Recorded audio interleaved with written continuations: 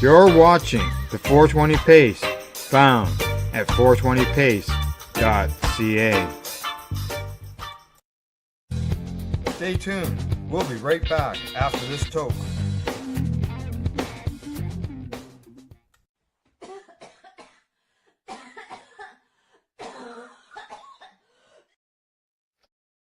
You're listening to the Pace Radio Network here at paceradio.net. The views expressed by the individuals during opinions, and they may not be the same as those of their group or other organizations they may be involved with. All medical advice during our broadcast.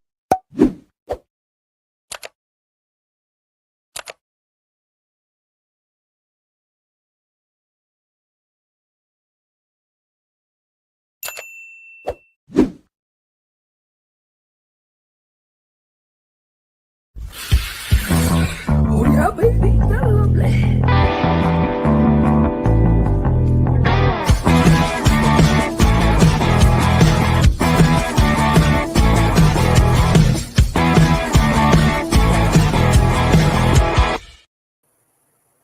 Good morning, it's June the 2nd, and welcome to Psychedelics and Cannabis Educational News. Good morning, Rev Sydney. How you doing? Good morning, Al. I'm doing okay. How about yourself? I'm doing pretty good, and I look forward to today because we got some sunshine and warmth after having a rainy, chilly, cold weekend. I don't know what that was all about, but I hope it's done for the year. Yeah, same here. We had here in Nova Scotia, one of our more famous celebrations is called the Apple Blossom Celebration. When the apple blossoms rode, of course, et cetera, et cetera. And you can guarantee that when, like this year will be done, they will look forward to next year. They'll go, apple blossom is on blah, blah, blah next year. And I'll tell you the weather that's going to be on those dates next year. It'll be rain and it'll be crap. It'll be all that because we can't have a parade without a bunch of rain, right? Right. Yeah, I know the local town of me, they had a big outdoor vending market and food truck festival. Dr. Buck was there with his kettle corn, and yeah, it was cool. Rain, yeah, it's unfortunate. So, anything new, exciting before we get into the news? Well, I took Thursday off to go help with some animal rescue, and really it wasn't animal; it was pet rescue. There was a chinchilla, a snake. Oh my goodness, birds and a lizard. They were all loose? No. Oh, somebody had to give them up. And okay. Yeah. I was part of helping them get to new homes and whatnot. So there was the snake was he was almost, or she, I should say, almost a 7-foot snake.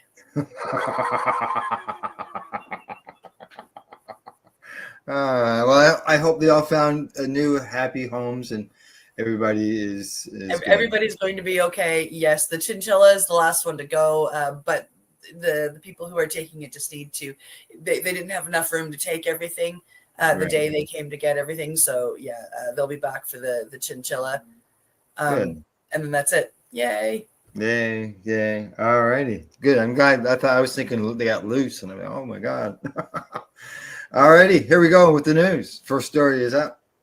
Yes, coming to us from StratCan oh my goodness, I was going to read too much there. Cannabis clones now available at Ontario Farmgate stores. All right.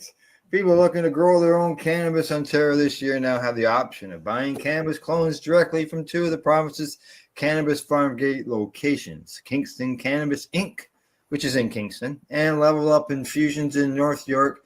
Two of a handful of cannabis Farmgate licenses in the province are partnering with local micro cultivators who sell cannabis clones through their stores. Jonathan Pylon, the president of Kingston Cannabis, says he believes the two stores are the first in Ontario to do so. It's been something we've been trying to do for years. We just had to have everything aligned, says Pylon, who says he sees it as a way to help bring attention to the two Farmgate stores in such a highly saturated retail market. Yeah, Farmgates, they're a real nice opportunity to show the market what we can do, he says.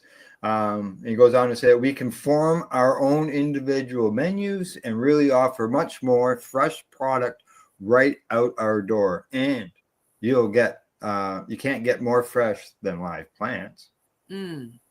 He expects the first sales in early June with a few dozen of the cultivar Tire Fire. He is also exploring more options down the road, especially for pre-orders, depending on consumer interest. Daniel Torres, the owner of Torcan, a microcultivator located just down the road from Kingston Cannabis, says Tire Fire is a cross of high octane and Dosido. Ooh, Dosido is a great strain from Archive Seeds. It's one of the many different genetics he has worked with for many years, bringing them in when Torcan was first licensed in 2021. He says that we decided to launch the Tire Fire first because we figured it's suitable for outdoors in Ontario. We thought it was strong genetic that people would enjoy for their 4 outdoor plants. He also notes that they have extremely grown and tested Tire Fire, learning how the plant grows, testing the flower, and testing the plants for diseases like hop latent viroid. Wonder how it is with powdery mildew.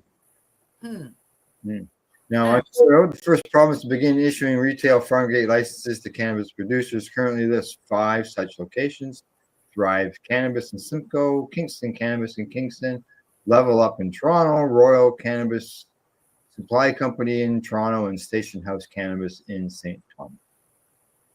Interesting.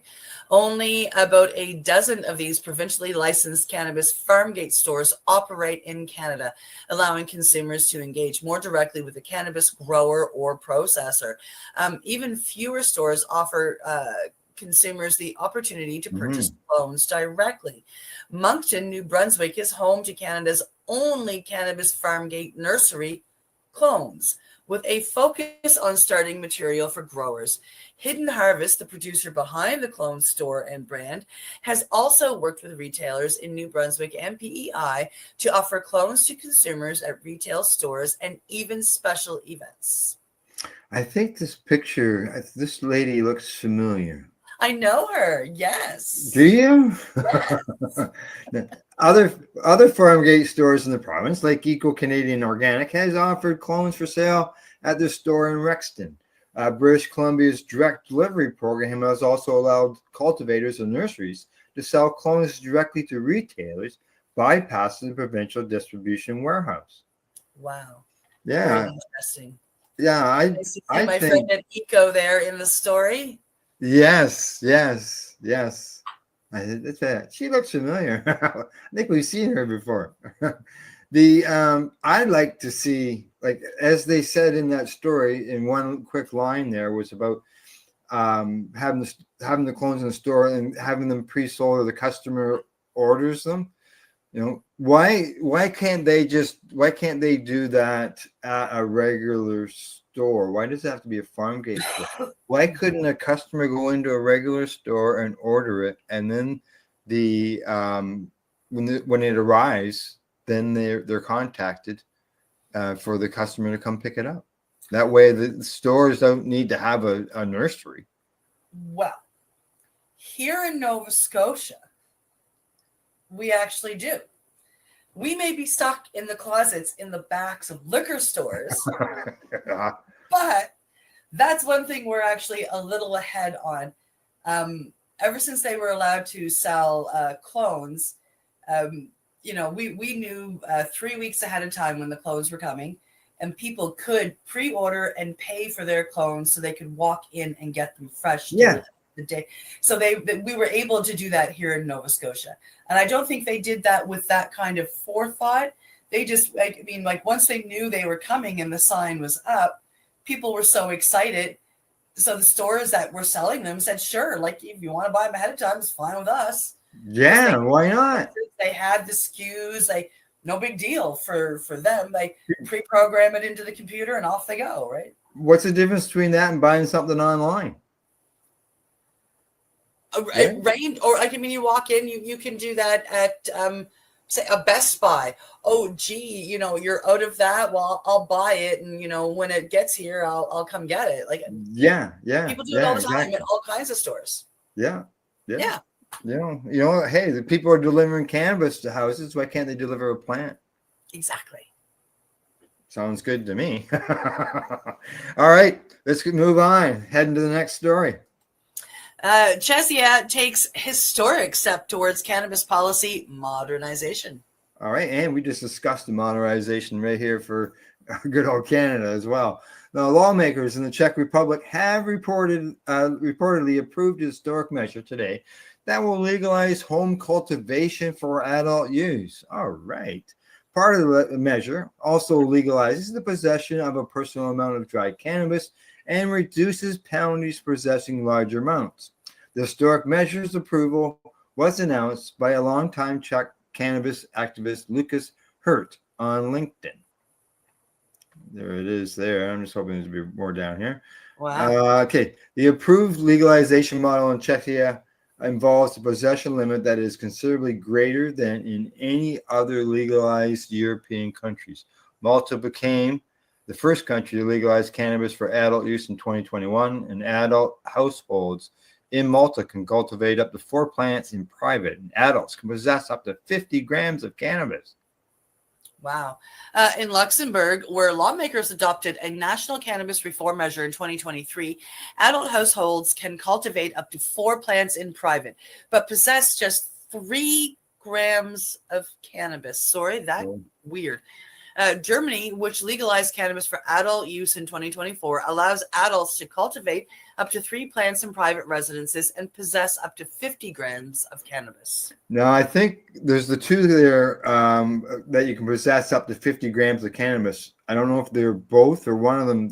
There was one that was mentioned that would be total. That's your storage. Now, as far as Chechia, let's read through his text here and see if we can find some information as far as what they implemented, because it's not in the story itself.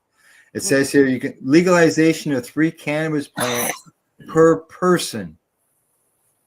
Possession of up to 100 grams of dried cannabis, and significant lowering of punishments for possessing larger amounts. Yeah, he says after more than 2 years of intense and most voluntary work, I am incredibly pleased to announce that we made it. Cannabis prohibition has just suffered the biggest blow in 70 years in Central Europe, and the Czech Republic will now become the 3rd country in Europe after Germany and Malta, where adults over 21 can legally grow, harvest, dry, possess, and store their own cannabis. There will be time for wider things later, but today he feels he must pay tribute to a few key individuals that have helped make this possible, who are listed here. Yeah, they're all listed there. Yeah, it goes on. Thanks to magazines. He says, yes, 100 grams is not enough.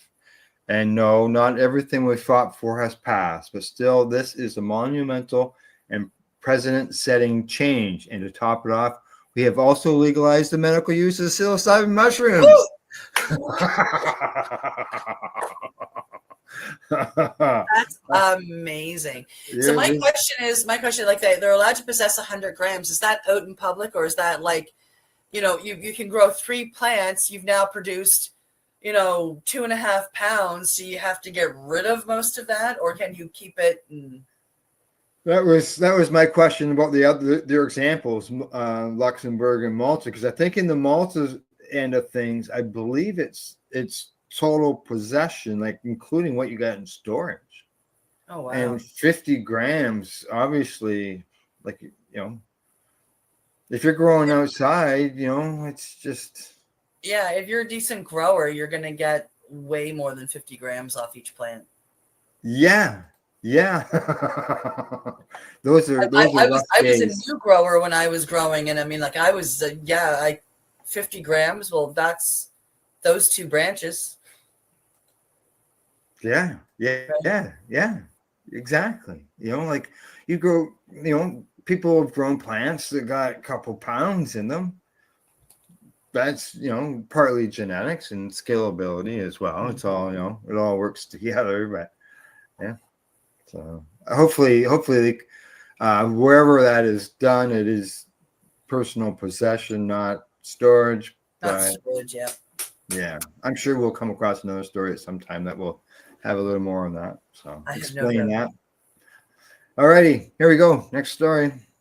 Coming to us from Green State, THC found in popular mainstream candies. Mainstream candies and popular sounds like something that's normally bought at a regular store. Yeah, we're talking like, walk into your grocery store, Yeah. get these Haribo gummies that, Wow. normally you can eat handfuls of it, and the only thing you're going to get is too much sugar. Correct. Well, almost every American can relate to the experience of walking into a cool convenience store and grabbing their favorite Haribo gummy snacks. For a few in the Netherlands, that candy treat turned into a wild ride. So far, 3 bags of Happy Cola Fizz candies, similar to those found in the United States, has contained THC. The Dutch Food and Consumer Product Safety Authority issued the recall earlier this week for the fizzy cola candies. Several members of the same family fell ill after sharing a package. Dutch media reports this. The police investigated and discovered that the cola sweets contained THC. Only 3 bags have been cited as causing problems, specifically dizziness. Haribo issued a recall for the entire batch as a precaution. Candies that could be impacted have a best before date of January 2026, with batch production number listed here. Haribo is working closely with the Dutch authorities to discover how it was contaminated and ensure no other products have been distributed with cannabis inside. Cannabis has been a cultural staple in the Netherlands for generations. Is it ever? I was just there. It was awesome. With coffee shops serving as a vacation highlight for many tourists. Hey, almost 600 cannabis cafes straddle over 100 municipalities. These spaces are tolerated by the government, but still remain illegal. The Dutch government recently expanded an experimental program to understand how to manage cannabis supply chain from seed to sale. There are 80 coffee shops taking part as an investigatory teams figure out how to manage cannabis distribution and production compliance. Even with this new government involvement, it is still illegal to add THC to bags of traditional candies that children are likely to eat. As the case unfolds, many are watching to see how this happened to such a large corporate brand. Yeah, I'm curious. I'll be excited to see that story when it comes out. Yeah, well, hey, when it comes out, we'll make sure that we follow up on that for sure. So, yeah, it's you hear about that happening at Halloween. Somebody's come out and said that they accidentally got swapped or whatever, right? But a major company. Yeah, I mean, it's I'm completely baffled by it. I mean, like, I could make some jokes, but it's not overly funny when a kid gets stoned that shouldn't have gotten stoned, or somebody who has a very low tolerance or intolerance for THC gets some gummies, and now they can't move for 5 days because they're so. And I've seen that. I have seen a man, and one of my best friends is 240 pounds, and it's not that he's fat. He's a big, tall, huge, big guy, dude. 5 milligrams would knock that man out for 2.5 days. 5. Yeah. 5 milligrams, and he would be done. He has zero tolerance. So it happens, and this is why we need to be careful. Yeah, big time for sure. All righty. We got one more story before we go to break, and here we go. Coming to us from International Cannabis Business Conference, UK poll finds majority support decriminalizing cannabis. Good stuff. I always like to hear these things like this. The YouGov UK poll has which was conducted May the 28th, the same day that the news broke about the London Drugs Commission recommending that cannabis be decriminalized. London Mayor Sir Sadiq Khan, who established the commission in 2022, quickly endorsed the cannabis decriminalization recommendation. The YouGov UK poll asked adults in the UK, would you support or oppose decriminalizing possession of small amounts of cannabis for personal use? And these are the results.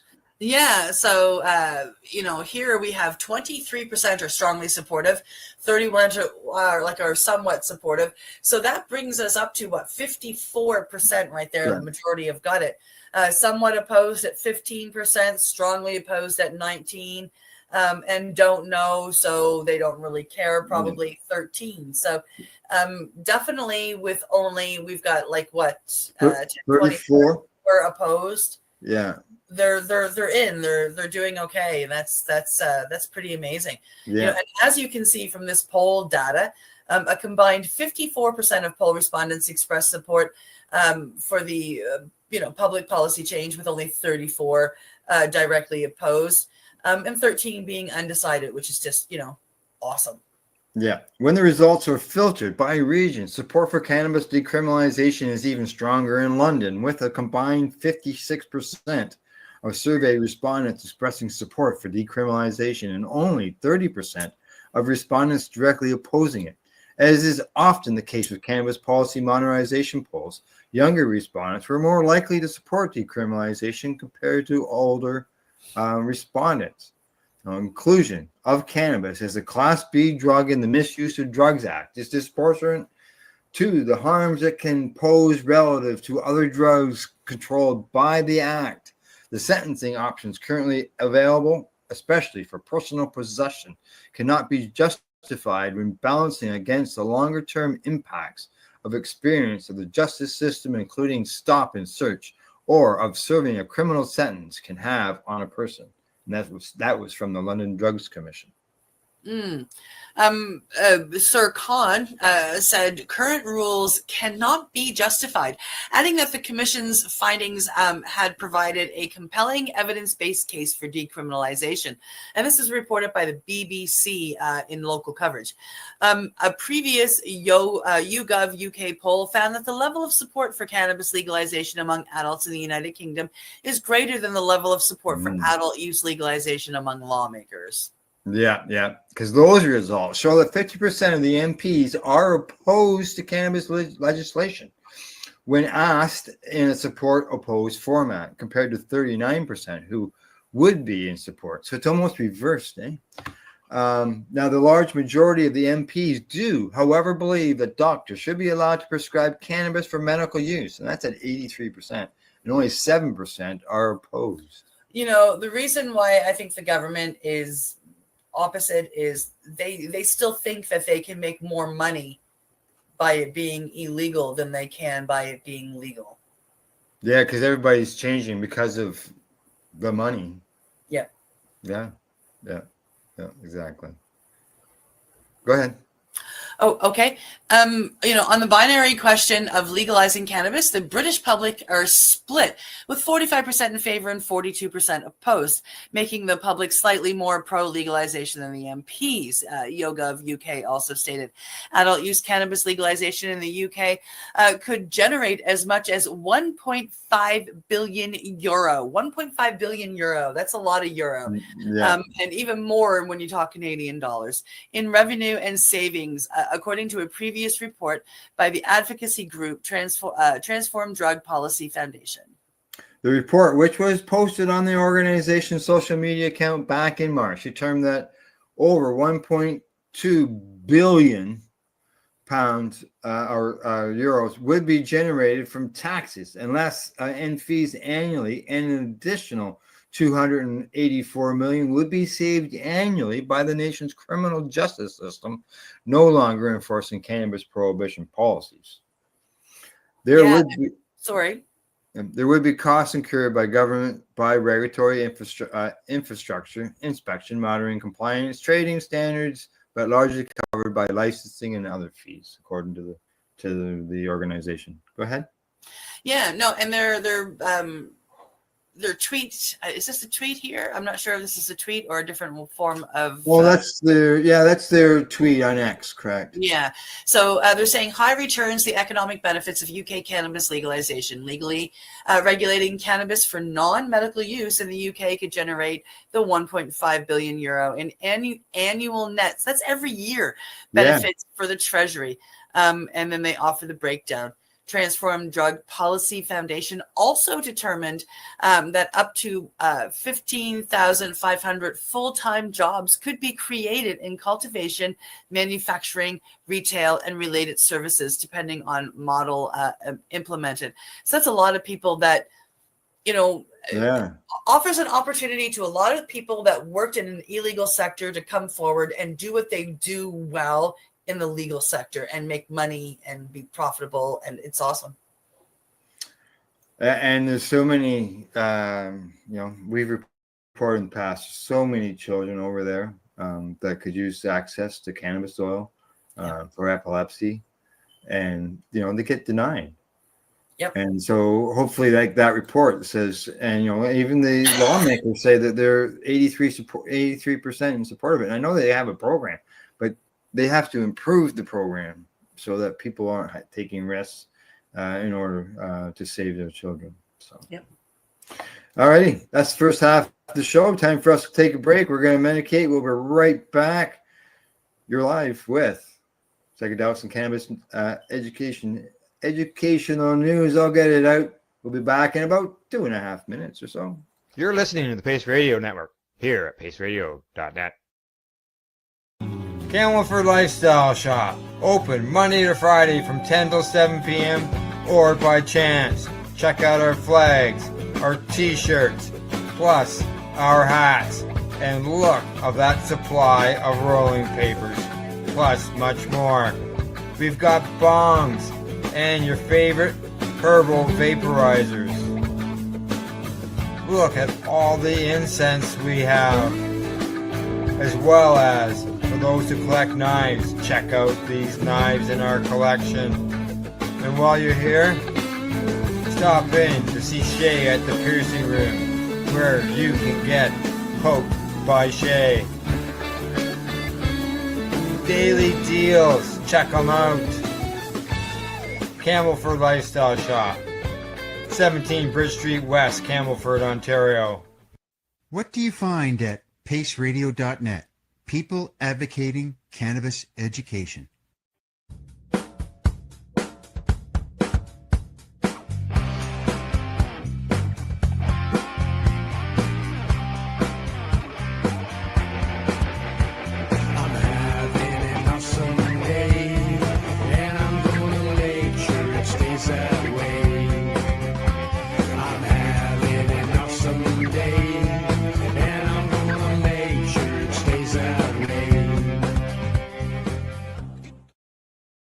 Limestone City Hydroponics is Kingston, Ontario's hydroponics shop. Take your growing to the next level and create the optimal environment with a tent kit, or maximize your yield with an ebb and flow flood table kit. Either way, Limestone City Hydroponics has more sizes and options to fit your needs. Are you looking for the power of the sun that adapts to your budget? Then look no further, as they have professional grow lighting. They have indoor grow systems that are easy and cost effective, with many options to fit your living space and lifestyle. Cultivate your growing potential. We have everything you need to succeed. And if you can't make it to the store, they offer local delivery to the greater Kingston area. Remember, when you're looking for experts to help you grow, then look no further than the locally owned Limestone City Hydroponics, 105 Sunderland Drive in Kingston, Ontario. Call them at 613-548-0420. Rerolled Saturdays. Check it out. Nothing but non-stop cannabis and psychedelic programming. Find it at 420pace.ca. You're listening to the Pace Radio Network here at paceradio.net. Hey, we're back. We're live. We got, 4 more stories to cover here, Cindy? We do. We sure do. And let's get started. Here we go. Coming to us from International Cannabis Business Conference, CBD associated with improved memory in preclinical models. Worldwide, Alzheimer's disease is the most common cause or type of dementia, with an estimated 60 to 70% of global dementia cases involving an Alzheimer's diagnosis. That works out to roughly 34 million to almost 40 million cases. The condition is characterized by progressive memory loss and cognitive decline. A team of researchers affiliated with several health and academic institutions in Spain recently conducted a study examining the use of CBD and its potential as a treatment for Alzheimer's disease. The study's findings were published in the academic journal Alzheimer's Research and Therapy. The study employs in vitro and in vivo methodologies to validate CBD's potential as a treatment for Alzheimer's disease by addressing key hallmarks of the condition and promoting neuroprotective effects on spatial memory. This is what the researchers stated about their methodology. Our findings demonstrate CBD's ability to decrease p-tau and aggression, and to mitigate the oxynol transport between cortical and hippocampal neurons. Pardon me, the researchers wrote. Moreover, CBD treatment was shown to reduce neuroinflammation, as CBD was able to skew microgalia towards neuroprotective M2 phenotype, while attenuating pro-inflammatory cytokine release in the 5 times FAD AD mouse model.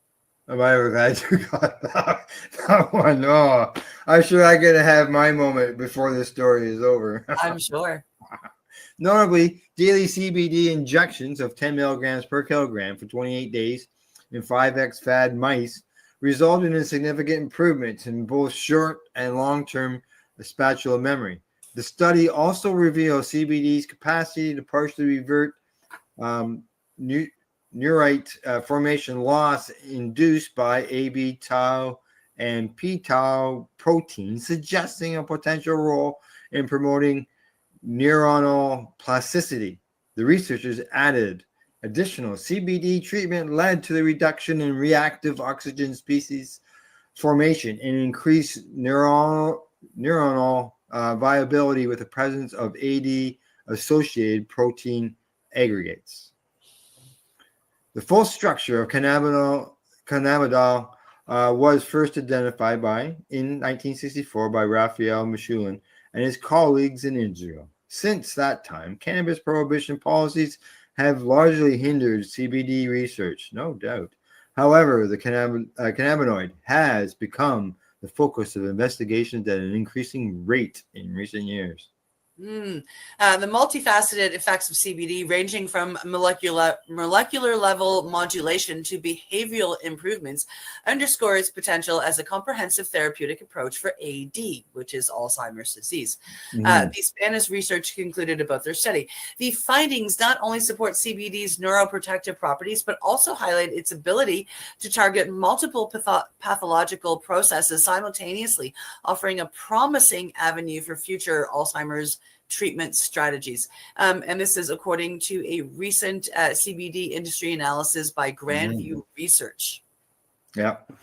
Good stuff. Get those report informations out there so everybody can learn stuff. There's people, all of us, there's a lot of us for years that would say, oh, we already know this. Well, there's a lot of people out there who don't know it. And we got a message just before we went to break. Got the peace sign from Wayne Matheson. Just so you know, Wayne's wife, Shay, owns the Camelford Lifestyle Shop. Yeah. Oh, okay. Yeah. Hey, Wayne. I have a hat.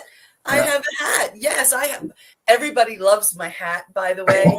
It's like one of the most favorite hats here around Nova Scotia. Everybody wants one, but I'm the only one that's got one. So you're the only one that's got one. Yeah, exactly. Yeah, Camelford Lifestyle Shop, where you get your bongs and dongs and all in one house. That's one what location. Yeah, there you go. Is he still there? All right. Okie dokie. We'll move on to the next story. And as I bring it up here, just give me a second. Okay. There we go. She's there. Coming to us once again from StratCan, Canadian cannabis continues to dominate German medical market. Canada has once again the largest exporter of medical cannabis products to Germany as of the first quarter of 2025. Of the 37,223 kilograms of dried cannabis flower imported into Germany in the first 3 months of 2025, about half, 16,000 kgs, were from Canada. The second largest importing country into Germany was Portugal, with 12,000 kilograms, and Denmark in a distant third with only 2,600 kgs out of 16 importing countries. Cannabis flower imports into Germany have increased over the last 5 quarters from just over 8,000 kilograms in the first quarter of 24. The amount of cannabis imported from Canada in the first 3 months of 2025 was about half of the total amount imported from Canada in all of 2024.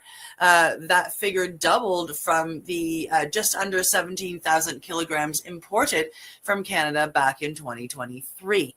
The import of cannabis for medical or medical scientific purposes into Germany is expected to continue, provided that a corresponding permit is obtained under Section 4 of the Medical Cannabis Act. Yeah, there you go. You can see the graph there, eh? The imports. Cannabis for medical purposes that was cultivated in Germany under state control can also be exported, although Canada has continued to only allow cannabis imports for scientific purposes rather than for medical use. An increasing number of Canadian cannabis companies have been turning to the international export market, drawn by higher prices and higher demand, especially in countries like Australia, Germany, Israel, and the UK. Some cannabis producers in Israel, Colombia, and Australia have expressed concerns about their ability to compete with the amount of imports coming from countries like Canada.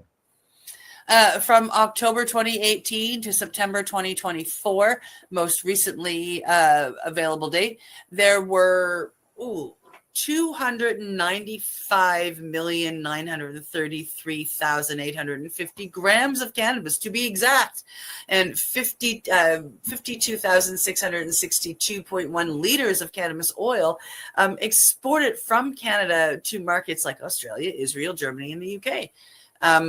Based in the US and Canada, Tilray received the first cannabis cultivation license issued under Germany's new Cannabis Act in July. This license allows Afira RX to cultivate and manufacture cannabis for medical purposes in Germany.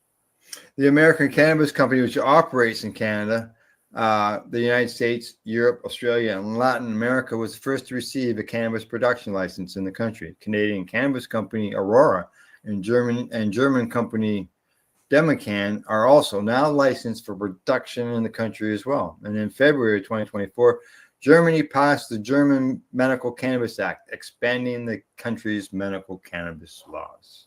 Wow. Now, as far as Israel, they've got so upset about it over in Israel that they're talking like 160% or 170% tariffs or something. Because they say it's been dumped.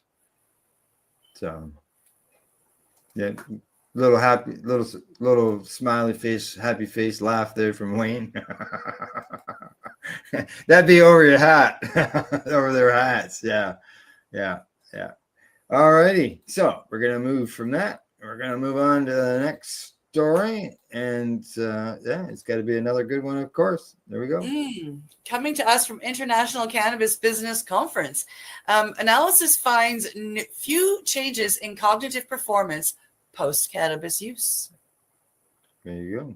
One of the main talking points used by cannabis opponents is that cannabis is bad for the brain, and its use will result in significant declines in cognitive performance. The talking point is often applied to public policies as they pertain to driving under the influence.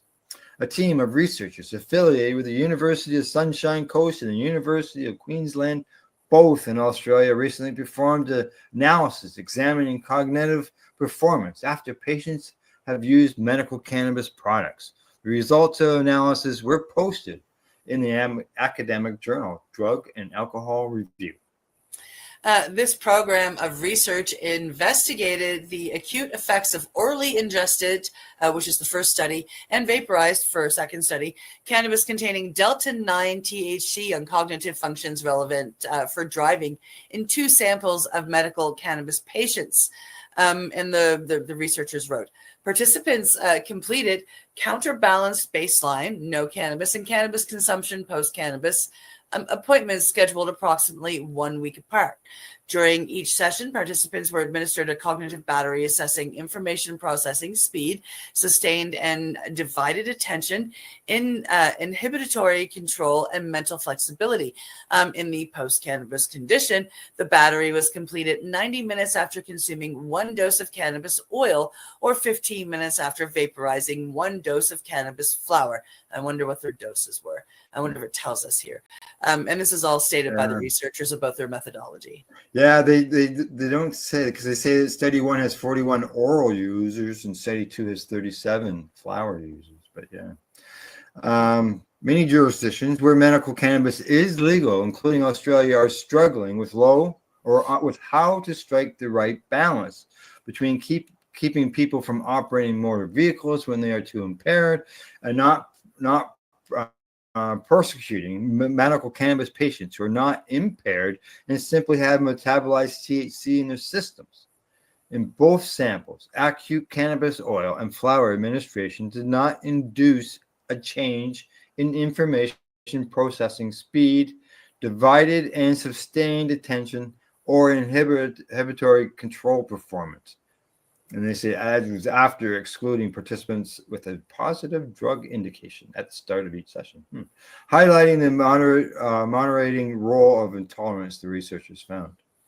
It is worth noting that the population side of this analysis was not large, and further research is needed as always.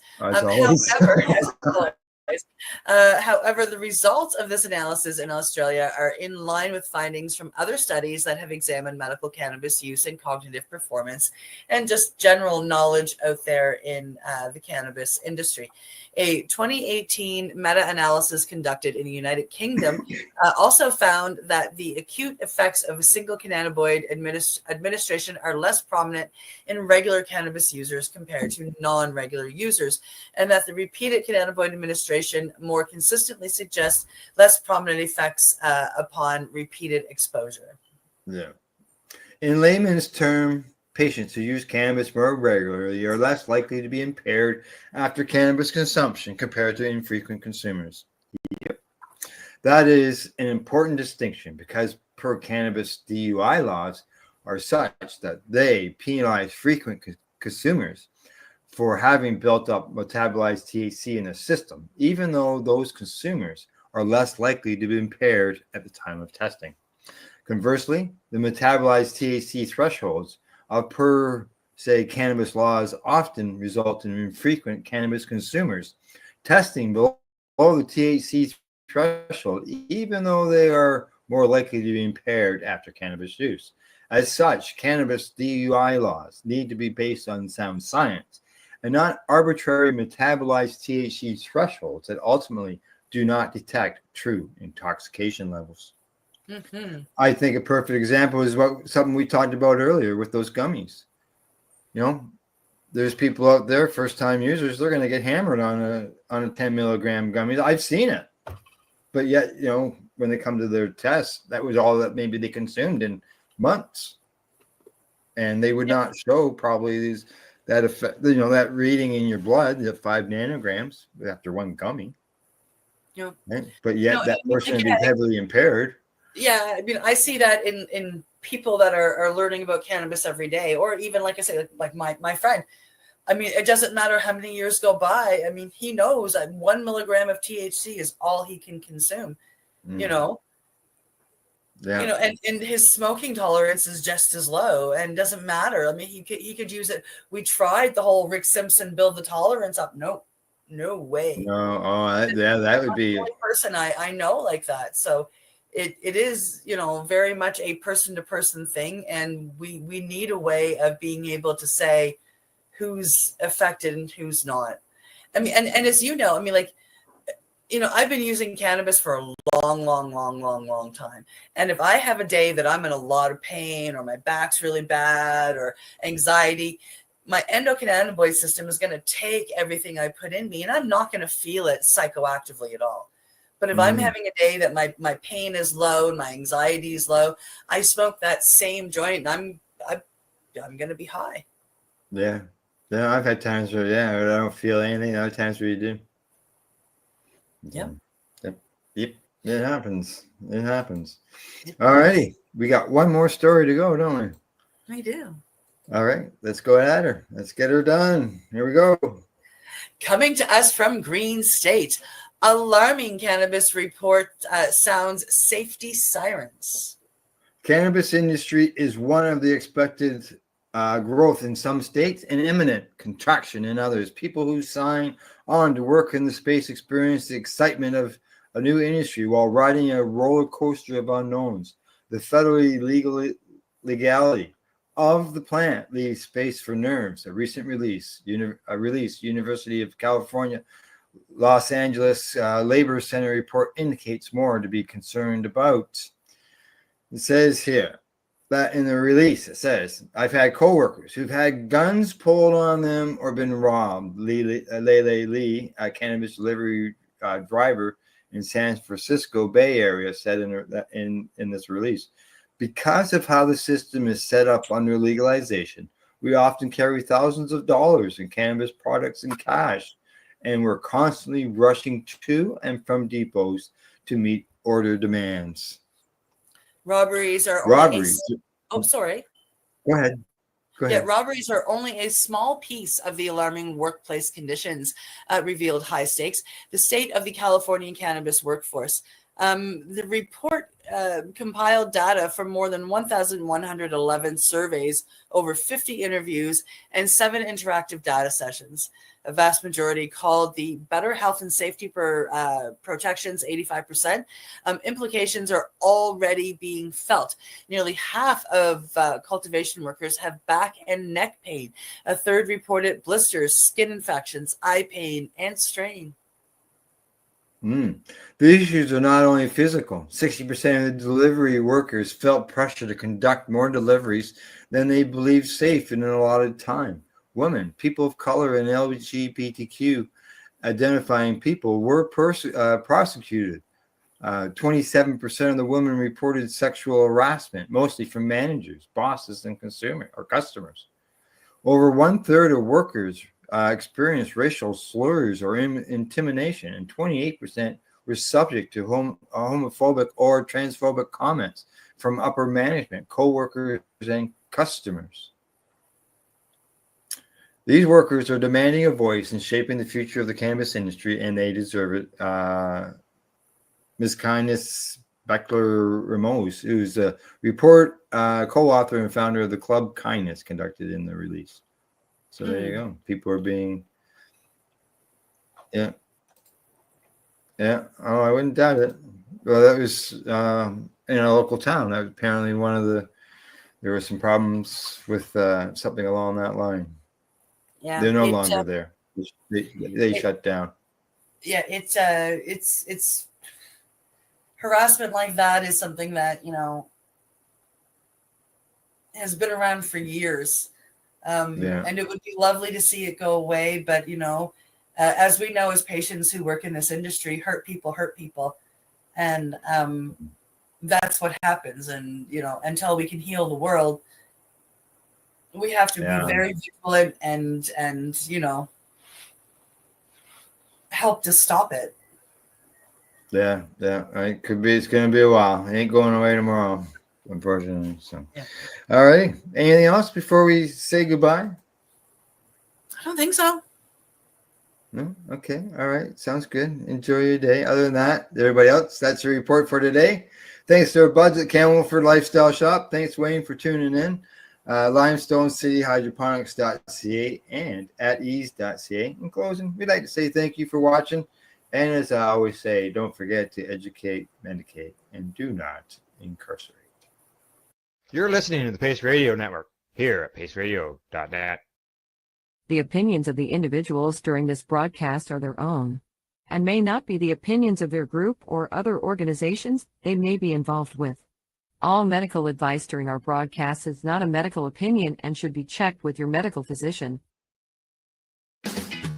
Enjoy the buzz of legalization with Campbellford Lifestyle Shop. From lights to plant nutrients, books, consumption accessories, and more, we've got all your basics to grow or consume cannabis. Visit our info center or take a look at our piercing services and body jewelry, now available in-store through Campbellford Lifestyle Shop, 17 Bridge Street West, Campbellford.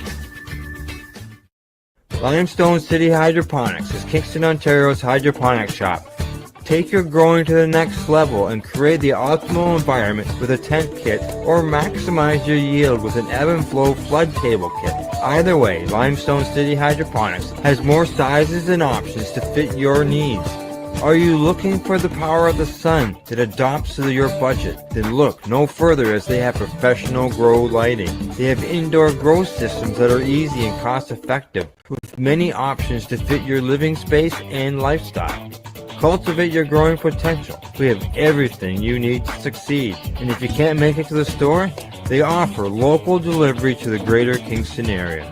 Remember, when you're looking for experts to help you grow, then look no further than the locally owned Limestone City Hydroponics, 105 Sunderland Drive in Kingston, Ontario. Call them at 613-548-0420. We are people advocating cannabis education here at paceradio.net. Rerolled Saturdays. Check it out. Nothing but non-stop cannabis and psychedelic programming. Find it at 420pace.ca. Stay tuned. We'll be right back after this toke.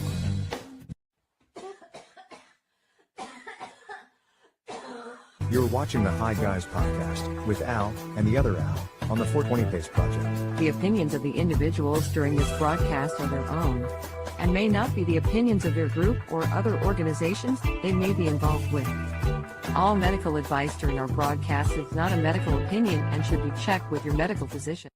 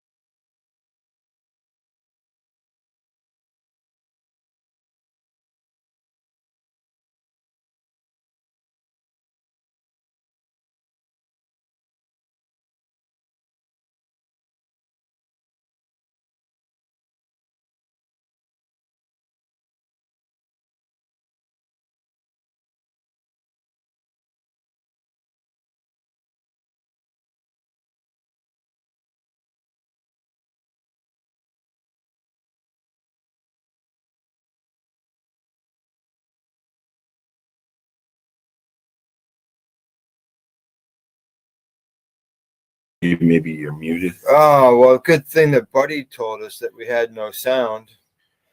Yeah, I was muted, I guess. Did you fix it? Yeah, I did.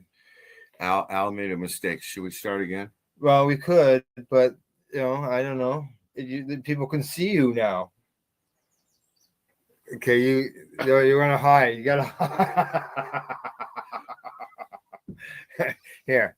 There we go. We'll start again. Okay. All right. Thanks, Buddy Weeds. Hit the thingy.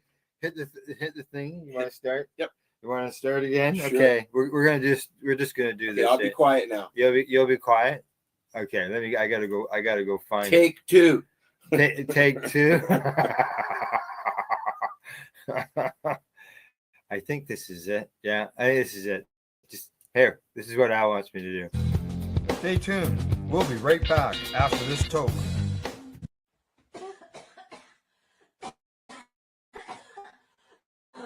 You're watching the Hi Guys podcast with Al and the other Al on the 420 Pace Project. The opinions of the individuals during this broadcast are their own and may not be the opinions of their group or other organizations they may be involved with.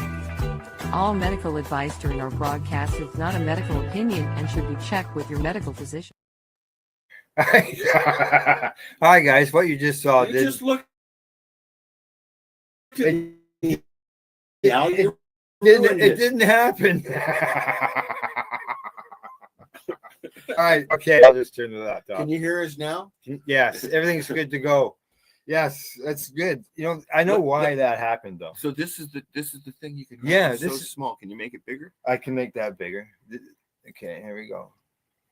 Oh yeah, it's big enough that you can read it. Yeah, exactly. What Al is talking about. We're pointing at that new feature here on StreamYard, where people's comments will automatically show up on the screen. Hi, I'm Al from Pace Radio.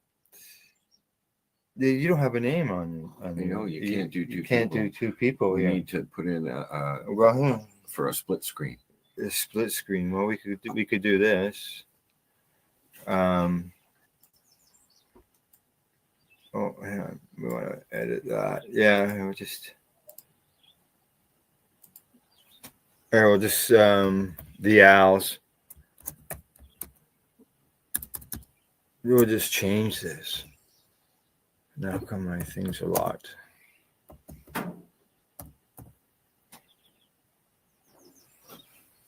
Or should we just The go? owls. Should we just go?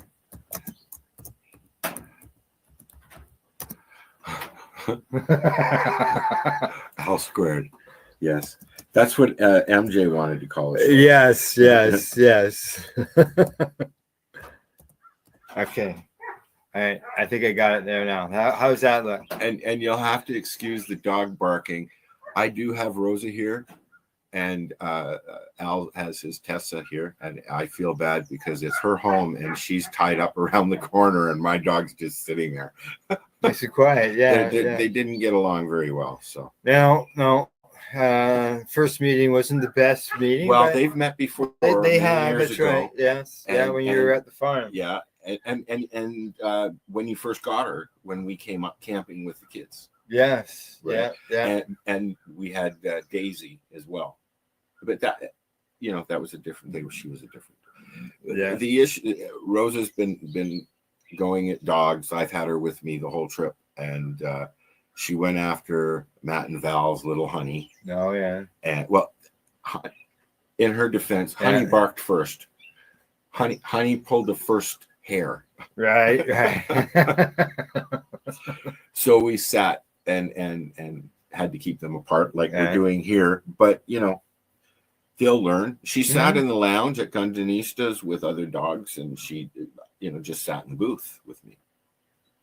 But Not. Yeah. you're playing with things. Oh yeah. I always see what's going on. I see what just looking at the comments there. So hey, I'm just gonna flip this over here, and we'll just move on to the Let's next. let's do it. Let's do it. What are you smoking?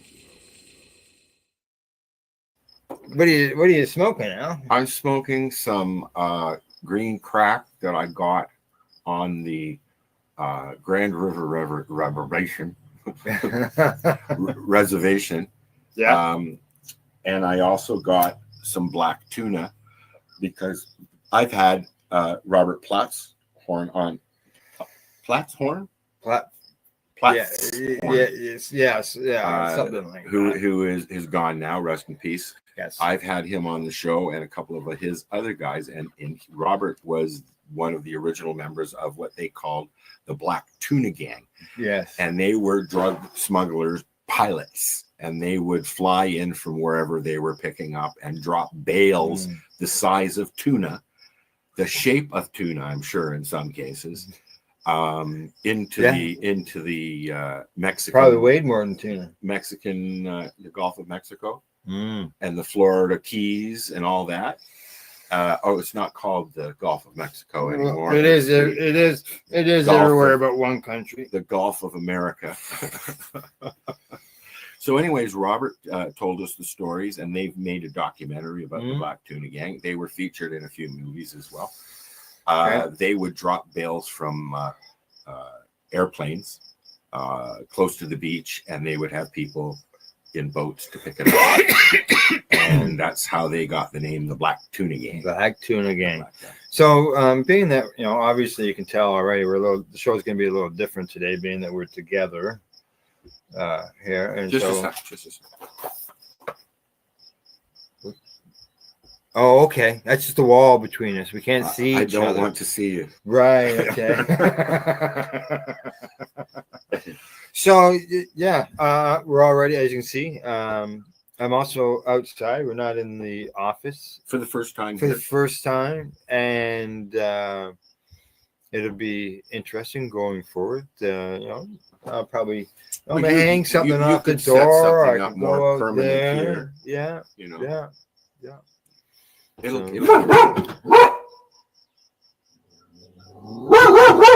give me 1 minute. It'll give me a spot to smoke and be able to do my podcasting. Lay down. Lay Yeah. down, please. Is it a cat? It's Garfield. Yeah. Oh, okay. Rose is barking at Garfield. We have a cat. Yeah. Oh yeah. I And know. I don't know. But it's not your cat. Correct. Right? And there's Tessa again. And then it's this again. It's not your cat. But we have three cats around here. And she's just gonna So- stare. They're gonna stare at each other for a little while. He's Garfield, yeah. He's under the truck staring at Rosa, and Rosa is panting. Yes. Yeah. So back to what we were. Yeah. So we've got not only I asked there, or the segment there, what you're smoking. You got all those stuff. I'm smoking Trophy Wife. We also just straight up. Well, what else we got to smoke? We also have some samples that I was given by a friend. Al's going to try them, and because I can't vape. And there's different shatters in a resin. Yeah, shatter there. Another shatter. Shatter. Shatter. Starting to sound like the Rolling Stones. I got my dab rig here. I wonder if I should go with my shatterizer.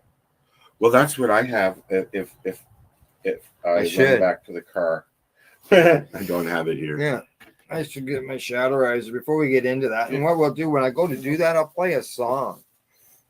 We'll play a Dr. High song. I'm enjoying some of the songs. I really enjoy.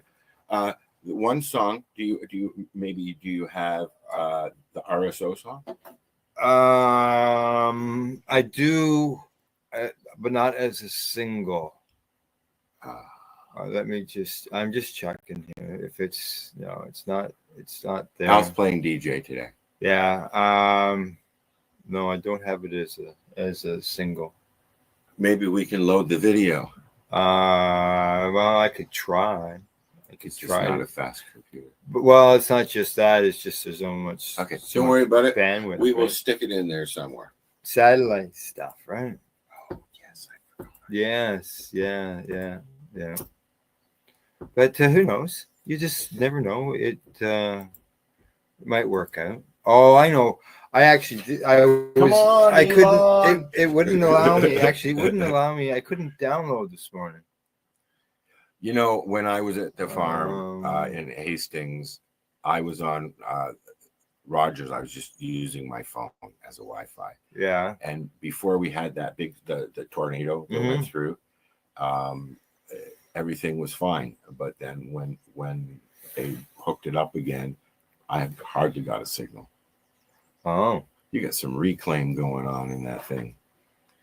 The ashtray? No. Oh, that's the I know it's dirty. Here's a question it's really dirty for our listener watchers. What do you do with your reclaim? Do you like it? I love reclaim. Oh, that? Yeah. Oh, no, actually, I just clean it. I like reclaim. Yeah. Yeah. I'm looking here. I'm at Dr. High Music, which is Dr. High's YouTube page, and I'm not seeing the RSO video. He's got a lot of music here. There it is right There there. it is right there. So Okay. we're going to listen to Well, RSO Well, Save hang Me. on. Let me bring it up here. Okay. Dr. High. By Dr. High. RSO Save Me by Dr. High. I like this song. I like the way that he put it together. Yeah. Yeah, man. Okay, blow it up there. No, I can't do that because then I can't see You the have to screen. share it first. Yeah. Okay, here we go.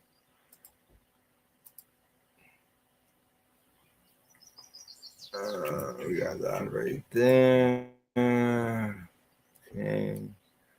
And then we want to move this so we can make You want to make the video the full screen. So do I want to add it to No, the full stage screen first? first. Full screen first. I don't normally use the full screen. No. The video, the full screen. Oh, well, yeah, it will. Once you hit play. So once I hit play, I'll go over and hit the All full right. screen. Okay, here we go. Where are we there? We'll add it to the screen. See, there's the video. Oh, I gotta hit play first, though, don't I? No. Don't I? No, but I have to enlarge this. You have to do it There, in the there. YouTube. In the YouTube end of things. Okay, enlarge it there. There you go. There we go.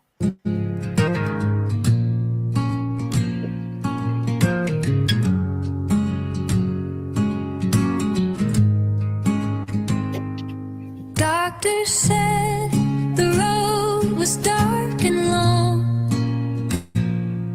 Treatments came, but nothing felt strong. In the quiet, I searched for a sign. Found a name that lit up my mind. Rick Simpson's tale of healing and fight.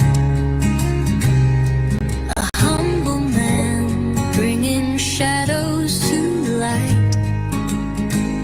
From the earth, an oil so pure. Whispers of a natural cure.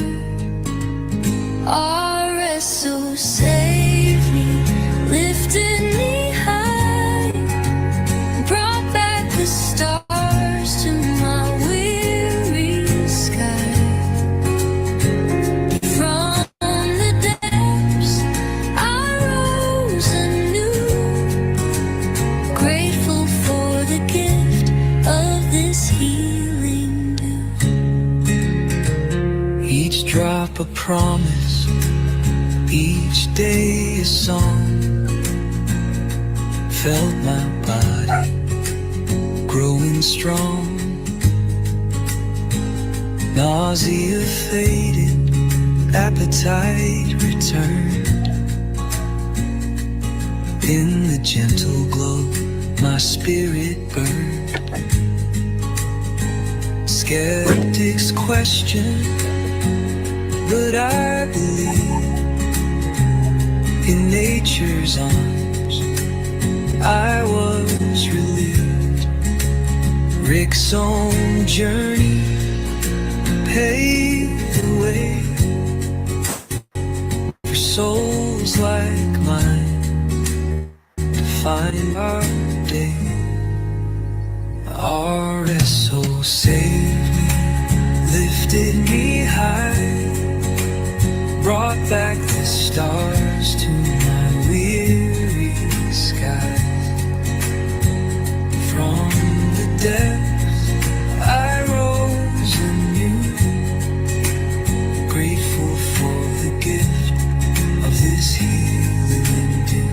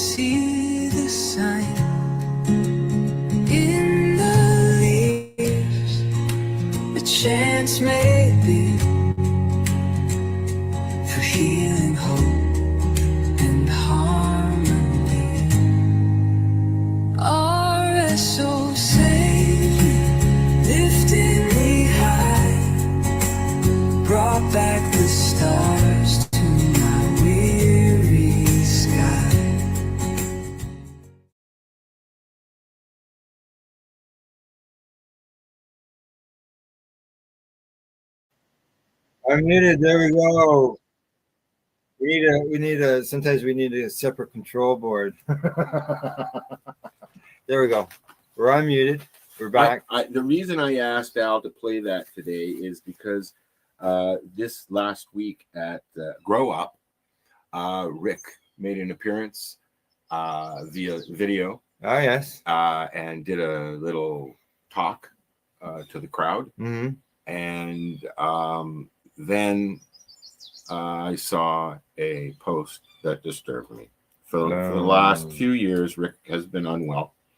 And now there are rumors going around that he is dead. I assure you, he is not dead. No. People need to lay off.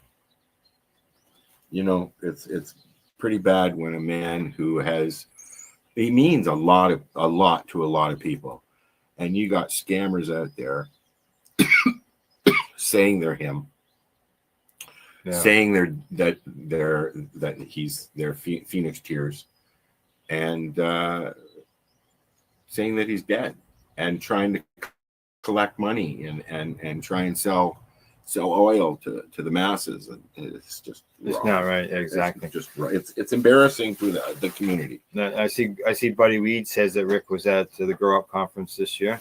Yep. And good morning, Gordo. How you doing, buddy? Okay. I have to shrink down the screen so we can boogie boog. Yeah, exactly. Okay. Here we go. It's certainly high on the list. There you go. I'm high and I'm on the list. Now, obviously, Al, you didn't have time to pre-select a list online, but I still figure we could come up with some type of list. Like, what's the first 5 things you grab out of your bag that you've got there, bag of goodies? Or, what was the top 5 things that maybe you saw on the way down here for your journey? I don't remember the journey. Okay. It was literally just a drive. Yeah. You're just looking straight ahead. Eh? I Asphalt. have to, it doesn't work out so well. Yeah, exactly. Yeah. But I thought that what we could do is I can put this here because it's glass for a second there, and I'm going to reach into my grab bag and see what I pull out. Okay. Can you hold this out? Okay. All right. I'll just hold this. Anyway. Yeah. Just grow these on your lawn? No, they were. I passed this person on the highway. Yeah, I am. And this threw a bag of. They threw it at me. Oh yeah. So I've got. I've restocked on my Shatterizer. Oh. I'll put this away. It's illegal. I saw Matt and Val the other day, and they kindly restocked me. Yeah. Because although after many years, I don't have any Shatterizers that were working at home. Oh, really? Yeah. So I got mine right here. I just wanted to remind people about the Shatterizer because it's my favorite gadget for many, going on 15 years or so. Right. Yeah. You can get what's called a quartz dual coil. That's what I've got in. Oh, I haven't got the dual core. I got ceramic. I like the ceramic better. I was just going to say Yeah. that. I like the ceramic because it heats up more evenly. If you don't have a Shatterizer, check out shatterizer.ca. They are a Canadian. Canadian.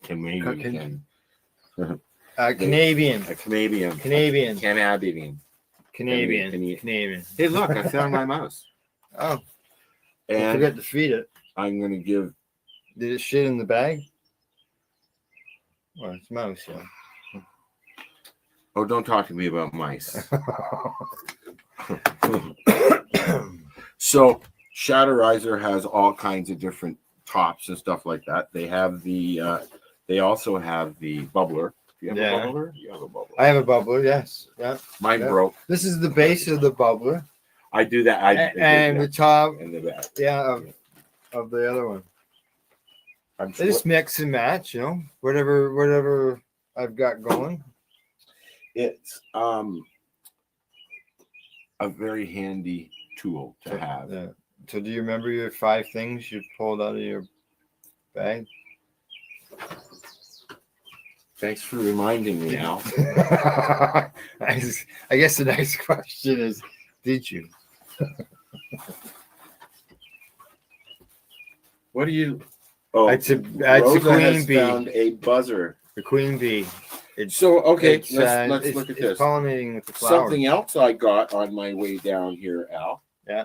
Is if I can find it. I gotta look at you at the screen instead of looking sideways to you. We've got some oh my god shatter. You don't want to eat that from Endgame. I've had that before. No, Rosa. Don't be eating that. That'll hurt. Here's a nice little. Okay, this is number 3. I found this little thing here, and what it is it's a little RSO switch. Oh. That you. I don't know where it came from or who it is. Yeah, there you go. Okay, but you take the top off. Kind of gooped. You take the top off and you twist the bottom. Oh. And it pushes it out the top. Yes, sir. Yeah, just you gotta wait a minute. We need some RSO coming up the hose. Yeah. Oh, there it comes. There it is. There it is. There it is right there. You can see the little bubble up there. Maybe use your beard as a background. It's white. Well, the door is white too. Is that working? No. But anyway, it's a little syringe, and it's a personal thing. So, and then you've got your RSO for the day. Or you could just go on a piece of paper. Yeah. And this is from. I have mine in a 5 gram jar. Can you hold that up so it's close enough? My arm doesn't go that way. Okay. That's the company. It's a legal. That's this stuff. That's this stuff. Oh, really? It's illegal.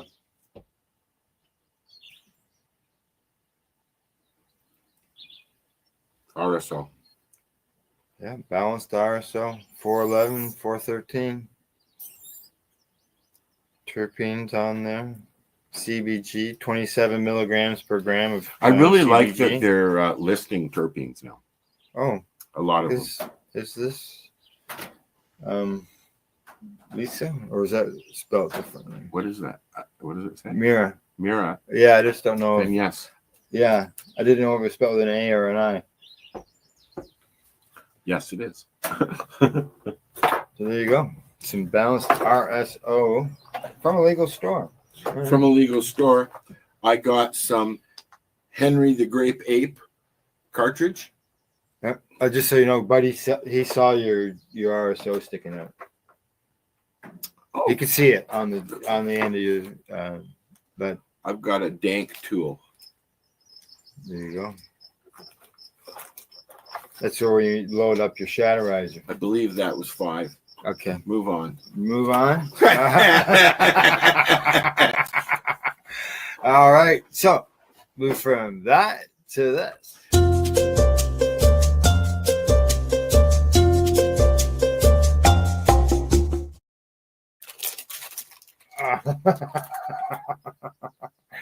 Go on now. Go on. It's okay. What do I got today? I have got something that says 15 unusual recipes and foods. Now I need some water. Yeah, you've got water. You got a bottle right there. There you go. Now I gotta put this on the screen so people can see. All right. What is it this time? Today we got Can you make it bigger so I can see? 15 unusual cannabis recipes and foods by now, Adam Parsons. Something tells me that there's some in there that will be very familiar that we'll know and stuff like that. Yeah. And we may not think that they're unusual. I got RSO all over me. So they say unusual recipes. They said this is the top 10 list of uncommon or unique edible creations with a link to each recipe. So we got cannabis infused honey butter. Yeah, I like We that. put that on your Cheerios, eh? Put that on your bagel. Cannabis infused butter. Cannabis barbecue sauce. I've done that. I've infused my barbecue sauce. I've had somebody given me. I can't use barbecue sauce. It's just like the spices and the garlic and all that. Just I'd be up all night. Right. But somebody gave me a jar of. I don't want to say the brand, but it was a jar of homemade stuff. Right. And I finger tasted it, and it was really good. Yeah. Okay, so next is cannabis infused guacamole. No, thank you. Put that, you could, maybe someday down the road you get that at your pizza shop or your sub shop. Or I'll take the lime, and you can have everything else. I'll put the lime in my coconut. Cannabis chocolate. And drink it all. I don't look at that as unique. I look at that as something that's coming from somebody who has a chocolate machine. Yeah, I got 4 pounds of world's finest chocolate in the freezer right in the door. And I have you can't get it in. You can't because the store is closed in Campbellford, so there's no store in Canada. So we grabbed some before the store closed. Oh, yeah, that's right. You were telling me about that. Yeah. So I'm gonna mix some Rice Krispies with it and infuse it, so it'll be crispy. Let's talk about this after. All right. Yeah, we can do it. Maybe we can do it this weekend or this today. We're here. Cannabis beer. Okay, so I've not had cannabis beer, but do you remember when 15 years ago maybe there was a product called hemp beer? No, it was Mary Jane's wine. Okay. Hemp wine. Yeah, I know a guy who's made cannabis. Well, there was wine. This is an actual product. We had them on the show. They sent us some samples, like 6 bottles of different things, and we tried it. You know how I tried it? Passover. My mom said, "Let's try them for Passover." Okay, sure. Okay, so we got cannabis beer, followed by cannabis wine. We didn't look at the list beforehand. No. Cannabis infused pizza. This I've had many times, and they sell it like that in Thailand. I've seen it in some of our reports because they're not allowed with to leaf on it. Yeah, because it's due to where the legal thing are, and it's still all twisting and turning and turmoil and. Now it's back down to in Thailand. Now it's back to medical. Yeah. I thought in Thailand you could be killed for anything. Oh no! They went. They ended all drugs. No. The government actually gave out 1 million cannabis seeds and all that, and then a new government that was elected said that they were going to change the cannabis laws and remove them from being recreational to just medicinal. Daniel Larson tried that, and they've done that now. So. Daniel Larson used to give out seeds every year. He did. Male hemp seeds. Yeah. Yep. Okay. And he stopped that. Cannabis infused pizza, as we mentioned. Hash yogurt. I'm not big on yogurt. I got some. Can you eat yogurt stuff? Yeah, I eat yogurt. Wow. Well, we'll have to check into that a little further. Cannabis infused Nutella. No. I don't like hazelnut. Cannabis infused pesto pasta. We've talked about this. We've had that one before. I've made cannabis. Okay, now they say these are unusual cannabis infused foods. Unusual. Right off the bat. Cheerios. Lucky Charms. Cannabis infused cereal. There you go. Snap, crackle, pot. I got a box of Rice Krispies on the go now. THC soda. Oh, talking about THC soda. You want a pot? Sure. Oh, just hang on. Yeah. Well, I haven't got a lot of choice left, but I got a couple cold ones here. Okay. I was getting some pop if you're just tuning in. Yeah, so they've got the full screen of the recipe. They don't see you and me. All right, so you've got a choice of a cola. You're gonna knock the table over, baby. Lay down, please.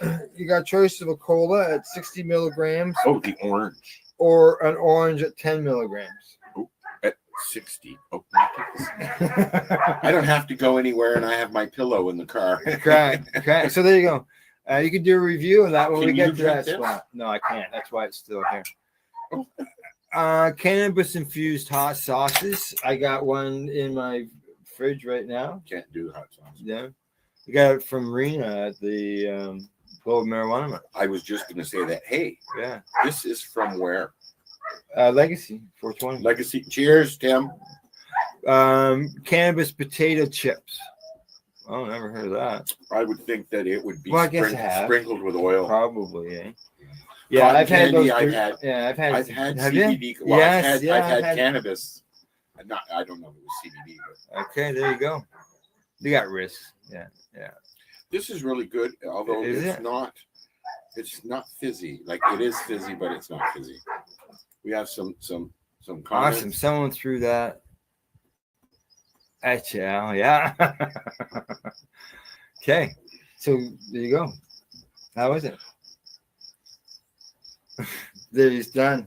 He's done. It's almost gone. It's almost gone, eh? Okay, well, let's just compare. Yeah. I had this is better Yeah. than the cola that I had from the legal store. Yeah. Well, hey, why don't we just get into this?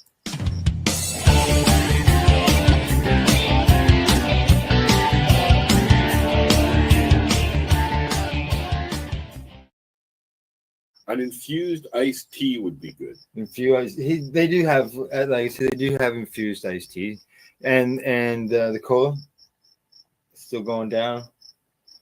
It's better than the legal store. Yeah. I think the product review section today is going to be lengthy.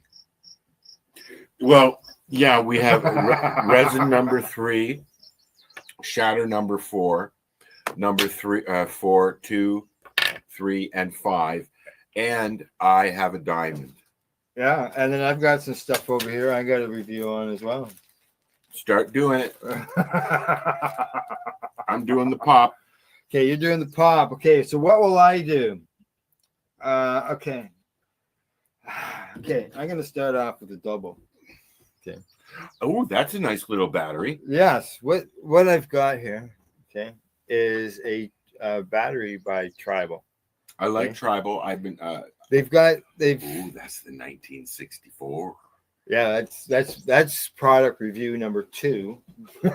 Oh, okay. You're going through the battery first. Going with the battery first. Okay, you can see it's just recharged. It has so you can turn it up and down, so you can see the temperature. Yeah, there's actually a screen, a digital screen there. Okay, and on the digital screen, it gives you the voltage. You can go down to 1.8, I think, and then you can go up to 4 point something. So you can adjust it. 4.8, yeah, that's the one I do that has. It has the graph that shows you the strength of the battery, how much, how long your last toke was. And what's the price? Well, I'm not done yet. Okay. Okay, that toke was 3 seconds. And how long? 3.005. What's the longest you can go? I know the shatterizer. 15. The longest you can go 15. Shuts off at 12. Yeah. And so far, and it also counts your puffs. So far since I got this thing, 716 puffs. How long have you had it? About 2.5 weeks. Maybe. You smoke a lot of pot out. and there's other features, but I'm not exactly sure. So how much did this cost me? This cost me $47.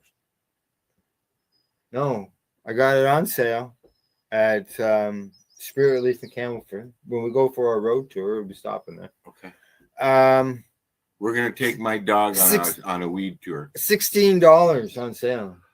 The one that I bought at Grand River was $15 for the pen and $15 for the cartridge, and I got a pineapple Express ripoff Yeah. called Pineapple Fuzz. Oh. So Yeah, I like it. So yeah, this it works good. It was recommended to me by Dr. Buck. Oh yes, I remember Buck. Yeah, and when I went into the store, the bud tender, Kendra was her name. She showed me, I don't know, probably at least a dozen different options for me to look at. And in the end, I still went with the one that was recommended. I like the tribal product. Yeah. I hear the 1964 products are supposed to be very good. Okay. No. And it's a liquid diamond, is it not? Yeah, 1964, which I just happen to have the package still with me. I keep all the packages from the cartridges and stuff that So, I've been using. It. With the tribal, 285 puffs is what I got the first. Excuse me? On the first charge. And it's counting your puffs for you. Correct. Oh. Yeah, like I said, I'm at 716. You think I counted that? and that's on the first charge. And first charge. It came out of the pack, right out of the package, basically. Or yeah, I plugged it in, and it didn't take much to charge it. Okay, so now as far as the 1964, it is resin vape, 1 grammer. I believe it's much like the 1964 hash. It is Blue Dream. Form. It's Blue Dream. Oh. Blue Dream. And as far as it's just cannabis extract, that's all it contains. Nothing else. It's equivalent to 4 grams. And does it give you your terpenes and stuff or no? Doesn't tell you that. Oh yes, it does. It does on the other side, on the front. Total THC is 76. CBD is 2.1. CBD. Yeah, okay. No, that's a lot of CBD. Yeah. Terpenes total is 7.9, and that's beta carpholine. Farnesene. Don't know that one. Alpha humulene. Welcome to Sesame Street. I know, eh? And beta mycerine. Now watch, we're going to get a cease and desist order now. No added distillates, no added really? And no added terpenes. Oh, please tell me the price. It was $50. So it's a more expensive one, but you see what you're getting. You're actually getting good product. You're not getting just a distillate. Right. Yeah. This is what I've been looking at different cartridges about. You know, so that I don't like just a distillate. It's just THC. Right. I need some CBD and other things. Right. As far as flavor wise and all that. Nice. Yeah, it's not overpowering. I think I've fallen out of the screen here. Ow. Moving over closer to you. And I see we got some messages going on. I can't read them on the little screen. I come to visit you and you move over. Oh, cheers, dude. Game Pro. Way to go, buddy. Thanks for stopping in. Hi. You got a gram. Yeah, Game Pro's asking how much. You got a gram. Now, when I went into the Grand River dispensary, and it's First Nations down there? Or Grand River? I've never been there. I don't think it's First Nations. I guess they're all. Did you go there? This is where we went yesterday. Okay. With Puff Dog. Yeah. And my friend Kelly, his girlfriend, and we went for a drive. It's like 20 minutes outside of Hamilton, the Grand River Reservation, and much like Alderville. Yeah. Which I miss. Just down the road. It's an hour to the east of me. This is the first time I've been down here since I left. Yeah. 3 years this next month. Wow. Right. Yeah. Al helped me pack up my farm, and I haven't. You know what? I purposely came along the 407, so I didn't have to go past the farm. I don't want to see it. Oh, okay. Yeah. You came up to 115, so you didn't even go by it. Yeah. Right from Hamilton, right over. Okay. Well, at least you know it was free from when you got to Brockville. It was always free from Brockville, wasn't it? No. Actually, just started June 1st. I saw the signs. Yeah, June 1st is when I saw the signs. So I'm gonna get a $50 charge. Oh, for sure, at least. Because I was looking for a washroom and I pulled off and there was nothing there. So I went back on. So I'm going to get a double charge. And I'll tell you, Al, a little annoyed. Goddamn construction zones. I'm driving down the road and I get an email, a text message. Yeah. Freaking construction camera caught me. Oh, you got yourself a speeding ticket. I did. Yeah. At least you don't lose any points. Just the owner gets zinged with a You get a fine. $50. Yeah, no points, no. Yeah. As I walked in, bitching, they don't know who's driving. Exactly. As I walked in to my aunt's place, bitching about getting a ticket. She's standing there or sitting there with her cell phone trying to pay one that she got in the city. my mom and my aunt, her girlfriend, I call her my aunt. I mean, she's been in my life since the 70s. Right. A very similar type of drivers. They like to fight with speeding ticket cameras. Which, when I left, there wasn't many. No. There were one and two. There was one in Leaside. I know that there was there because I got clipped by it. Do you remember coming along St. Clair across there by Bayview? Game Pro's right. He says those cameras suck. Dude. And now if you drive around the city of Toronto,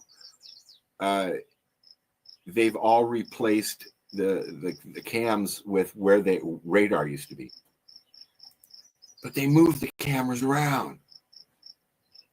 It's not fair, Al. But if you use Wave, I think it is, it tells you where the cops are. I thought at one point Google announced that they were going to start showing police, but I didn't see that camera. Oh, I've used it on the GPS and the Google thing and the thing. Now, it's told me that there's police ahead, but it's been reported. I have to finish my review now. Yeah, right. It's gone. How was it? There was a lot of THC taste on the bottom. Was it? Should have been shaken, but you can't really shake it. You can't shake it. Maybe it's done this. Because I didn't buy it yesterday. We are 47 minutes into the show. This is a 60 milligram, 355 or 60 milligram, 350 milliliter Red E THC infused soda, cola. Well, Coca-Cola. And let's see here. 39 milligrams of sugar. Yeah. Not great for a diabetic. Sorry. I never even thought about that. Man. I'm in a silly mood. I've been living out of my car since Thursday. Okay. So, Pop. Okay. Have you got any else? You're next. I've just done two. Diamond. Don't know who. Don't know what. No, it's a diamond. Okay. Any girls out there want a diamond before I smoke it? Break out the Shatterizer. The funny thing is I was looking for this. Yeah. To share with Kelly and Michael. Yeah. And I couldn't find it. Oh. Hey, Kelly and Michael. Thank you. I'll let you know how it is. Al's going to try some diamond. Oh, wait. That's a real diamond. Oh, there's a nice big chunky chunk for you. Look at that. Oh, my God. You want me taking the rest home, Al. You don't want me to put it, huh? That's about what I would put in there. This one right here? Yeah, like this. Like it is. Like I'm looking at this thing. I don't normally pick it up by my hands. But I don't know. Is there any other way to pick that up? Because it's like tweezers. Tweezers would work, I guess. Like you could cut yourself on that. I did. Okay. All right. I'm Load going up the Shatterizer. I'm going to I don't know where my shatterizer is. My shatterizer is in the car. Oh, is it? So when we take our next break, I don't want to upset the balance of the dogs. I'm gonna skip it because instead of doing this one, instead of doing that, we could do a test of another one. Okay, and we can just stay here. We got some of those. Okay, now this, I have discussed this. One Spliff. I have discussed this. This is from One Spliff. I've discussed this on other shows. Al. Oh yeah, you got to take a look at this. You do other shows? You know what? When I started doing how many fingers are on one hand? I don't know if there's enough. Doing several shows of my own, and then all of Al's as well, producing them. And I think I was doing 7 shows a week. Yeah. You're up to what, 5? Yeah, Buddy Weed says that if you're smoking that, you'll be cut all right. Yeah, we're holding off, Buddy. We're gonna test. We're gonna test out a Grape Escape. This is as I said, it's Grape Escape. It's store-bought cannabis. Legal. It's also the same strain. Legal. It's also he just doesn't want to say legal. It's also the same strain name of cannabis that I've been growing for 15 years. I might need a nap later. Yeah, that's fine. Okay, so they're pre-rolls. They're pre-rolls. Okay, and they come in a little like. And you get 5, correct? 7. 7. You see, go ahead now. I'll tell you about what I bought last week. So you get 7 of these. They're in this little box. This is 26% total THC. And CBD is 1. That's generally a good way to be. Yeah, my serene, carfilene, and limonene. You know, you're doing a lot of these reviews lately, Al. You really should learn how to pronounce all of these. I'll never do it. You should hear me during the news when we get some of these stories in medical terms. I know. I watch it, and both you and Cindy are like. Okay. This was packaged on November the 5th, 2024. So pre-rolled doobies. Now it's listed. Can we go swimming now? No, there's a hole in the bottom of the There's a hole. The hole is like this big, man. So it's listed in one store that I went looking because what it was, Grandma Peaches. You know, Joanne, she contacted me and said, "Hey, Al, I found Grape Escape in a vape, not this Al. Yeah, vape cart at a local store." So I went and looked it up. And I went, "Holy shit!" Right? And I wanted to know about the company and everything. And so when after I got talking with her, I did a search of the local stores to see if they had it on their website, and all I could find was Bud. So I thought, okay. So I went to one of the stores about Bud, and as I walked out of the store with the package, I looked down, and it has Mom and Dad listed, which is Grape Stomper and Grape OG. Ooh, and those are the actual. On the Grape Escape is a very popular. The Grape, and so I looked it up online at a different place, and it was Seed Finder. And it had those strains listed for Grape Escape. Well, you know what? You know what I was told when I got these from my original Grape Escape. I got it from the breeder. He even sold seeds of Grape Escape. Yeah, and the seeds are even labeled Grape Escape. But they were across. Something big just flowed by. All right. Okay. They were crossed Shishka berry with Godbud. I like Godbud. So, like, how do you get the same name, Grape Escape, with totally different strains? More and more, I'm starting to see the lineage on the packaging now, and it tells you because. I did one of the little in-video things on Purple Kush because Yeah, we gotta get this going here. Because Purple Kush is a very popular strain. Mm-hmm. Oh yeah.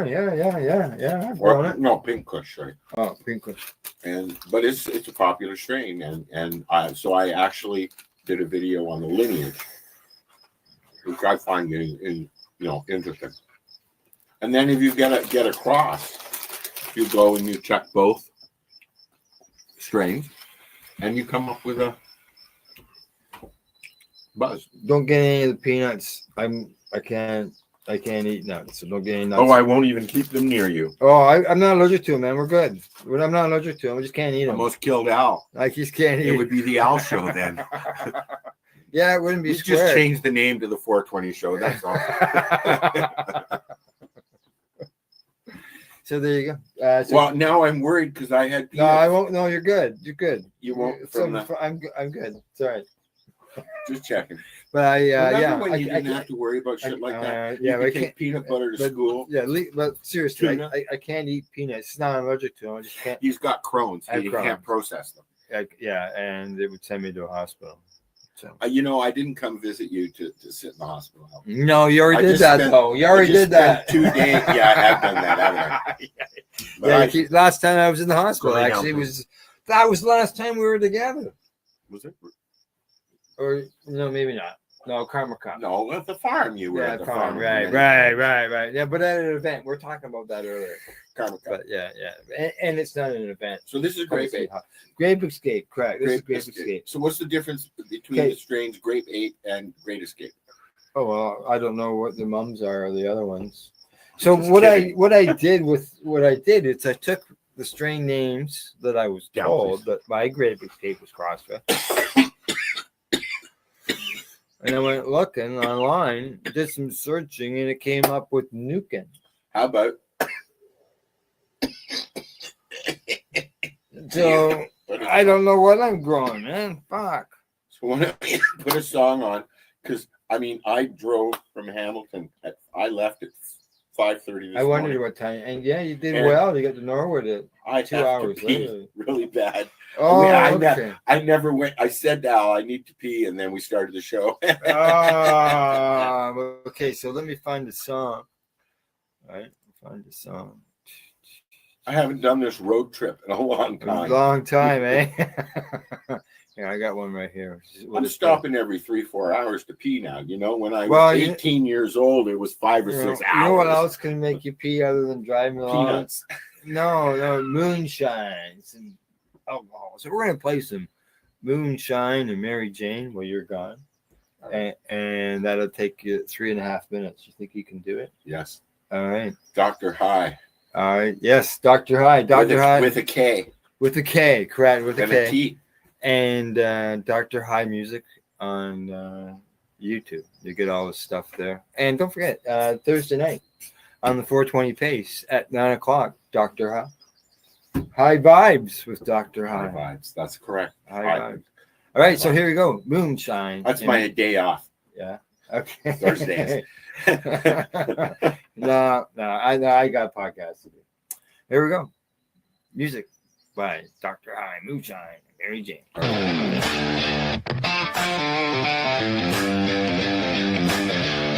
ones who run the fire and the ones who burn the fuel. Granddaddy ran whiskey through the Georgia pines. Joints made them thick as vines. Me, I got both running through my veins. Born to be wild, got that outlaw name. Back road smoking, flask in my hand. Kicking up dust, I don't need no plan. Pass me that blunt, pour me that shine. We gon' be outlaws till the end of time. We don't sip slow, we don't puff light. Pour it up strong, roll it up right. A little too high, a little too drunk. Till we living life, we don't give a damn. Moonshine in my left hand, Mary Jane in my right.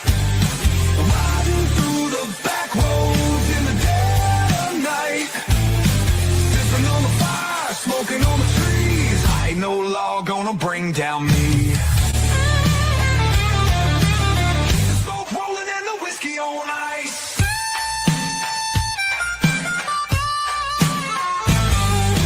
Blue lights flash, they're trying to chase me down. Man, I'm pedal to the floor, I ain't slowing now. Hide the stash, dig pitch the jar.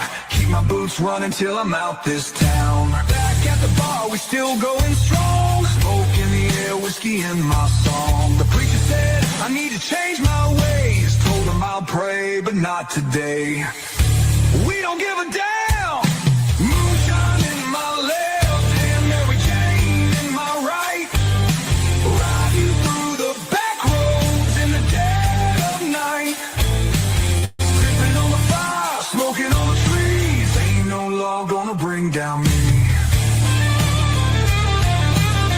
Smoke rolling and the whiskey on ice.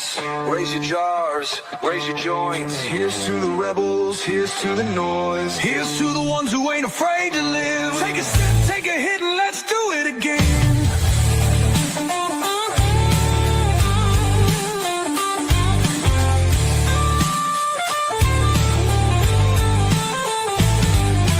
Moonshine in my left hand, Mary Jane in my right. Riding through the back roads in the dead of night. Sipping on the fire, smoking on the trees. Ain't no law gonna bring down me. Keep the smoke rolling and the whiskey on ice.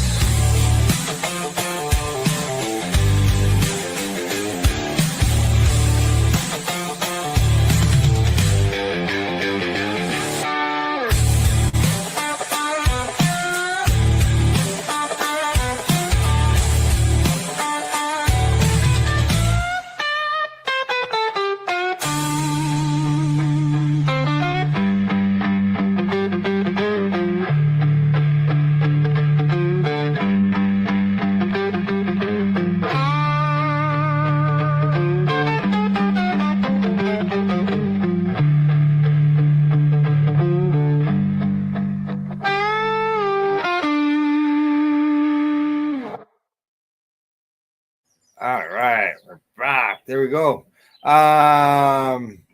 Mary Jane.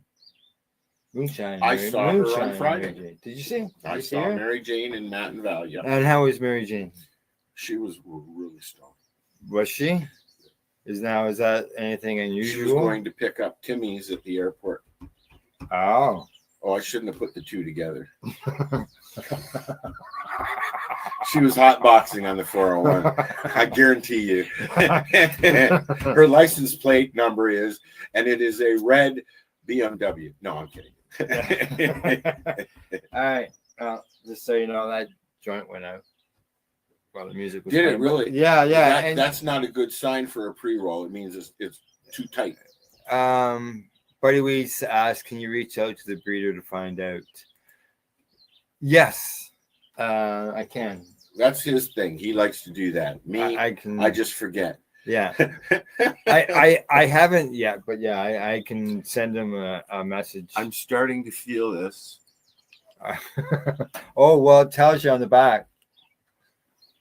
I think I'm starting Do to not feel. drive or operate machinery. I'm not. It's parked over there. Okay. Yeah, it also says that this product cannot be transferred to another person. We'll give that back. Now, I'm feeling a nice buzz, but Yeah. I have to be honest and say I'm not sure if it's the THC in it. Yeah. Or the sugar. Sugar. I'm Oh, diabetic. Yeah, right. So it's a little of both. Peace. Yes. But here's something. Just a quick off-topic thing, because that's my thing. Yeah. We Did got you more know? Okay. judging to do here. Do you know a lot of people What do you call it? do this? Peace. Yeah, peace. Yeah. This is not peace. This is actually a very bad sign. Oh. This is peace. Do you know who I learned that from? Is that because it looks like okay or something? I don't know the reasoning, but this is the way you do peace. And Yeah. you know who told me this? Not told me, but Yeah. Ringo Starr. Oh. He explained the whole difference between this Yeah. and that. It's a sign language thing, obviously. Right. Right. So this has one meaning and this has another meaning, and this meaning is not peace. I think this is more shove it up your. Sorry, I just gave everybody the bird. I'm sorry. My finger did that. I'm gonna check to see what the meaning of it. No, I'm gonna. I've got my cell what phone my right phone here, and I- uses for the little. Look at that. Oh, you can see that. It's got, Okay. That's okay. Oh, that's okay. Correct. okay. That's I'm totally wrong there. Fucked up. Al, don't swear on the fucking show, please. You'll get Okay. the censors involved. Do Do you remember when every time There you somebody go. swore? It is. It is. It is that way. See? Yes, I told you. You didn't believe me, so he had to check. He had to Google it. I didn't Google it. I just wondered what the avatar was on my phone, in my text messages. And this, of course, we know what this is. Yeah. My phone That's has all. an You know avatar. that I learned that from Top Gun. Did you? No. Okay. What else we got? Product we got to check out here. I think that we should try some. You want? What did you load your Shadowizer with the same stuff that I didn't got? go. I went pee instead of to the car. Oh right. Do we want to play another song? And I'll limp over to the car, get my Shadowizer and load it. Okay, do we have? Well, here I got. Okay, I've got a you bud. tried it? Did you try No, it? I haven't yet. I've got a bud here. Which I'll do a review on this bud that you gave me. Okay, this is something. So that, let me tell you the story here. Sure. And Yeah. the reason yeah. I got this. Yeah. Okay. This is black tuna. Oh. Black tuna. Did we not tell this story already? You did, yeah, right at the beginning of the show. Okay, so Robert Platshorn, one of the black tuna gang, a group of blah blah blah blah blah criminals who distributed weed in the 70s. He's going to try this strain. I didn't want to. It's a very heavy indica, and I really have been driving, and I don't want to fall asleep because then I'll be up all night yammering in Al's ear, and his wife will be in the house going, "Fuck Al, you're taking too long out there." Okay. I don't think your wife likes me. What? I'm just kidding. I just just so you know, I'm going to. I see we got some shares already. I haven't shared it yet. I haven't either. So I'm gonna share. And you know usually what happens when I. If you like what we're doing, check out the other shows. 420 Pace Project. Al and I do this. It's a combination of my network, 420 Radio, and Al's Pace Radio. And we do we're up to 7 shows a week. No, more than that. Oh, yeah, 10. Well, we're looking at one on. Well, there's one on. Count them. Get your fingers up. 1 on Sunday. 2 on Monday. 2 on Tuesday. 5. 2 on Wednesday. 6. How do you go from 5 to 6 with adding 2? 7. 2. I'm dyslexic. Okay. I did the 2 on Thursday. 2 on 2 on Friday. 10, 11. And then 2 on Saturday. Those are And the rerolls. Saturday we do the reroll. That's Saturday. That's the 2 shows on Saturday. Okay, and we do a daytime and a nighttime, so you can sit there and veg out and fast forward and all that kind of crap as well on our YouTube channel. Like and say hello. Yes, exactly.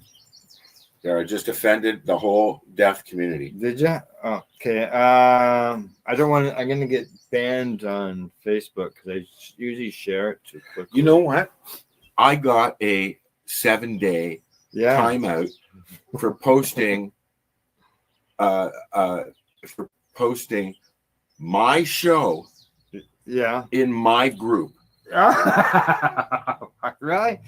Okay. So you. This is the blue. This is black tuna. Black tuna. Okay, so do you want me to here? Let me look up what it is, and we can discuss this. So what'd you do to get that? Okay, you just shared it. Okay, I'm just going by what I'm seeing, Buddy Weeds. As far as me, Buddy, I always get it for over posting too quickly. You have to give like a 5 count or something in between each share. Or you'll be on the bad list for 24 hours. On the naughty, and you get a spanking list. You can't share stuff. And all I'm doing is sharing our shows. But rules are rules, I guess. I do it well. So that ground up very nicely. Did it? How's it sniff? Smells nice. Sniffs nice. Yeah.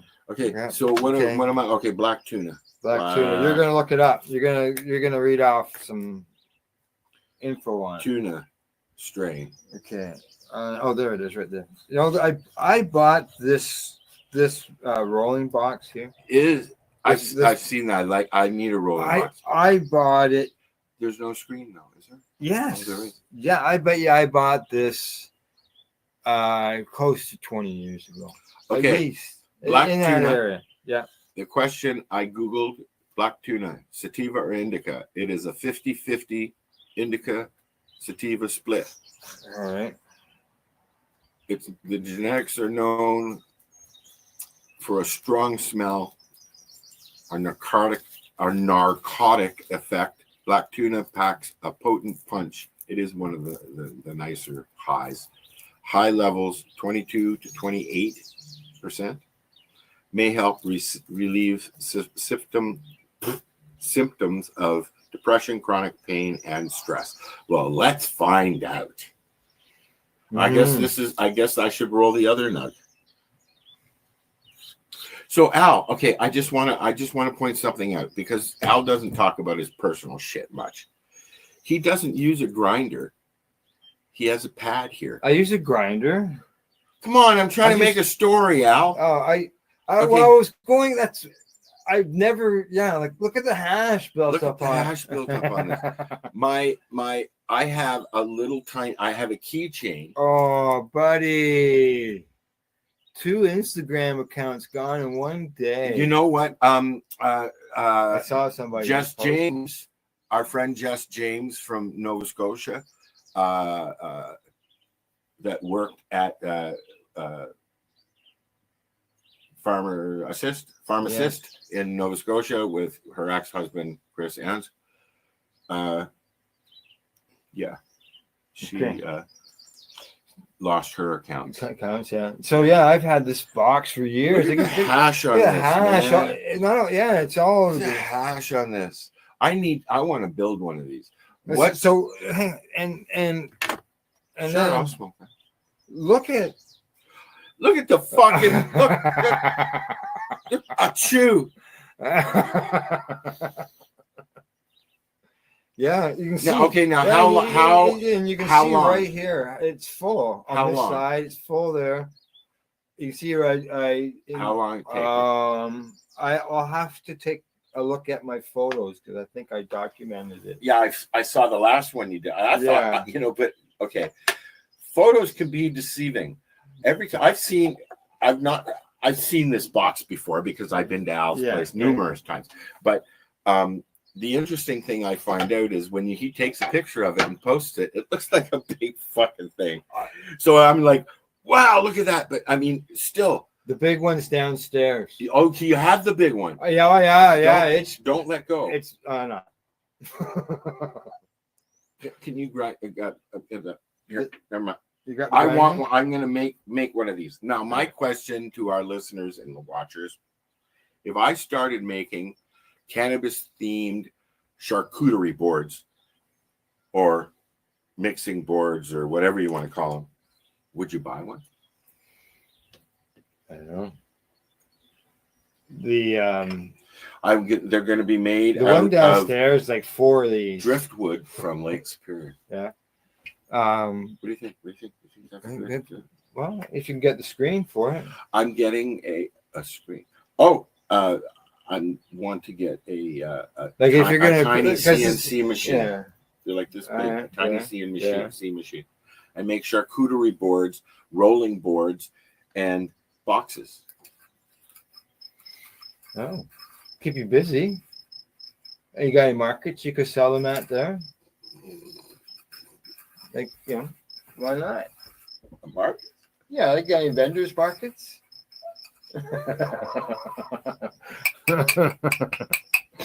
Okay, so it ground up good, nice and easy. Yeah. Yeah. So you just use this to. Yeah, just like that. Yeah, Now, and then load okay, your doobies so with it. here's what I'm my I've had what to I'm looking I've at. had to break the hash off. I don't where see- it builds up on the edges. I've had to break it off. I don't see any Keith. No, it's all falling through the screen. No, there wasn't any. Oh, It's tumbled, obviously. oh, I don't know. I was talking with Puff Dog about I didn't look at that when tumbling I weed, ground it. and I you just know, ground it up and a put lot it in there. of companies. The first thing people usually say, "There's no fucking powder, man. How can it be good weed if there's no powder?" Some plants don't have a lot of powder, correct? Right. Yeah. Well, then there's no Do you want trichomes. But no, I was going to say, all you have to do is look at underneath the screen and you see where your kiff is. What do you call it? Keith? Kife? Kiff. So there's 3 words for it. Oh, I know. That's And, like- and there's multiple ways of spelling it. It's a tomato argument. Correct. Yes. Yes, it is. Yes, it is. Yes, it is. So, did you get that rolled yet? You're very impatient, Al. He'll slow down. He'll slow down. He won't push me so far. It's hard to get when these. we do the show. The I can't Gazette, find them. they have. Wayne has them. No, he's having problems getting them. Oh, so I bought Mr. Adamson is no longer working for the company. I bought the last box. I've tried. Let's say I've got some, but I'm going to need some. This is the time where I need to find another source. Of I'm papers. 1,000 miles away from Al, and he needs papers, and so do I. How about it? Yeah, like they're popular. When I know at the store, he sells them. What's your favorite? You like the blues? This is the blue. I got some reds. The blues. You didn't see that. Anybody watching, if you I think they would have seen both of us. You know, one of the things I love about Al is every time we get together, and this is why I wanted to do. I've been bugging him to do a show together, but this is the first time we've done one like this in a long. I mean, we've done this, but when I got the farm, he came and we sat around the farm with Mary Jane. Yeah, and I don't remember who else was there. There were other people there. Yeah, well, you had some people that stayed overnight in tents through high B&B or through Airbnb. Yeah, and some people I knew, some people I didn't know. Yeah, and you know, I'm a little sad that I couldn't do what I wanted to do there. Yeah, but, I got in shit for having a trailer. That's about the only thing that I had fun with. So. What's going on? Because I picked up my phone, I see I got a message from. I have a specialist appointment this week, and I'm meeting them for the first time. My new specialist. My specialist is retired. I've been seeing him. That's correct. You told me. Years, you told me about that. So I got a new specialist, and I was supposed to see him Friday morning, but I see I have a new time and a new date. So. I won't be seeing my new specialist this week, but I'll see them next week. And the new time works good for me. How often do you clean that out? Oh, I'm gonna say mine was a little bit bigger than Al's because you know Al hands me a joint and the first thing in my head is what the fuck is this? Because I roll with 1 1/4. I just yeah.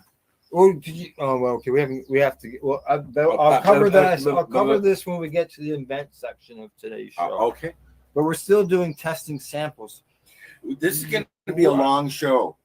Yeah. What's the Facebook? Well, we're on. You know, we've done a lot of shows together, but we've never just sat. And I know. We have a 4-hour limit on LinkedIn. All right. And we're at what, an hour and 15 minutes. You got anything? You got anything else to do? Yeah, I know you have other things. I have a podcast. What podcast are you doing today? I'll be doing a Time for Hemp podcast with Casper and Al Byrne and me behind Al. Yeah, and we're talking with Dr. Uma Delaland. Can I ask somebody who's listening?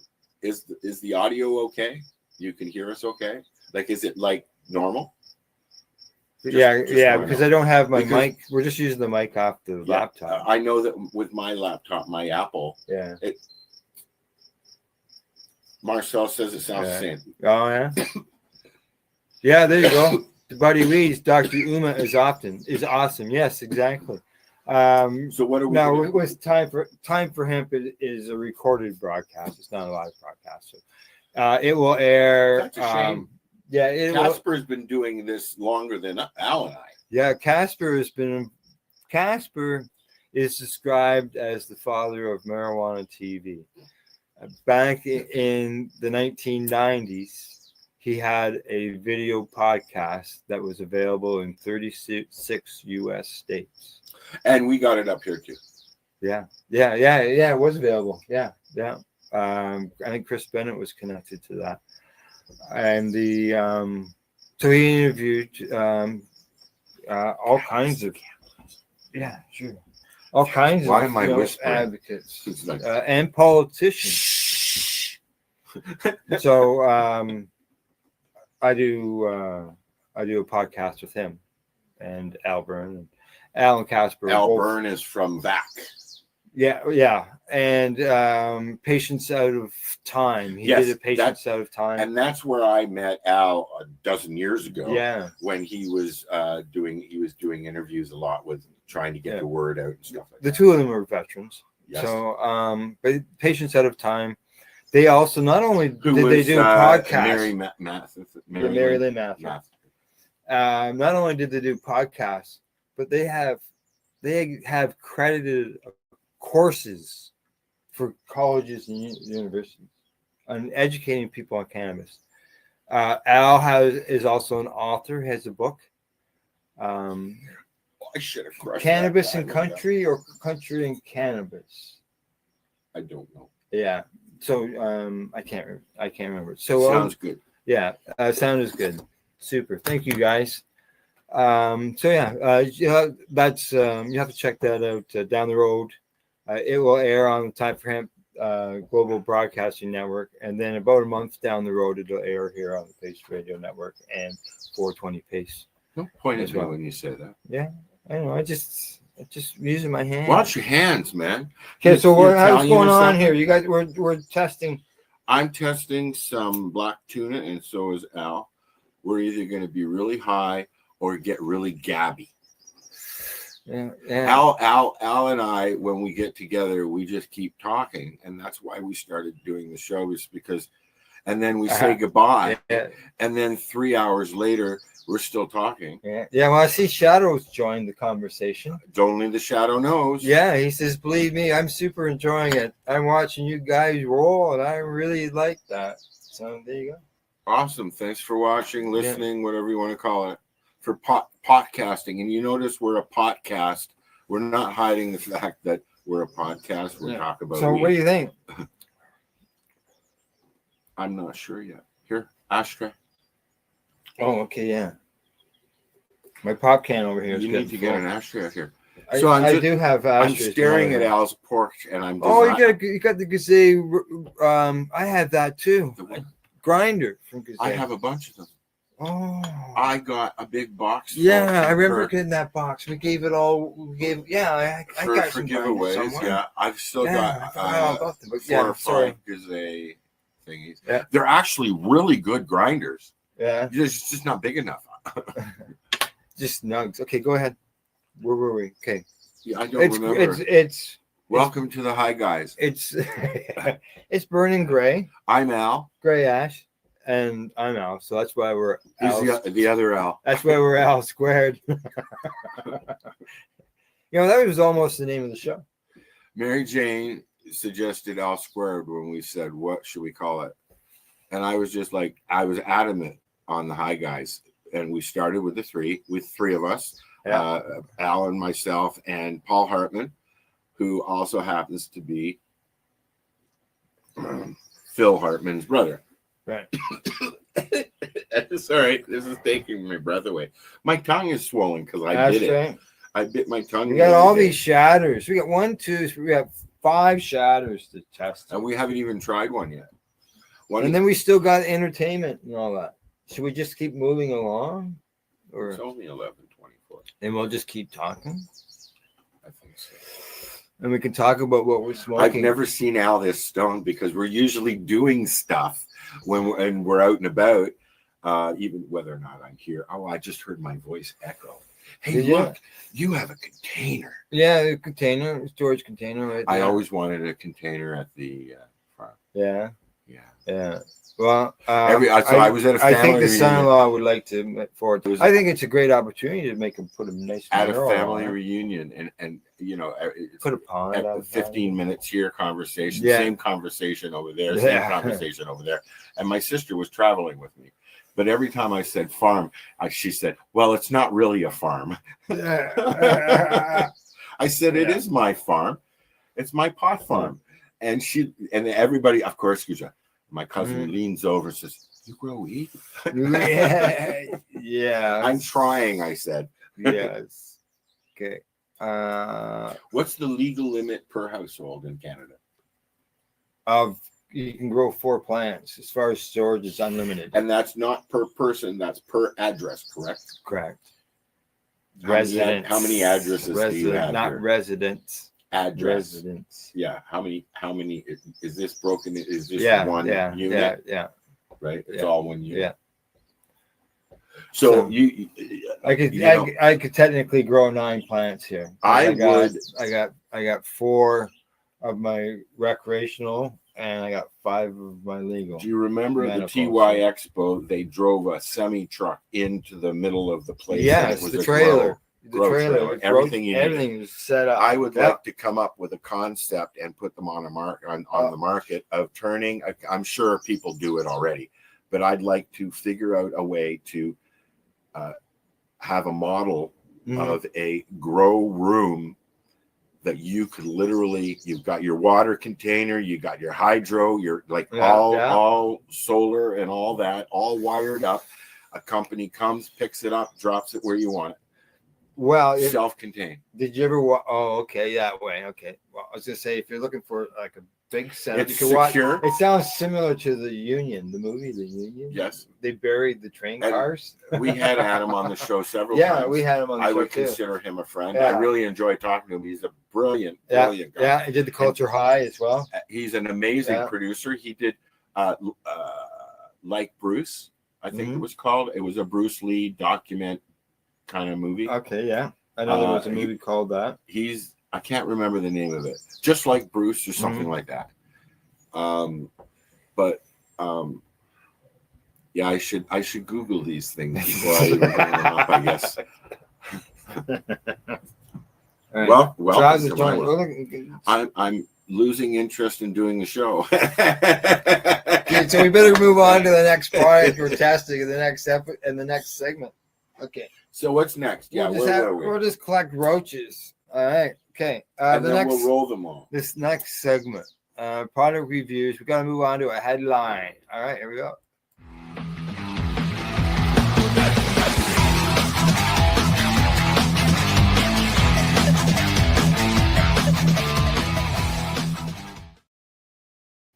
All right. I got a. This is your headline. Okay, here we go. Here's the headline: Ontario College. This is why Al stummers when he's reading the news, because he's outside and he can hardly see the fucking thing. Exactly. Okay, here we go. I'm gonna bring it up. It'll take the whole screen because I just happen to have. Oh no, I gotta add it. Now, there we go. There we go. Ontario College offers. You do realize you knew you were doing a show. Yeah. Ontario College to offer first post-secondary certificate. So I'm sorry. As a I know you grow, but there's people out there that don't know how to grow. You can actually take a certificate in cannabis production. Correct. A lot of universities in the United States, colleges, private teaching.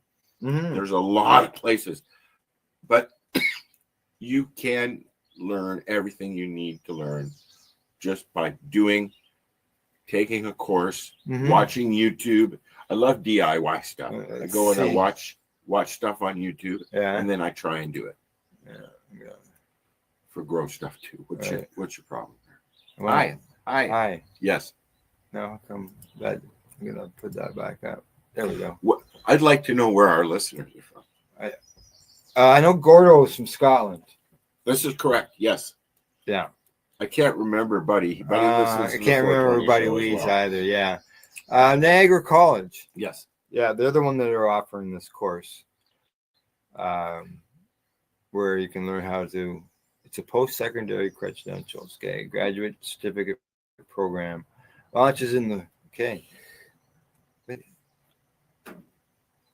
Just give them a minute. Wow. He's had a lot to say. You know what? You know what? Have you done the show this Stone before? No. You know what? I looking at it and I was reading the story. Right. Can we just say fuck it? No, but I do have a follow-up story. Okay. Go ahead. Follow up. Okay. As far as that news story and that story there, I just see that the headline or the story date was 2017.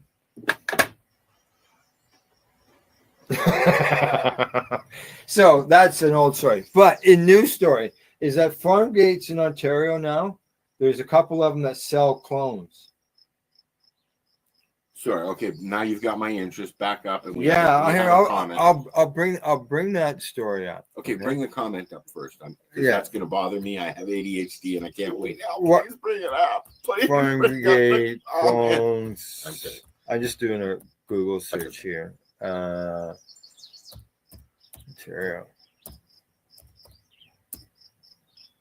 Okay, there we go. Right there. Okay. Close that off. Yes, yeah. I'm 18 or I'm 21 or whatever. I'm an adult now. Okay. Now let's see. We're gonna share this.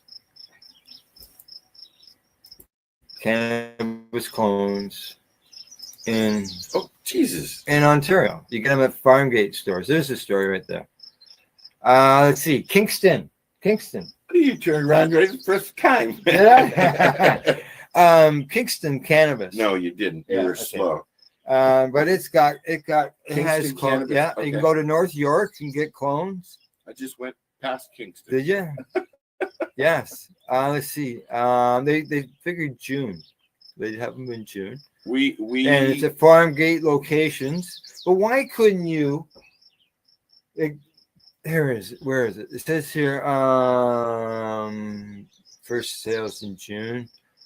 The strain that is available is called Tire Fire. It says it's suitable for outdoors in Ontario. You should get some. Find out if they're suitable for out where you are. And they ship to you? That I'm just going to find out if you have to buy them. Part of the conversation that Puff Dog and I had was about how you would get away, like not get away with. I mean, you can just do it. How do you clippings? Somebody needs to be able to send clones and clippings to somebody in fucking. Well, they have ways that they can mail them. Well, we've done a little research on my show, and you can get these containers that are about the same size as the torpedo bottles, and they have a way to keep the plant from moving around too much in there. Little holders, and a little LED light that's good for 72 hours. And the bottle is small enough to put into a tube. Yeah.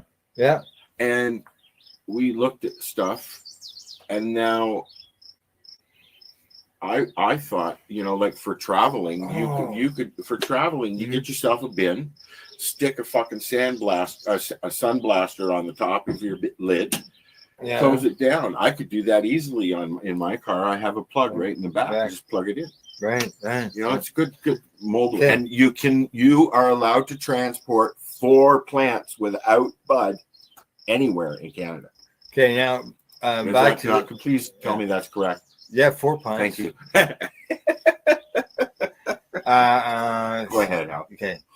Oh, Buddy's in Chatham. Oh, just so you know, Chatham or Buddy, Ridgetown, got family in the area. Word up. Okay. Now back to the story here. It says here, farm gate is really nice. Okay. I lost the spot. Okay.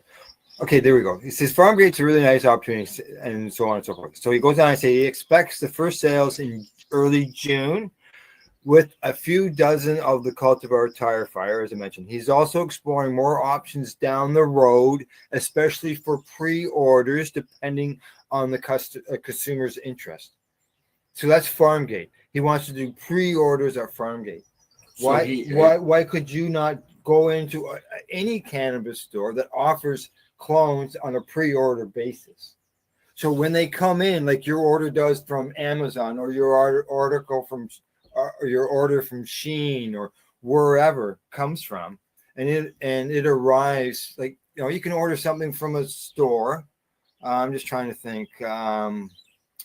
Let's say you order something from Walmart, and you can have it delivered to Walmart, and then you go pick it up at Walmart. Well, why couldn't you order clones to come into your local store and you go in and pick it up? That way they're not required to have a nursery. You know, you pick it up that day. If you don't pick it up that day, then it's your responsibility. There's lots of different ways to ship now. Yeah. And more. We've been talking about it, like I said, for a while now, for a few years now. Because the guys have stuff. Al has stuff that he could send me. I just, I just figured out how to crack them seeds. You did you? Yeah. I got. You know what I did? I didn't pussyfoot around. I took a goddamn seed and threw it in the fucking soil. Did you? Has it broken top? Has it broken in the soil? Before I left. Good stuff. You got babysitters? Same people looking after my Stephen. Stuff. I miss you, Stephen. I'm coming home, buddy. All right. Good stuff. All right. So that was the headlines. You can buy clones here in Ontario, Farmgate. Dab. And I finally got it through. That's as high as I can lift my hand. All right. Okay, we're moving on.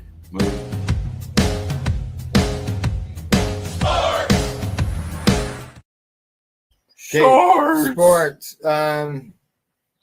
I gotta go back. Flashback. The Leafs lost. By the way. Yeah, we have to go back. We didn't have a live show since then. They not only did they lose, they really lost to the same teams they lost last time. You know, I can't watch the game live. So what we watch is because I don't have a subscription to Prime. Yeah, and I do. That's the one I have. Do they have the playoffs on Prime? I know they have a regular season. Everything. Yeah. Yeah. It came with your subscription. Well, we do have a subscription to that. It came. Well, okay. Well, we didn't have it. I have a prescription on Prime. Yeah. Take two and go to bed. It's a Prime subscription. So we've been watching it on. We've been watching Steve Daggle's SDPN, and basically what he does is he's watching the game, and he's doing the play-by-play. You save your roaches. No, go ahead. And he does the play-by-play. We should see if we can fill this. So you get everything, and he's got the overlay on the screen, so you see the score, you see the shots on net and stuff like that. And game 5 and game 7. No, that'll fall out. Or you pick up the grinder. That's what I meant. Yeah. We're in Toronto. They're on home ice. Okay, those two games on home ice combined score was 12-2. Like, WTF? Like, how do you lose 2 games? The combined score was 12-2 on home ice. I'm very, very important. Did you just say WTF? Yes, I did. Why wouldn't you just say what the fuck? Do you remember when we didn't even know what a WTF was? Yeah. So, yeah, they lost. They lost, and I did not watch it. Yeah. I am a fair weather. Well, you know, if fan, and if they had gone into it, I would have been sitting at the TV watching it. So I had to vent. No, I wouldn't. Yeah, and so it's now at Edmonton. Okay, but Edmonton, it's a repeat. It's a repeat. It's a repeat of last year. Of last year. Let's hope the repeat ends there, and the new beginning starts, and we have a Canadian Stanley Cup champion. What's going on with the Blue Jays? What's going on with the Blue Jays? No, the Blue Jays. The Blue Jays. Well, here, let's just see. I don't remember. My dog is just chilling. Let's say they must have just made a trade because there's something there that says Blue Jays Phillies closer swap comes into focus. I don't know what that is. I haven't followed the Blue Jays. Mind you, I have family that does. They've gone to the game, actually gone to like 3 games already. My buddy has gone to a game with his son as well. Yeah. Okay, let me just see if I can find standings to see how they are. I'm sure a viewer already knows.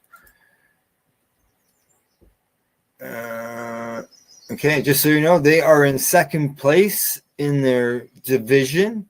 They are behind New York by 5.5 games. They're behind New York by 5.5 games. And what else they got going on there? I don't 5.5 games. They are 31-28. They are 20-12 at home. They are 10-12 against the East, and 2-4 Central, and 11-8 against the West. Looks like they like playing in the West. And they are, I believe, they're on a bit of a streak. Streaker? Did you say streaker? Yeah. That's what I believe. So yeah, there you go. I don't have a lot of sports news today. Streaker. Oh, and the PWHL, the ladies there, the Professional Women's Hockey League, they expanded, as I mentioned in the previous show.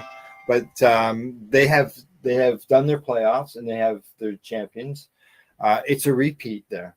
Minnesota won the championship there, but now they will be more likely they will be losing some players because of the expansion. There's the draft, and they're only allowed to protect something like 4 players in total.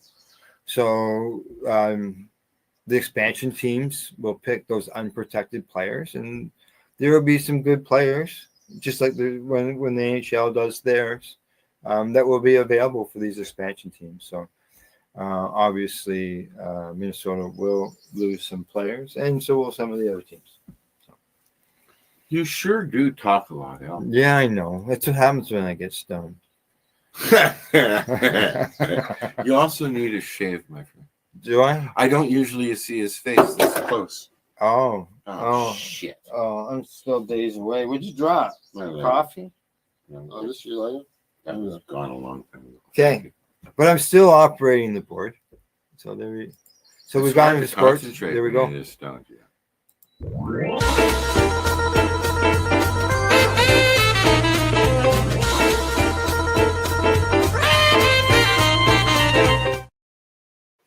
Yeah. All right. Entertainment and you're very entertaining. Recreation. I'm enjoying just being able to see what goes behind the scenes. Yeah, because I don't really operate the board during the show. It's not for lack of trying. I just forget to push the button when I'm supposed to. Okay. Believe me, the same thing happens on the 420 radio show Fridays at 7 p.m. Oh, okay. Eastern time. I was trying to remember what in Nova Scotia, 8 p.m. Nova Scotia time. because that's where everybody else is. Mary Jane and I are in Ontario, and Darcy and Lenny and Squiggy, Marcel, are in Marcel. He's going to kill me if he hears that. Okay, all right. Oh, the rolling derby. Yes, this. I saw something about this, and I was like, huh. Oh, this is yet again. This is like the third show that I've discussed this in. Why wouldn't you share something about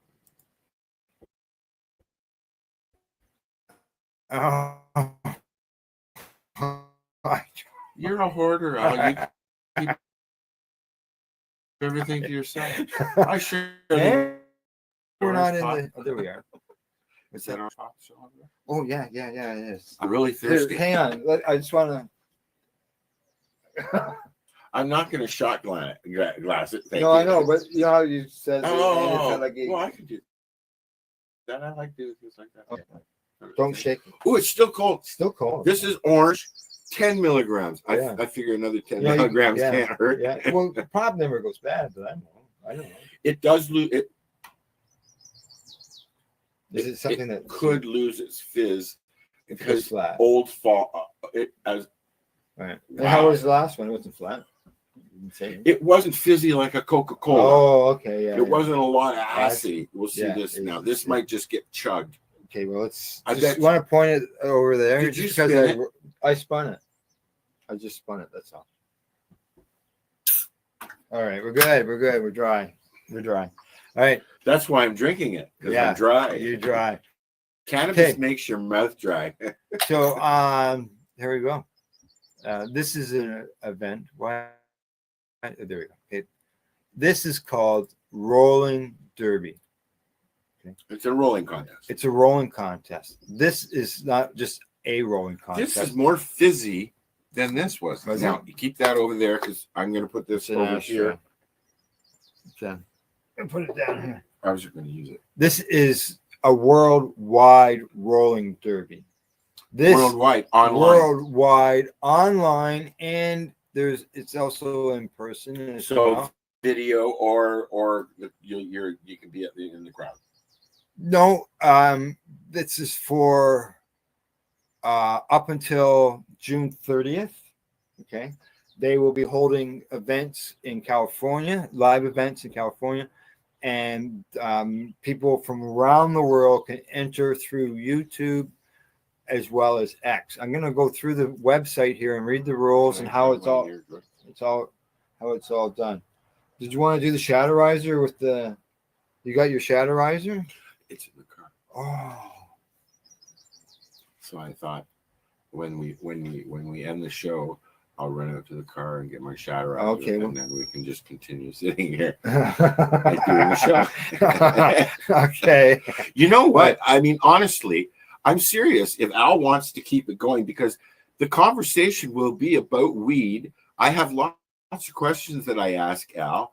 I'm sure it'll be funny. So if you want us to keep going, keep going. And I know Al can't have them, but I have Chicago's salami, and I'm taking home a dozen Jewish bagels, Montreal style bagels. Now I see Buddy Weeds has mentioned a lot of infused pops have infusion stick to the sides of the can. And Tweed had an issue with that because they were one of the first ones to put out a cola, and people complained because I think they rectified that by the coating inside. It's more of a plastic coating, not it will still do it right metal to metal. Yeah, but it's because it's metal to metal, or it's not metal. To metal, metal. Yeah. There's I remember that, Buddy Weeds. I remember that. Yeah. Okay, now Rolling Derby. If you think I'm wrong or full of shit, please tell me. No, I remember it was a problem here in Canada. I remember it, and I believe it was Tweed. It was Tweed. Yeah. And it was right at the beginning of the legalization stuff. Yeah. And people were looking for, like, I was looking forward to a good drink. I've had these before in a different can from Tim Barnhart at Legacy 420. He makes awesome products. Okay. They're still there, yeah? Yeah. It's still working right down there. Commercial on Rock 107 out of Belleville. You've known. Okay, Tim I've for a known long Tim a time. long time. I've known maybe. When did we go out there? We went to the opening. I was in Al's pocket, but I have been out there. Yeah. When I came out for the Headstones concert that Tim did, Yeah, we stopped there. So back to the Rolling Derby, since we got this on the screen. Well, you were reading something. Yeah, I know. I was looking to in the middle of a fucking podcast. Yeah, he picks up his cell phone. I was looking for Buddy Weeds and his infusion and the can concerns and an article on. You see what you did, buddy?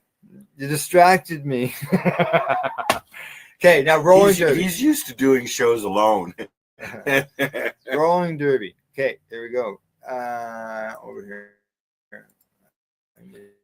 Is it different? No, me just sitting here like I gotta find it. Yeah, it is different. Why? I don't know, just am I bothering you? No. Would you like me to leave? No, we're good. Okay, here's the competition. Okay, it's got several. You can tell me to shut up if you like. No, just let me get the story. No, okay, go ahead, because I am interested. You can do the color commentary, whatever you call that. Okay, it is a high. Oh, he's got a cough. high energy joint rolling competition. Speed, set, style, and cannabis culture. Now, how does it work?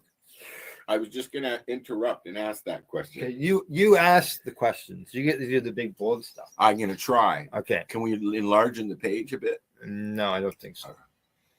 It says issue. It says it's you against time to roll a great joint, whether you're sitting in front of your phone camera counting down or you're sitting in a group rolling against the common clock. You can participate in the Rolling Derby. 3, 2, 1, go, and you are breaking down flour, preparing a paper or two, loading it up, rolling, licking, twisting. How deep, Al, don't spit on how me while you're deep talking. is your muscle memory? Not spitting on you. Okay, now you can also enter the Rolling Derby online or find it at Rolling Derby Live in a city near you. Now, online. Well, I think I might do something like that online. Okay, think you got fast fingers? Join the online Rolling Derby. Shoot a video of yourself grinding flour and rolling a joint. Upload the video to X or so it's or not YouTube. live. Or, no, you upload it to X or YouTube, not the one that you're doing, unless you want to do it live and then send it to them, which you're more than welcome to do. I'm sure. we could send them a clip. Yeah. Upload the video to X or YouTube with the hashtag Rolling Derby. You can win glory and prizes. So why don't you, with your phone, go to YouTube and search out hashtag Rolling Derby and see if you see it. Because this started last Wednesday. All right. Oh, it's already active. Yeah. Could I have the can, please? Yes. There you go. Okay. Now it says for the Derby rules: 1 gram of flour. Start with a whole nug. Okay, it's got to be a whole, just complete nug. If you want a paper, tip, or crutch, prepare that in advance. Okay, put that in. Roll it ahead of time. Now, pulling out the paper, rolling paper will start the clock. Okay, so as soon as you pull out your paper, the clock starts. Keep your hands in the frame at all times. Grind or shred flour after the timer is running. Okay. Hashtag Rolling Derby. I'm trying. I'm dyslexic. Yeah, I know that. Go ahead, keep going. Okay. I got too much in my hands. Show your empty grinder after grinder. Okay. Now, into a king size rolling papers, 1 gram does not fit well into 1 1/4. So they said king size paper. So I loaded it up. I typed in Rolling Derby. Yeah. To see if it pops up on Google. You did. Okay. Yeah. You know what I got? I want you to do your YouTube search. Okay. You know what? I just want to. Yeah. Sure. Do you mind if I? You got horse racing. I got roller derby. Roller derby. That's for later. We can go roller derbying later. Okay. No, not anymore. We used to roller skate every weekend at the Terrace in Toronto. Toronto, correct. Now declare when you're done and hold up your creation. Right? Too much excess material left behind can add time. I don't have a creation. That would be the joint that you rolled. We didn't do it. Al rode this. I rolled up, but we didn't do a time run. Okay. Too much excess material left behind can add time. Now, video guidelines. It's got to be done in portrait style. Okay. So that's straight up and down. That's that works. Not real. Correct. That works like a short. Works great with shorts. We need to see your hands and workspace. Seeing your face in the shot is nice too, but it's not required. I'm gonna throw in. I'm gonna throw in the not required. I did what you asked. It's nice. Yeah. On YouTube. Yeah. Guess what I got? Roller derby. Okay. Good to start the video. Okay. So you start your video before you pull out your paper. Okay. You start your video with a brief personal introduction, and these are some suggestions. Your name or your handle, where you're from, where to find you online, maybe your joint rolling philosophy, approach, or story. Do that before you pull your paper. Then you pull your paper, and that's when the timer starts. I feel like a cow. So you could have a 5-minute video. 4 minutes of it is shoot, fly, shoot. Description. Right? Upload your video to X and YouTube with the hashtag Rolling Derby. You can also send us the video if you don't have a way to upload it. Okay, so thank you for that. Hashtag Rolling Derby. Because I can't find it on YouTube.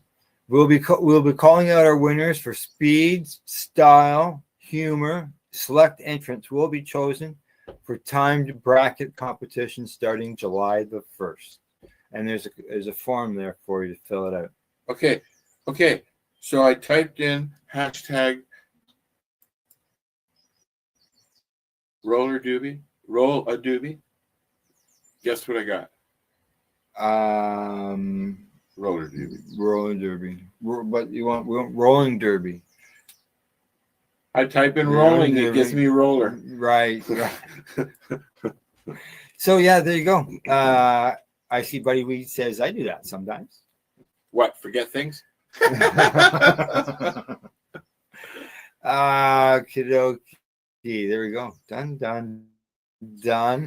I'm gonna remove that. Oh, I'm looking forward to hearing the sound this evening that I missed from the farm. Sorry, I'm stoned and I have ADHD. Yeah, okay. And what Al's talking about is, and it even gets before very loud, the crickets and it's mostly frogs. Yeah, mostly frogs. I had a pond, so I had frogs. We're what, 100 feet from a pond? Well, my pond was about the same distance. I would think. Well, and it's loud, almost deafening. I'll record. So I've got a recording on my website somewhere. Yeah, I have it on my Facebook page. I have everything on YouTube because that's what we're doing now. Oh yeah. Okay. So there you go. There's some. I don't have a list of events or anything like that. I like this little chat thing so people can actually see that we're having a conversation. It makes it more interactive. It adds to everything, right? Okay. All right. Look, Al, we have 4 people watching. Yep. Entertainment events. That'll change movie by shows. night. Entertainment. You watching any new shows on TV? I have not watched any TV since Wednesday. Oh, what about going into Wednesday? You watching a series? I don't remember. Honestly, I don't remember. I've seen a lot of really good shows. Yeah. Okay, hold on. Al, you should have helped me prepare. I'm just kidding. Yeah, prep today for the show wasn't the same. Well, yeah, I've been away. Well, you usually, like when you arrived, I'm doing all that. I started watching Life Below Zero again. I love that show. but I started from episode 1, the pilot. I'm about, I think, 3 seasons into it now. Yeah. I like that stuff. Okay, so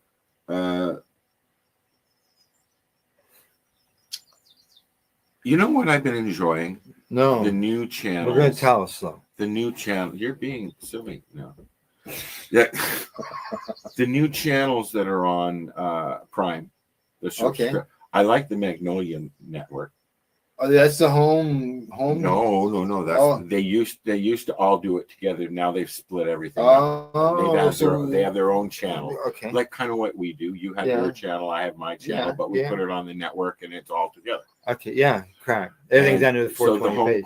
home is there as well. There's a few fix-it ones in that, but I like Magnolia because I like the couple that run it, that network, and it's mostly their shows, and they bring in other shows, and I like them. They're funny. Yeah. Check out Your Friends and Neighbors. I've been enjoying it lately. I'll have to look at it. Yeah. What's that on, buddy? Oh. That's I'm assuming Prime because you're talking about Prime. Yeah. Yeah. Okay. Yeah. So here's a cool show that I watched called Grizzly Bear, Cubs, and Me. And what it's about is living in a set of 6 cubs, 2 of each from mothers who were either killed or they ran away or they hit by, that kind of thing, right? Mm-hmm. They moved the bears to a reserve in Russia. Oh. And they're black bears. Yeah. And it's a reality show about the whole process of weaning them, helping them live, and then letting them out in the wild. Okay. Yeah. What are you looking for, bud? Oh, there it is. I just had a thought. So keep going. Yeah, I'm listening to you. You had 2 shatterizers here, and I could be using them too. That was my thought. Exactly. Like, I got 2 shatterizers. You know what? If the battery is still good, if the battery's good, because I don't know what state it's. I have. If you're watching Sherry Ann, I have your mic cozies. They're in the car. If he doesn't get them when I leave, it's his fault. Al, would you remind me? I have the microphone things in the car. Is it dead? Yeah, it was a good idea. I don't see any light. Hang on. 5. Yeah.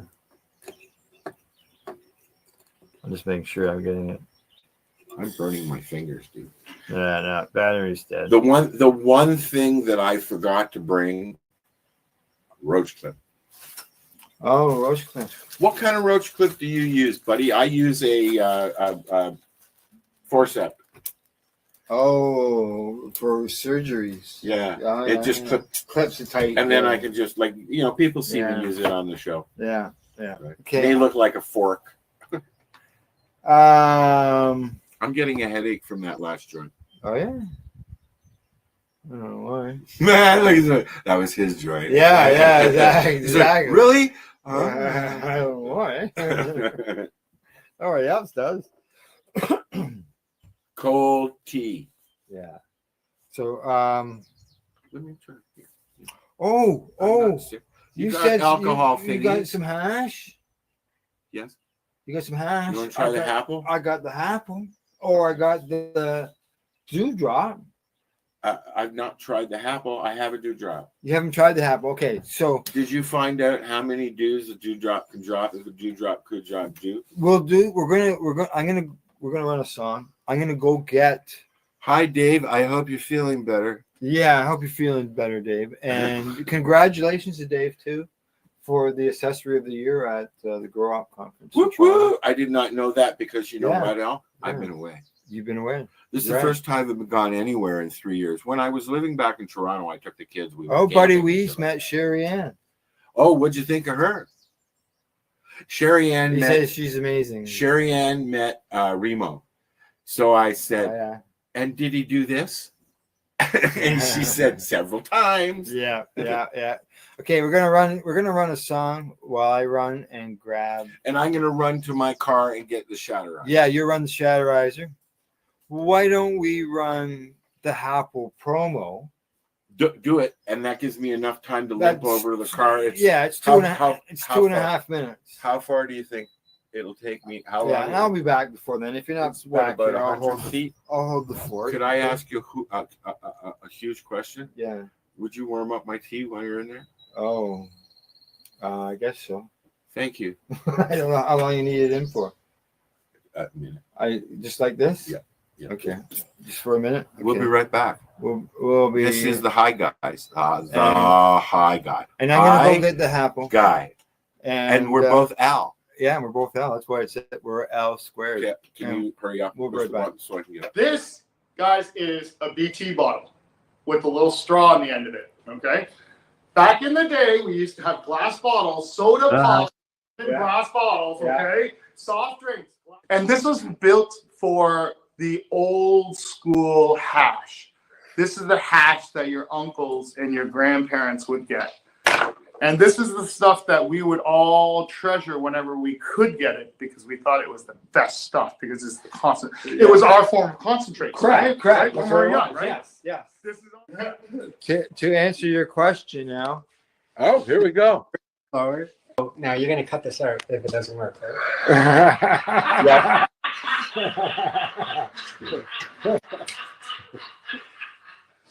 You just cut it out now. These are the 3 tools I use to form and shape the happers.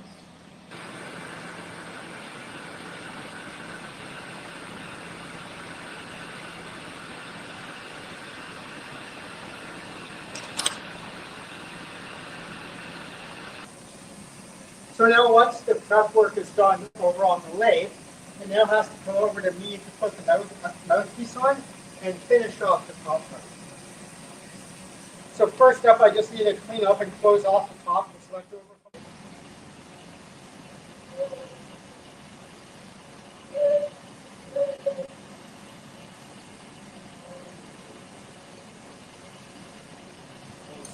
First thing I'll do is I will heat up the corner and I'll push in the Maria, which is the circular lump that acts as a stopper.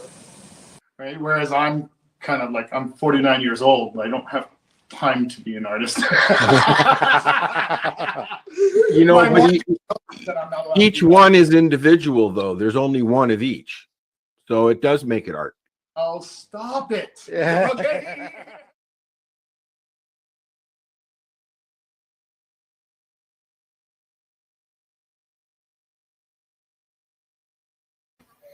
There you go. There's the apple. That is just a promo of the documentary, the actual documentary that we did from all the video footage that was there that we did while we were there.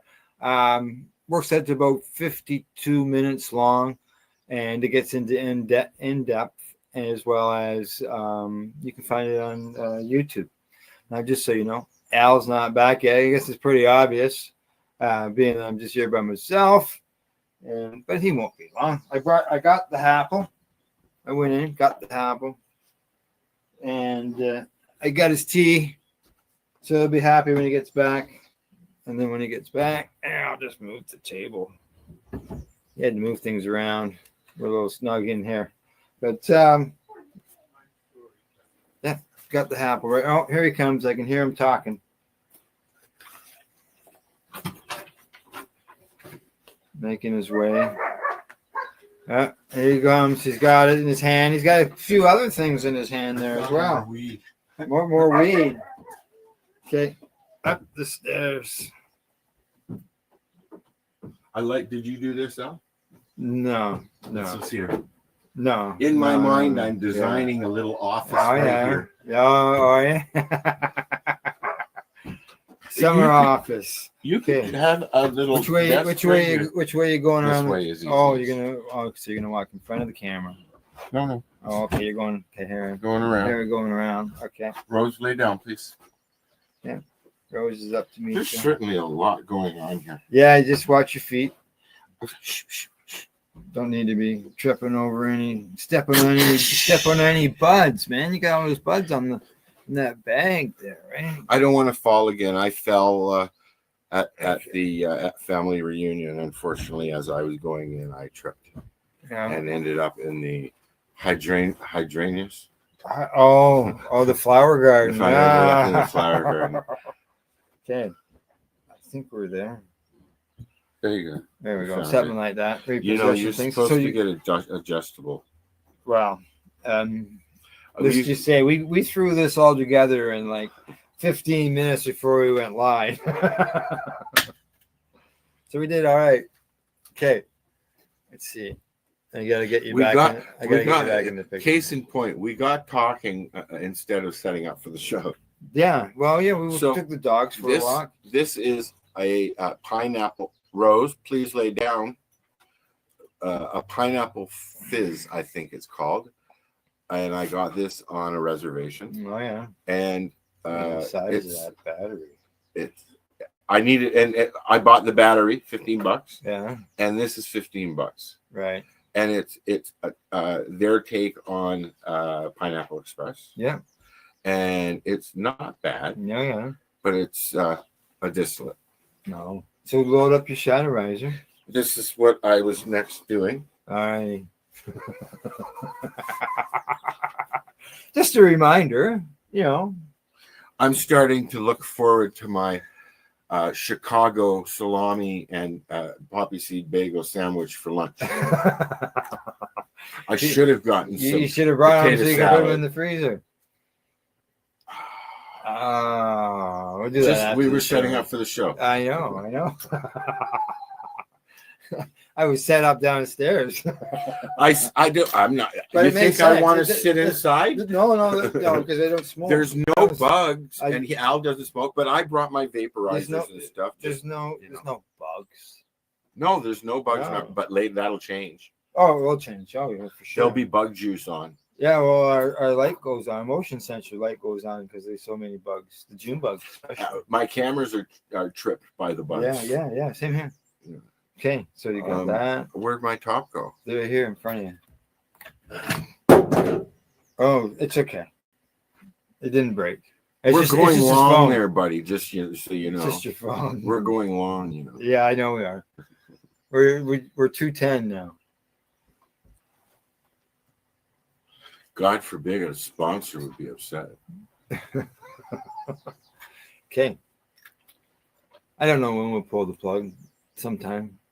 Okay. I'm getting hungry. Yeah. Which one was this? Oh, this is that diamond over there. Now you can get diamonds, just a diamond, or you can get diamonds in sauce, right? Diamonds in sauce. So, what is a diamond?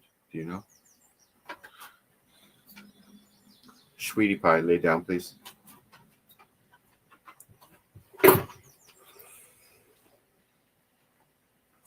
We need some smoking music. Yeah, well, hang on. Let me see what we got there. We might have some smoking music. Ooh, this is way too. Oh.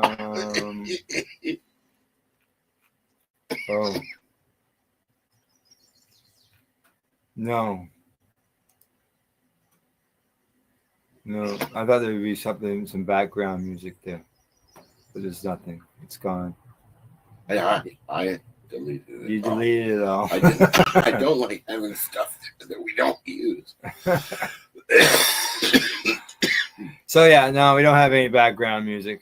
Okay, so while we're trying, we could put songs on. While we're smoking our diamonds, why don't you tell me what shows you have on your network? Let's go day by day, and I'll throw mine. Okay, Sunday. Well, let's do it as the 420 pace. Sunday to Saturday throughout the week. So the 420 pace, you can watch all the shows together every night. Yeah. So Sunday is the Veterans Action Council, which is a group of veterans who counsel and have action. Yeah, and they speak on behalf of veterans and cannabis patients worldwide. It's a very serious show. Yeah, they go to they speak in front of the UN. The show that just aired the other day on Sunday, it was dealing with the Veterans Hospital and knowing your rights and stuff like that. So it would be educational for veterans. It's different than a show. It's a group. It's a round table. A round table. It's a round table. I was trying to come up with the word while you were, and it didn't happen fast enough. It's very well done. Sometimes there's 4 or 5 people. Sometimes there's, Yeah, sometimes there's 3. Sometimes there's 8. Yep. Yeah. And it's different. So it's different people. You got your group, and then you've got different guests and stuff like that come on, and different council members. Different. Oh, they have the main. The main group, yeah. And then different members join in.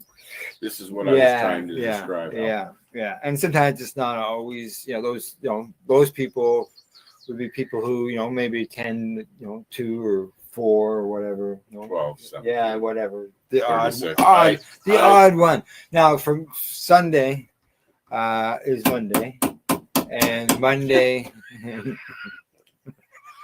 Monday morning at 10.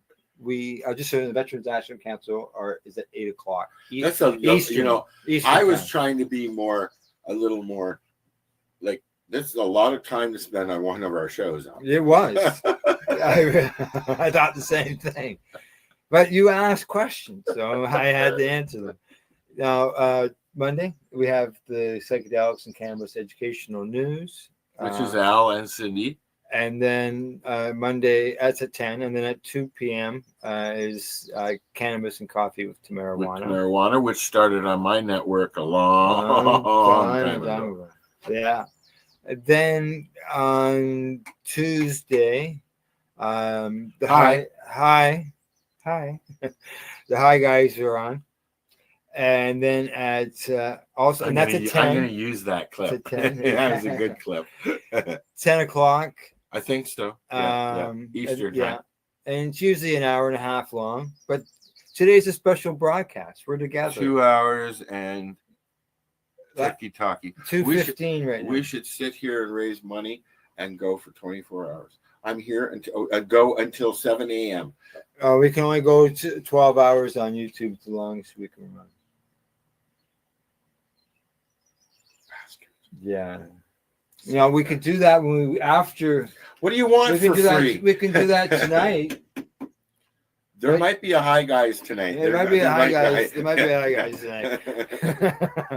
Okay. Shows tonight? No.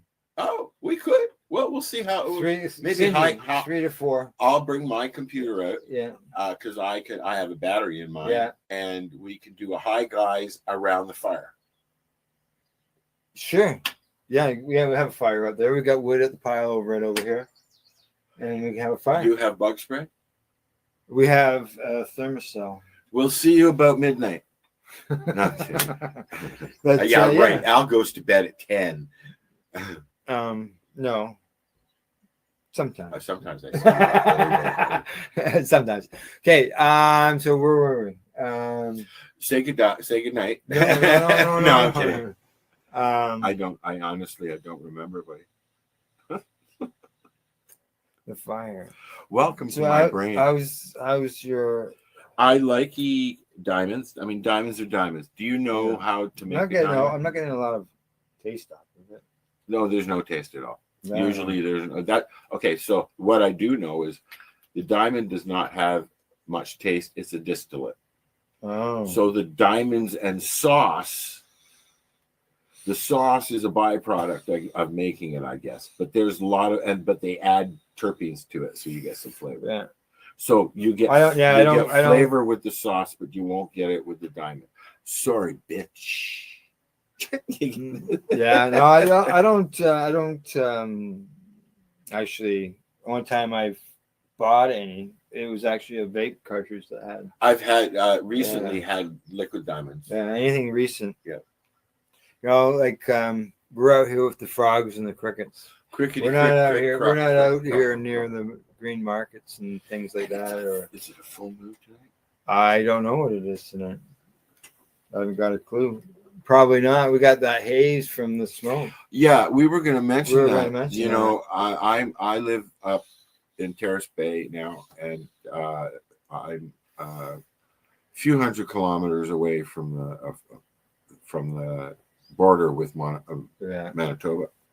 Unfortunately, the fires are spreading into Saskatchewan from Manitoba, and now we're trying to come into Ontario and go south into the States. And it's fire season. Terrace Bay, where I live, is under a no burn. Yeah. Right. We're green here. You can tell. It's beautiful here, Al. That's nice. Eh? This is Al's private zone. We only went for a short walk, but I don't walk. No, I know. That's I drove 3 hours and he made me walk.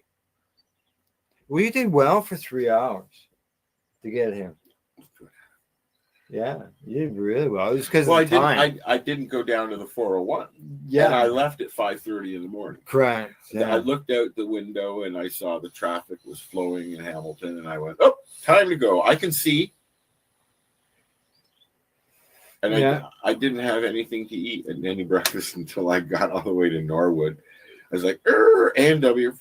Where did you stop in Norwood? A&W. Oh, and then I got a little. I had the Canadian breakfast. And then I got annoyed because when I turned on your street, I saw there was a really yummy place there. Bob Wosley and I had breakfast in Norwood. I know. Yeah. He had family in the area. I didn't so he realize. Posted online. Someone posted something online. I said, "Oh, where are you going? I'm not far from there." Norwood is directly above Hastings, where I had my farm. Correct. Yes. Yeah. I miss my farm. Anybody want to give me some money so I can buy it back? It actually went up for sale again. Since about the same time as I had it. It was.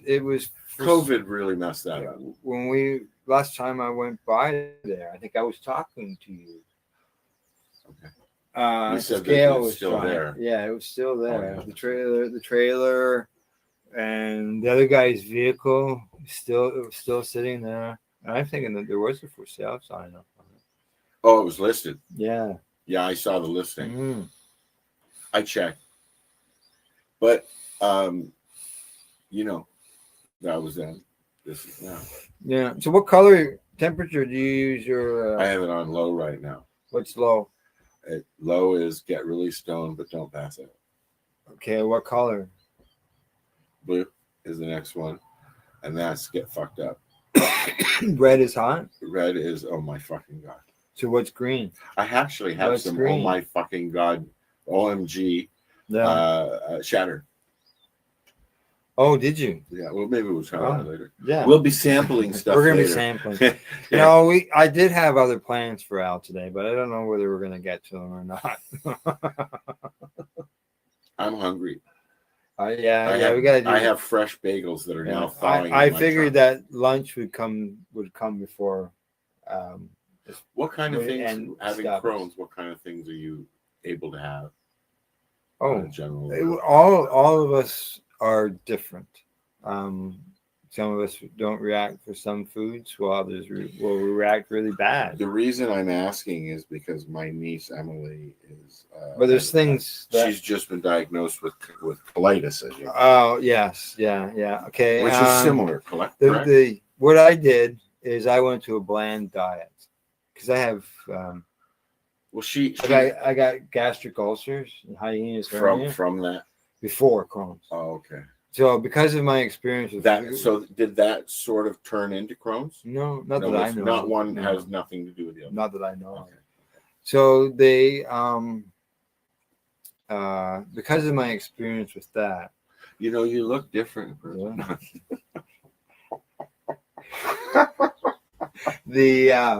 I'm Jerry Lewis. Nice to meet you. Because of my experience with that, dealing with my diet, it made it better easier to handle when I had to go to it again with Crohn's, because with the bland diet you get rid of everything. You get rid of what sets it off? Nuts, spices. Oh, I particularly can't. What sets off? You can't do spices. They don't know what sets off Crohn's disease. So it's individual. Yeah, it could be lifestyle, it could be stress, which is lifestyle. But you've had a pretty active lifestyle, Food. even with it.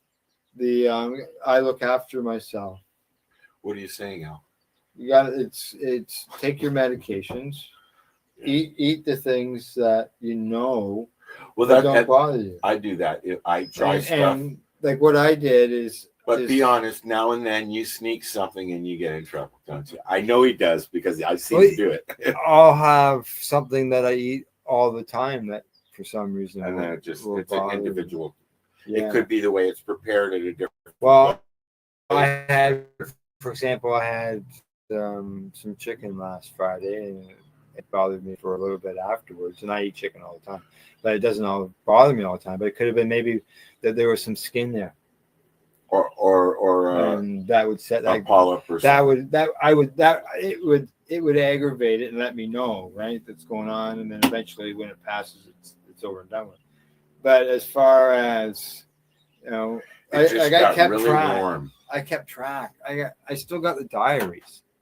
Oh, really? I have diaries of the food that I could eat and couldn't eat, and I wrote down. And that's what I've done is you keep trying this, try that, try this, and you know you're going to get sick eventually. Monday's breakfast, Monday lunch, Monday supper, Monday second supper. Because you eat twice. Because it's not always good to eat a big meal. It's easier on your digestive system. I usually eat 3 to 4 times a day because of that. I eat smaller meals, and it's about portions. I was actually eating 2 of everything. 2 breakfast, 2 lunch, 2 Were you supper. a little chubby? Just little bits. So what is Crohn's? You think it doesn't? There are things. It's an autoimmune condition. Correct. Basically, is your immune system is attacking your body. So your immune system is attacking itself. So, like diabetes creates ulcers and diabetes creates ulcers is a autoimmune. Yeah.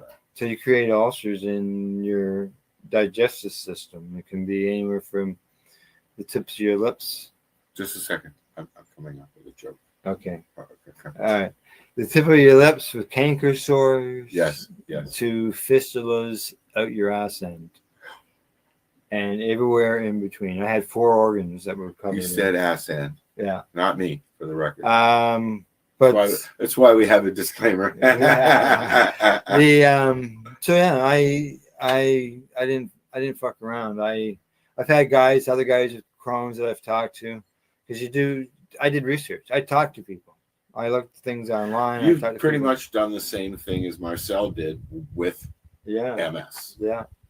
And it's live and learn. And the thing is, when Al started doing this, there's nobody he can turn to. No, there wasn't. I actually what I did is there was called Toke Tuesdays, and there's a group of us, cannabis patients, that would get together. And that slowly went to Toonie Tuesdays. Every Tuesday we got together and we would sit there and we just talk, and it gave us a spot to do that. Smoke joints and every couple of months we'd be trimming weed while we were there because the garden comes down. Here's an interesting website. Yeah. And what, 420pace.ca? Okay. How would you pronounce it? I don't know. I don't know. What else have we got here? Oh, Roland Derby. Did we go through everything with Roland Derby? I think we did. I don't know. Go to the Rolling Derby. Oh, here you go. I'm sorry, rollingderby.com will get you all the information. And when is it good?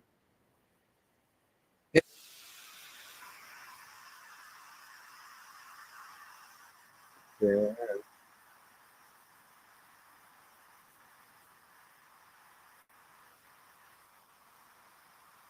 Is that it? Yeah.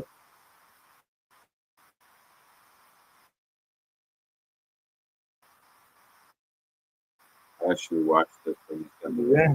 Oh.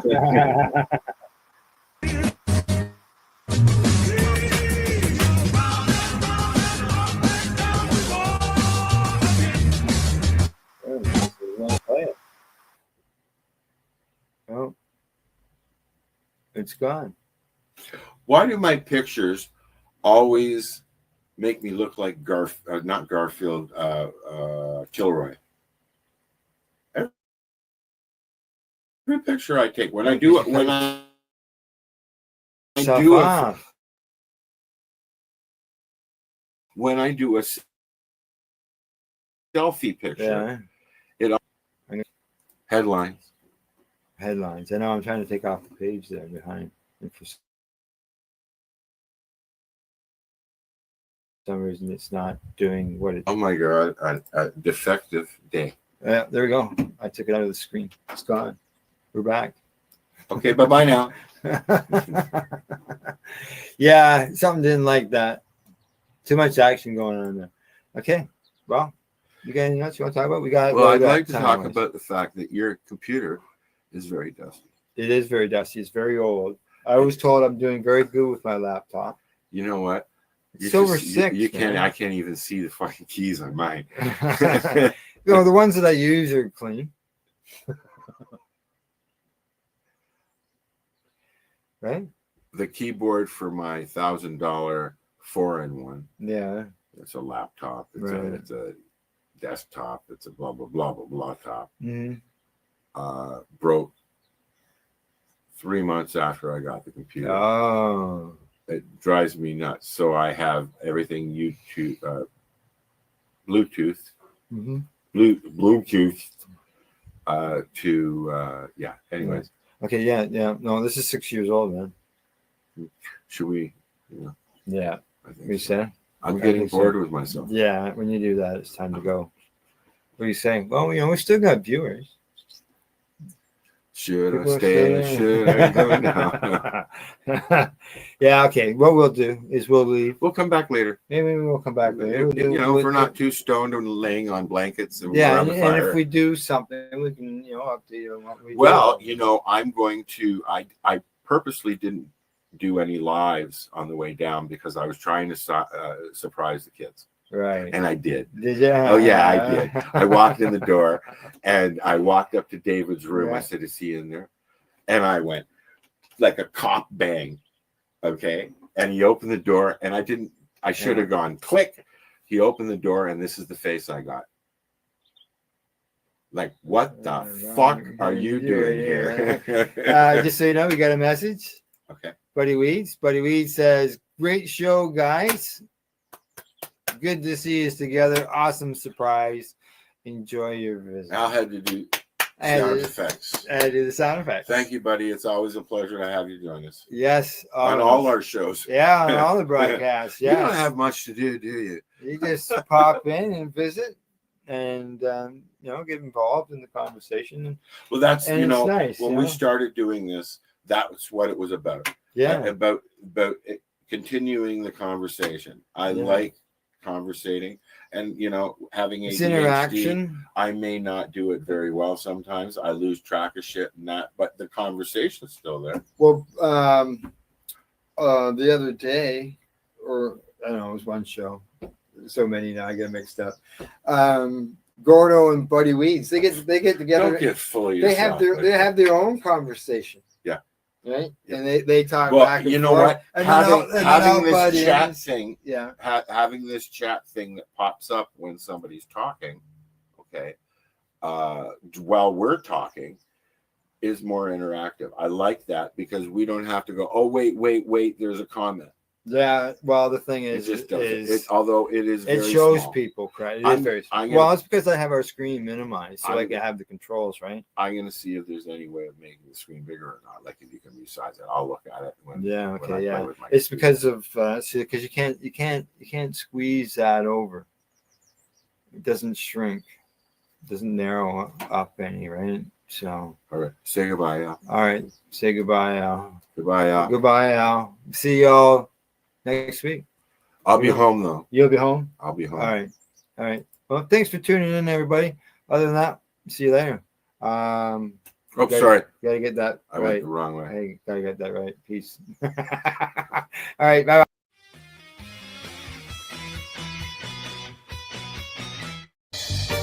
You're watching the 420 Pace, found at 420pace.ca. toke.ca. Rerolled Saturdays. Check it out. Nothing but non-stop cannabis and psychedelic programming. Find it at 420pace.ca.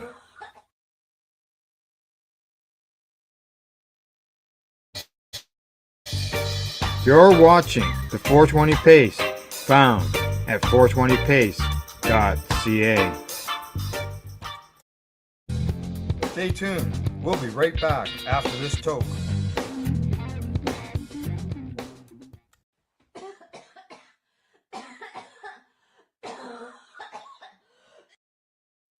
You're listening to the Pace Radio Network here at paceradio.net. The views expressed by the individuals during this broadcast are their own opinions, and they may not be the same as those of their group or other organizations they may be involved with. All medical advice during our broadcast is not a medical opinion and should be checked with your medical physician.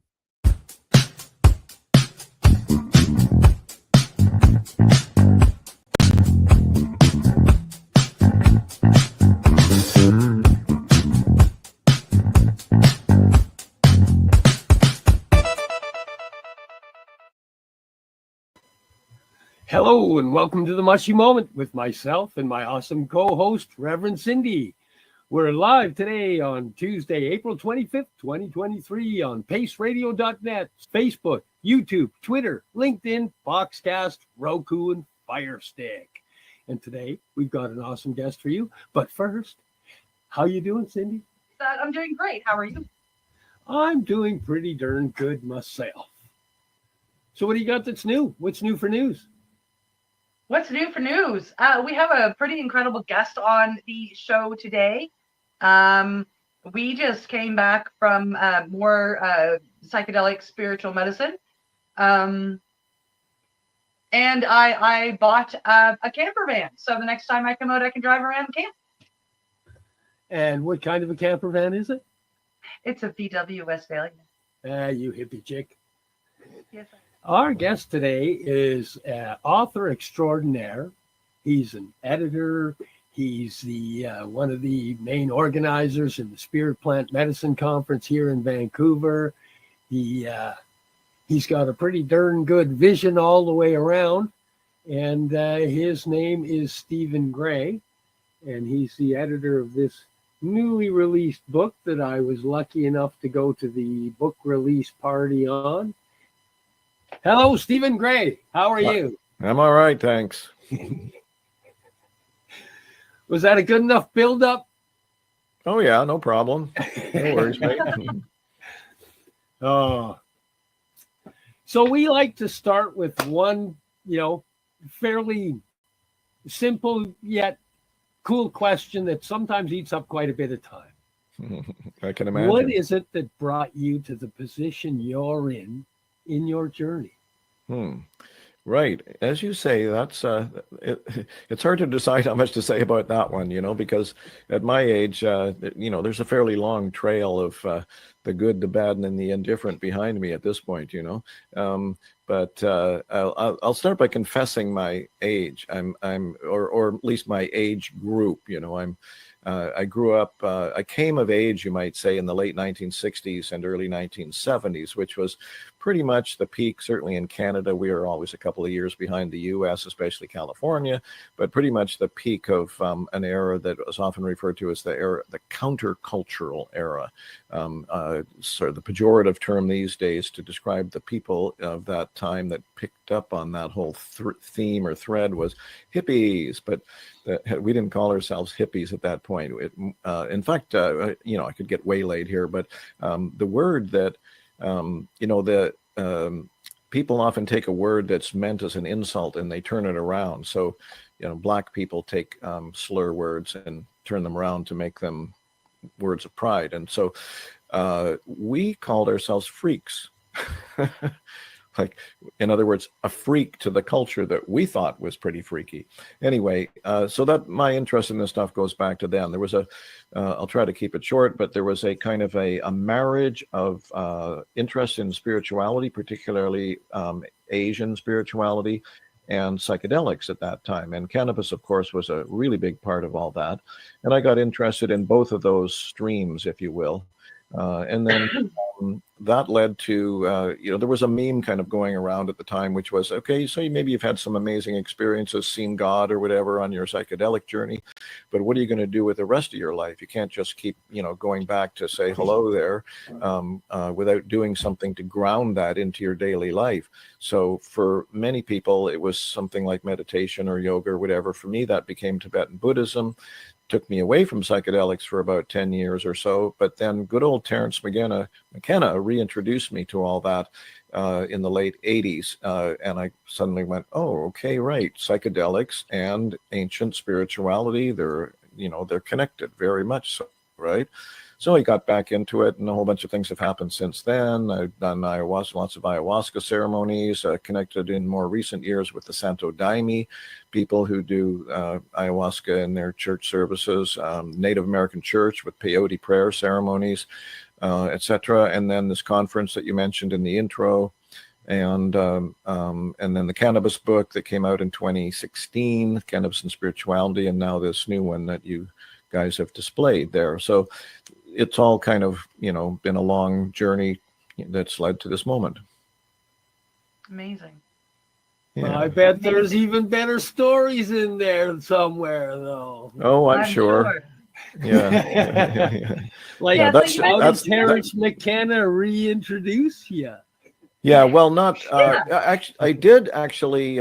Well, actually, I don't want to get too far into this one, but I was living in Los Angeles in the late 1980s.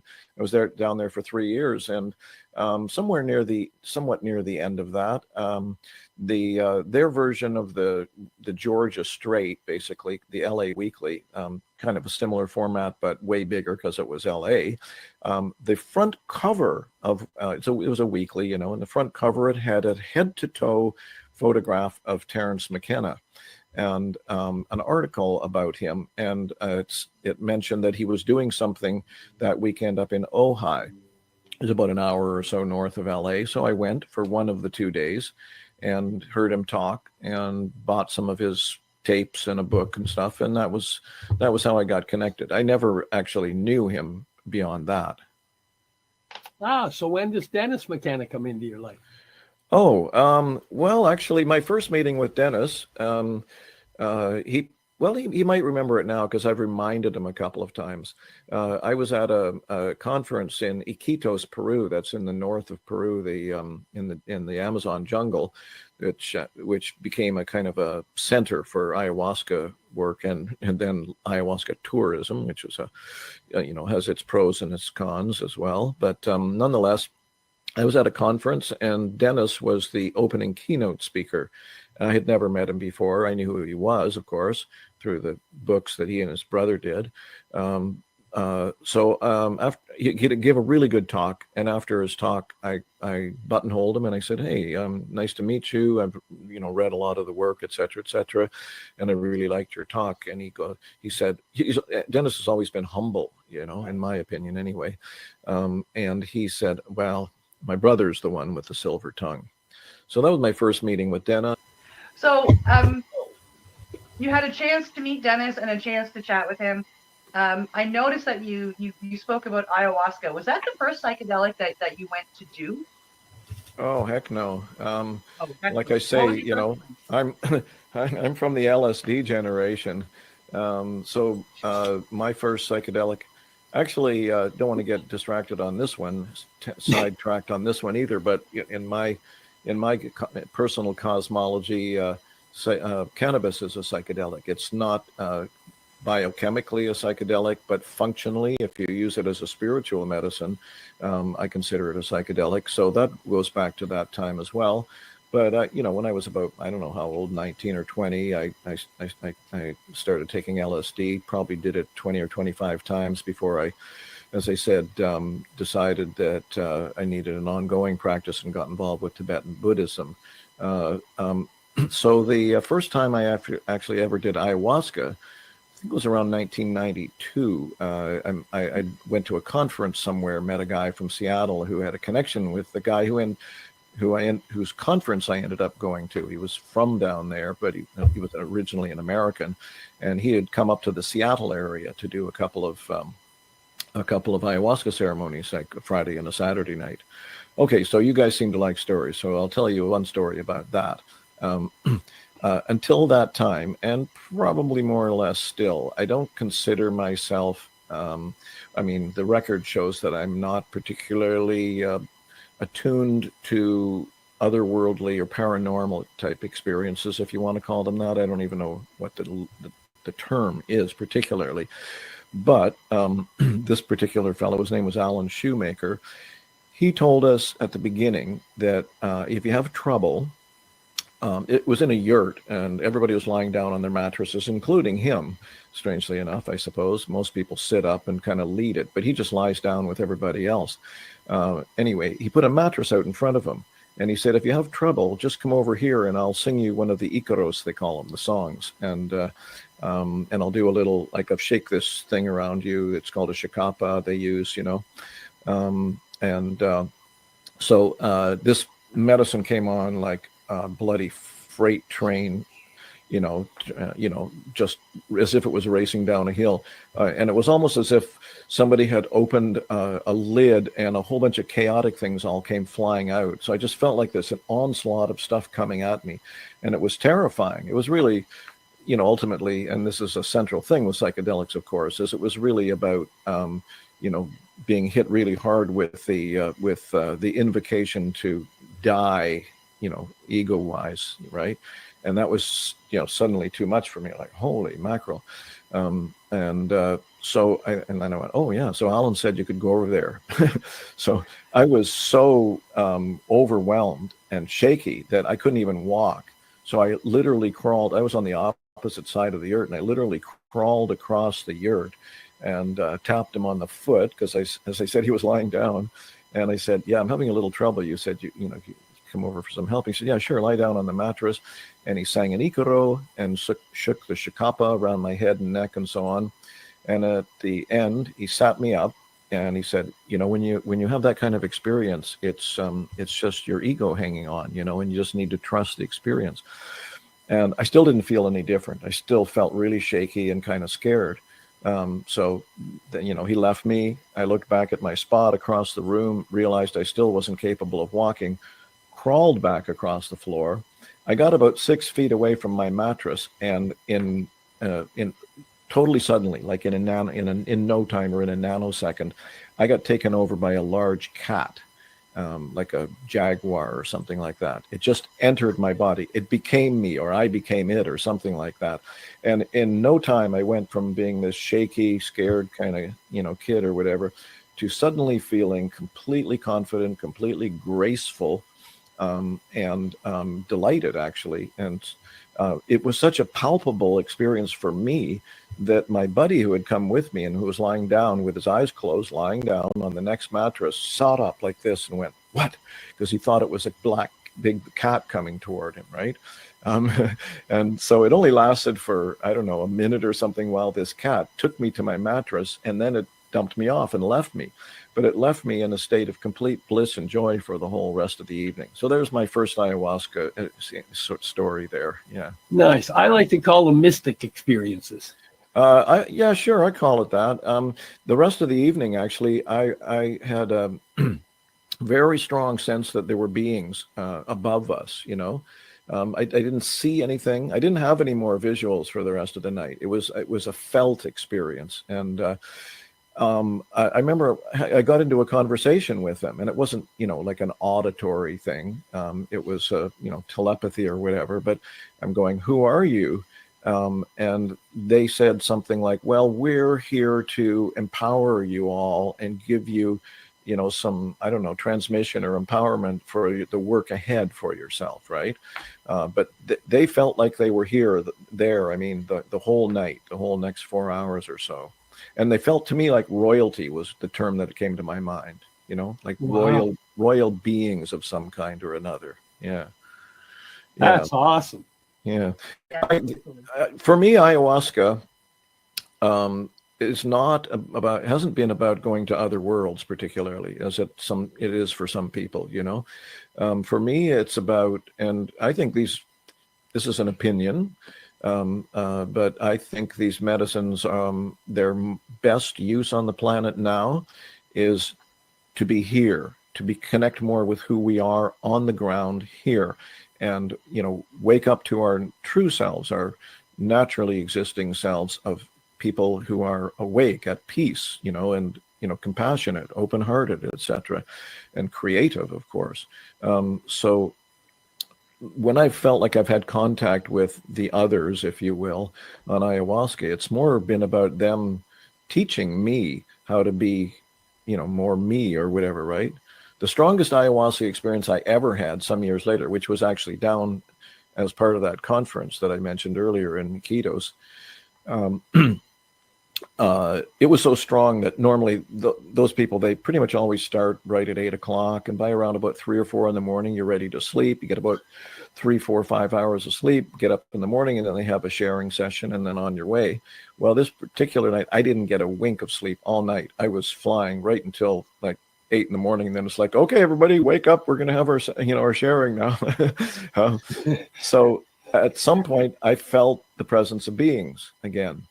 And I said, who are you? And the answer came back. They didn't say what they were. They said, we offer love. It's limitless. And the only decision you have to make in your life is how much of it to accept. So, simple, short, but, pretty pithy. I had a similar message delivered, yes. And it was all in the essence of love. I did, but from DMT. I had the same message, but I got it from DMT. Yeah. Right.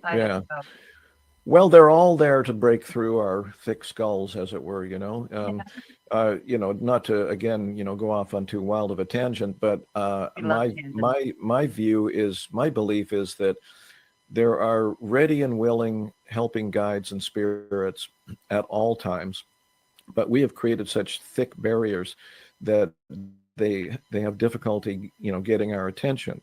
That's one of the reasons that psychedelics are so potentially valuable, because they tend to break down those walls. But there are other ways too. And I've always been really interested in, for example, tarot cards, because I figure they're going to get in any way they can, So tarot cards, actually, I've had a bunch of experiences with them where it's like, holy mackerel, there's something going on here, right? So yeah, basically, what I'm saying is, the spirits, whatever you want to call them, the helpers, the guides, the teachers, in the other world, so to speak, are ready, willing, and able anytime we can create an opening for them. I think that's one of the reasons that we tend to have so much noise in society is if there's lots of noise, you don't hear the subtle hints. Absolutely. Yeah, absolutely. And I mean complete noise, visual, audio, like there's just too much noise, and therefore you miss the subtle signs. Absolutely. No, we could talk about that one for hours. A little anecdote pops into mind. There was a Zen teacher. He was running the San Francisco Zen Center. I think it was Suzuki Roshi, Shunryu Suzuki Roshi, but it might have been another one. Anyway, one of the stories in the book, in some book somewhere, was they were on a busy street. This was like a second floor of some building, maybe in San Francisco, and it was on a busy street, and they didn't have air conditioning, so the windows were open, and there was noise coming in from the street. And one of the students complained to the teacher about that, and the teacher said, just be thankful that don't worry about that outer distraction. What's really at issue here is the noise in your head, right? So that's actually central to this whole thing with all these medicines, is that we have to get out of our way, and it's a challenge. It's a challenge for me. It's a challenge for most people, and it's central to Buddhist teaching. It's essentially a universal teaching, which is, well, the way the Buddhists talk about it is that the noise that we generate in our minds, in our heads, they call it discursive thinking. You could just call it thinking of any kind, like whether it's a song running through, endlessly, or just you're thinking about tomorrow or yesterday or whatever, anything, even like being distracted by the pain in your knee can be considered thinking, if you're obsessing on it or focusing on it. But what we're doing is the way the Buddhists teach it or talk about it, is we're generating a screen of obscurity between us and reality. When we do that, like this sort of overlapping thing creates a wall, or my old Buddhist teacher called it the cocoon that we kind of barricade ourselves inside, in that sense, right? And so that whole idea of calming the mind, quieting the mind, is essential. It's central to everything that we're doing in this work of waking up. Well, I have to say that's one thing. Cindy and I are both CPTSD, which in itself, from a young age starts to create brain noise. It creates dysfunctional patterns, and a lot of it is thinking patterns with brain noise going on. Yeah. And I've been trying to meditate for quite a while, and I hit my levels of, and I've been doing my routines. But the one thing I have to say that we did the Cambo, which physically let my body hit a place of relaxation that I could never consciously hit because I didn't know that place. Mm. And my brain fought for a couple of days to catch up to it. And now we just did a 5-MEO with Gareth Moxie. I know Gareth. Yeah, so we just did a 5-MEO session with him. And what I found there was it was a next level of, it enabled my brain to find that piece of quiet. So I actually know now it's there and I can find it. But now I know what I'm looking for, because I'd never experienced that. I didn't even know what it was I'm looking for. Exactly. Yeah, no, that's a really good point. If you don't know, one of my favorite little sayings is, I don't know if you guys remember the old baseball manager, coach, catcher, etc., Yogi Berra from the... Yeah. Well, he was kind of famous for these sort of malapropisms where he'd say something that you kind of go like, does that actually make sense? But then you realize the meaning was there. And he said something like, if you don't know where you're going, or you should know where you're going, otherwise you'll end up somewhere else. So if you don't have a vision or an idea, like you just said, Steve, that such a thing is possible, then how can you work toward it or aspire to it or anything like that? And I think I sometimes call it the open secret. It's like, it's our true nature. Most people don't realize, I think this is still true, most people don't realize that it's in that gap, where we're able to quiet our minds, where we're able to get out of our own way, and the spirit is there, or reality is there, or however you want to term it, right? The poet, Persian mystic poet Rumi, right? Yes. Yeah, he's got all kinds of tasty little, lines and quatrains and stuff on that theme, like, don't let your thoughts cover the moon of your heart, that kind of thing, or let silence take you to the core of life, or silence is the language of God, all else is poor translation, right? In other words, silence meaning quieting the mind. And yes, and once you've had those experiences, that doesn't necessarily make it, particularly easy to nurture and develop and encourage that. Oh, I know I'm going to be struggling to find it. Because the brain wants to do, but you have to undo to achieve that. Yeah. You can't do it. For me, it's a real struggle, but I know it's possible, and I know it's about letting go. Absolutely, yeah. But it's an ongoing moment-by-moment practice too. I have a book. I thought maybe it's here, but it's not here. I had never heard of this guy before, but somebody recommended him to me, and said, I think you'd like this guy, because I've read a lot of whatever Buddhist teachings and other kinds of teachings and psychedelic books and all that. Anyway, this guy's name is Vernon Howard. He wrote some books in the late 60s and early 70s, and this particular book is called The Mystic Path to Cosmic Power. Bit of a sort of a glorified title, but very, very practical guidance. And he says, first of all, I'm not making this up. It's not a theory. It's based on my experience, but also I've read all the great mystics, from the East, and the Christian esoteric traditions, et cetera, et cetera. And that if there's one thing that they'd all agree on, it's this, that the most important thing you can do if your intention is to wake up spiritually, is to pay attention to what arises in your mind.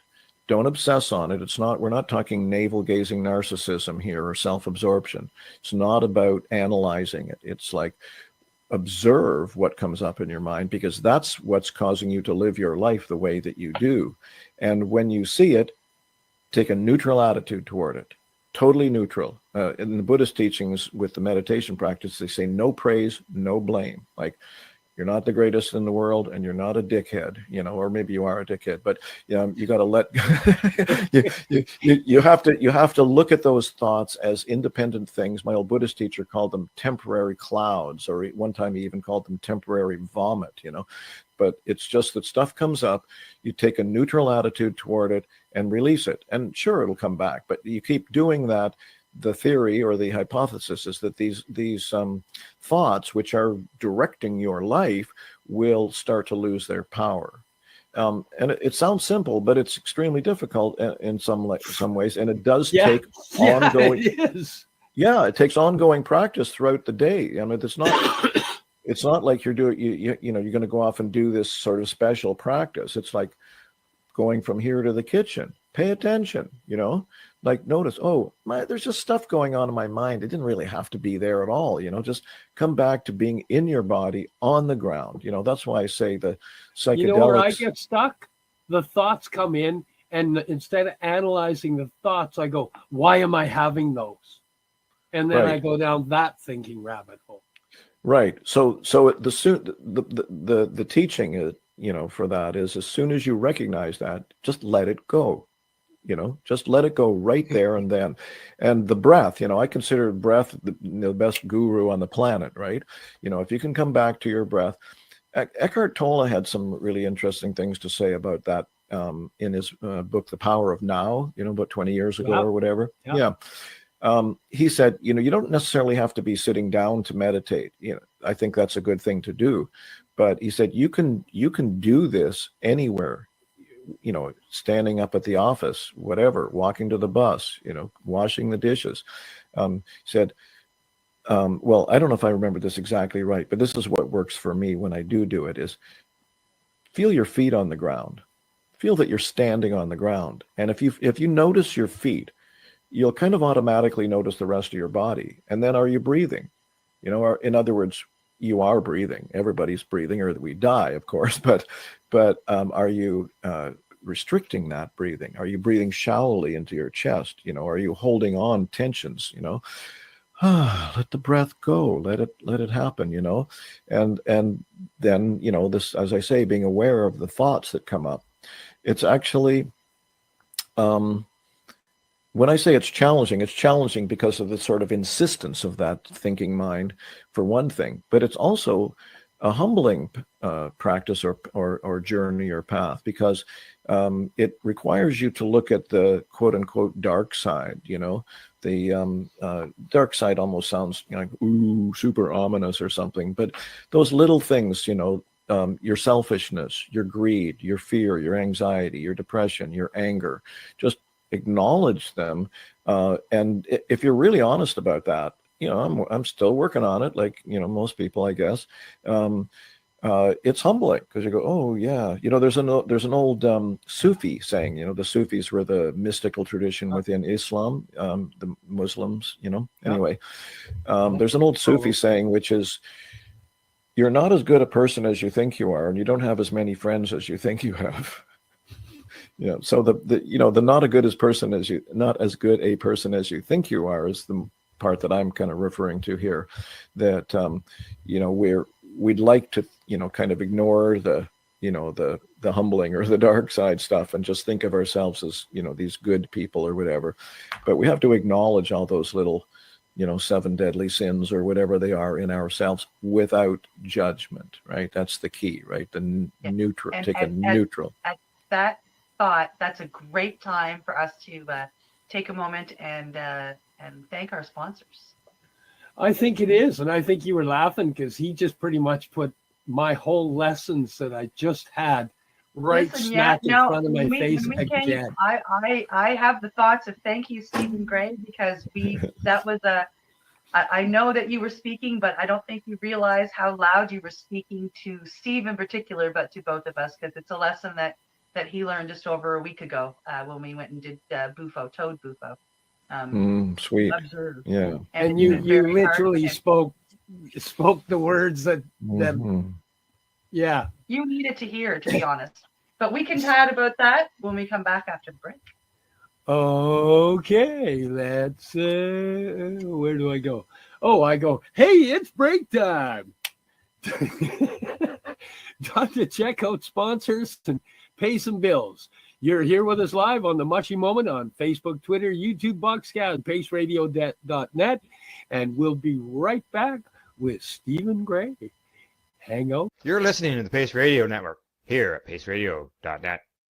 Limestone City Hydroponics is Kingston, Ontario's hydroponics shop. Take your growing to the next level and create the optimal environment with a tent kit or maximize your yield with an ebb and flow flood table kit. Either way, Limestone City Hydroponics has more sizes and options to fit your needs. Are you looking for the power of the sun that adapts to your budget? Then look no further, as they have professional grow lighting. They have indoor grow systems that are easy and cost effective with many options to fit your living space and lifestyle.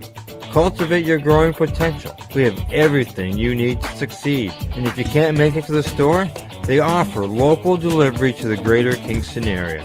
Remember, when you're looking for experts to help you grow, then look no further than the locally owned Limestone City Hydroponics, 105 Sunderland Drive in Kingston, Ontario. Call them at 613-548-0420.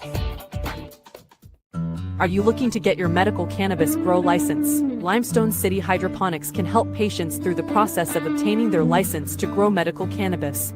What's that? You don't have a doctor. If you meet the medical criteria, Limestone City Hydroponics has a nurse practitioner who can assess and provide medical cannabis prescriptions. What are you waiting for? Contact Limestone City Hydroponics at limestonecityhydroponics.ca or call them at 613-548-0420. What do you find at paceradio.net? People advocating cannabis education. Enjoy the buzz of legalization with Campbellford Lifestyle Shop. From lights to plant nutrients, books, consumption accessories, and more, we've got all your basics to grow or consume cannabis. Visit our info center or take a look at our piercing services and body jewelry, now available in-store through Campbellford Lifestyle Shop, 17 Bridge Street West, Campbellford. Rerolled Saturdays. Check it out. Nothing but non-stop cannabis and psychedelic programming. Find it at 420pace.ca.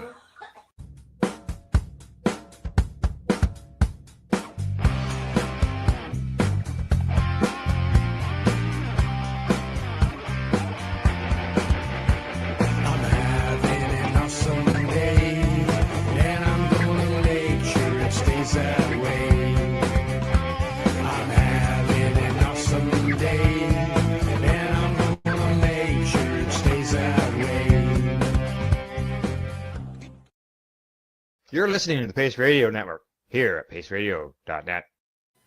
Welcome back to the Mushy Moment, streaming live to you here at paceradio.net, Facebook, YouTube, Twitter, Boxcast, Roku, and Fire Stick. I'm here with my co-host Cindy and the awesome and ever entertaining Stephen Gray. I need to ask, did you ever have any dealings with Alan Watts? Not personally, no. I never met him. No. But he was definitely an influence on me. In fact, I think he had a little book called The Book, and the subtitle was On the Taboo Against Knowing Who You Are. And I believe that was the first spiritual book I ever read, especially anything beyond, our kind of Western Christian, whatever conventional stuff. Yeah, so that book influenced me. We're talking, 50 years ago. Yeah. Wow. Yeah. That's pretty awesome. I liked him. Oh, I can tell you a story about him, though. Short one, if you want. Okay. I hope we can talk a little bit more about the book at some point. Yeah, but, that was coming up next. Yeah, good. You familiar with Hollyhock? Yeah. Up on Gabriola? Gabriola, yeah. Pardon me, Cortez Island. Yeah, well, before it was Hollyhock, it was called Cold Mountain Institute back in the 70s, and it was modeled after a place that's, I think, still around called Esalen Institute on the coast of California, where they brought all kinds of great people together and had all kinds of workshops. Terrence McKenna talked there a lot. All kinds of people have been there. Stan Groff, Andy Weil, all these amazing figures have passed through Esalen. Well, they were holding workshops and things up at Cold Mountain Institute back in those days as well. You know what? I just realized I got distracted by my mind went to Esalen for a moment, and I was picturing all that stuff, and I forgot why I was going to tell you that. Now, Alan Watts. Alan Watts. Thank you. He came to Cold Mountain Institute. I wasn't there at the time. He had already been there, and so there were people that worked there that told me stories about him. Well, this is kind of a mystery. I wonder about Alan. He was a brilliant guy, wonderful person, I think, in a lot of ways, and certainly brilliant and very visionary. But he was an alcoholic, and I don't know why he couldn't. I suppose you could say couldn't handle that presence that he had. He did amazing things. He had studied Buddhism for a long time. And then he decided that the best way to reach a Western audience was to, in terms of spiritual teachings, was to sort of join that world. And he got himself trained as an Episcopal minister of some kind. And he got the gig as the minister or priest of a large church in, I think, Chicago.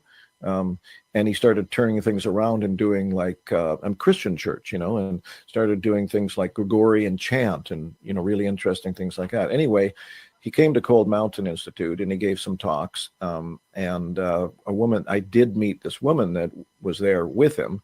She was a Tai Chi teacher, I think. Anyway, Judith Weaver. And she said that he gave her the sloppiest massage she's ever had in her life. Anyway, so I don't mean to make light of Alan. He was a very important influence on the culture, really. Oh, I just love some of the stuff that he's. Yeah, no, he was brilliant. Yeah, it was incredible. So now we get into this because you didn't write this. Now you're an author, and in this one you're the editor, which means you had to read everything and decide that you wanted to be the guy editing. Well, okay, so that kind of came out of partly the fact that I've been co-organizing the Spirit Plant Medicine Conference for the last 12 years or so. 14 of the people in that book have spoken at this conference before, so I already knew a lot of these people. And I started to think, it was a gradually developing or evolving desire or mission or whatever, was to put out a book where with the collected wisdom of a lot of these people on the title, how psychedelics can help save the world. So ultimately, it's not about the psychedelics themselves. It's about that, like what is the role of psychedelics? How can wisely used psychedelics contribute to the change of consciousness that needs to spread around this world at this time, right? So I just kind of contacted a bunch of these people, many, as I say, of whom I already knew, and said, here's what I'm thinking, and, would you contribute? And I don't think anyone said no, actually. I think pretty much everyone was jumping on board. So that's how that came about, basically. And of all the contributions, is there anything in there that you think is profound? I think it's all profound, honestly. I do. In their own way. There's such a variety of voices. There are 4 or 5 people from indigenous backgrounds. They're somewhat more academic leaning, but there's no real it's not an academic book. It's meant to be read and understood by any layperson, basically. But I could give you a couple of examples. I mean, one doesn't want to. I mean, if the contributors were watching us, I wouldn't want them to go, "Oh, he's picking favorites," But I thought about that when I asked, but yeah. But I will mention a couple. Chris Beisch is an amazing guy. I deliberately put his chapter first after the forward and the introduction, because I wanted him to set the tone, because he has an incredible grasp of what I call the big picture. If we have enough time, probably what I should do is just give you a quick rundown on who Chris Bache is. He has this book called LSD and the Mind of the Universe. It's a remarkable book. Chris is now retired. He was a religion and philosophy professor at Youngstown, Ohio State University. And early in his career, he decided to undertake the Stanislav Grof protocol of doing high-dose LSD with a sitter, with eye shades, and a curated playlist of music. And he would do that on a Saturday. And then the other part of the Grof protocol was take the next day and transcribe everything meticulously, fastidiously, even to the point Chris would put on the headphones again. So he'd hear a certain piece of music and he'd go, oh yeah, that reminds me of this thing that was going on at that moment, right? He did 73 sessions like that over 20 years. 500 to 600 micrograms each time. Very, very high dose stuff. And in his book, he says that the first 2 hours were often really difficult, sometimes even extremely painful, as he went through layers and layers of ego death, like ego death of everything that he identified with as his personality of Chris Bache, etc. But even dying to the species ego in a sense. And then because he was able to do that, not everyone could do that. I know I couldn't do that. He broke out into this, like what he sometimes calls the vast intelligences of the universe, and started receiving downloads, teachings, and all kinds of amazing things. But for the purposes of the book and the mission of the book, the latter third or so of that 20-year period, he started receiving more and more messages that we are going through. We're now into it. We're going through what Chris calls a death and rebirth cycle.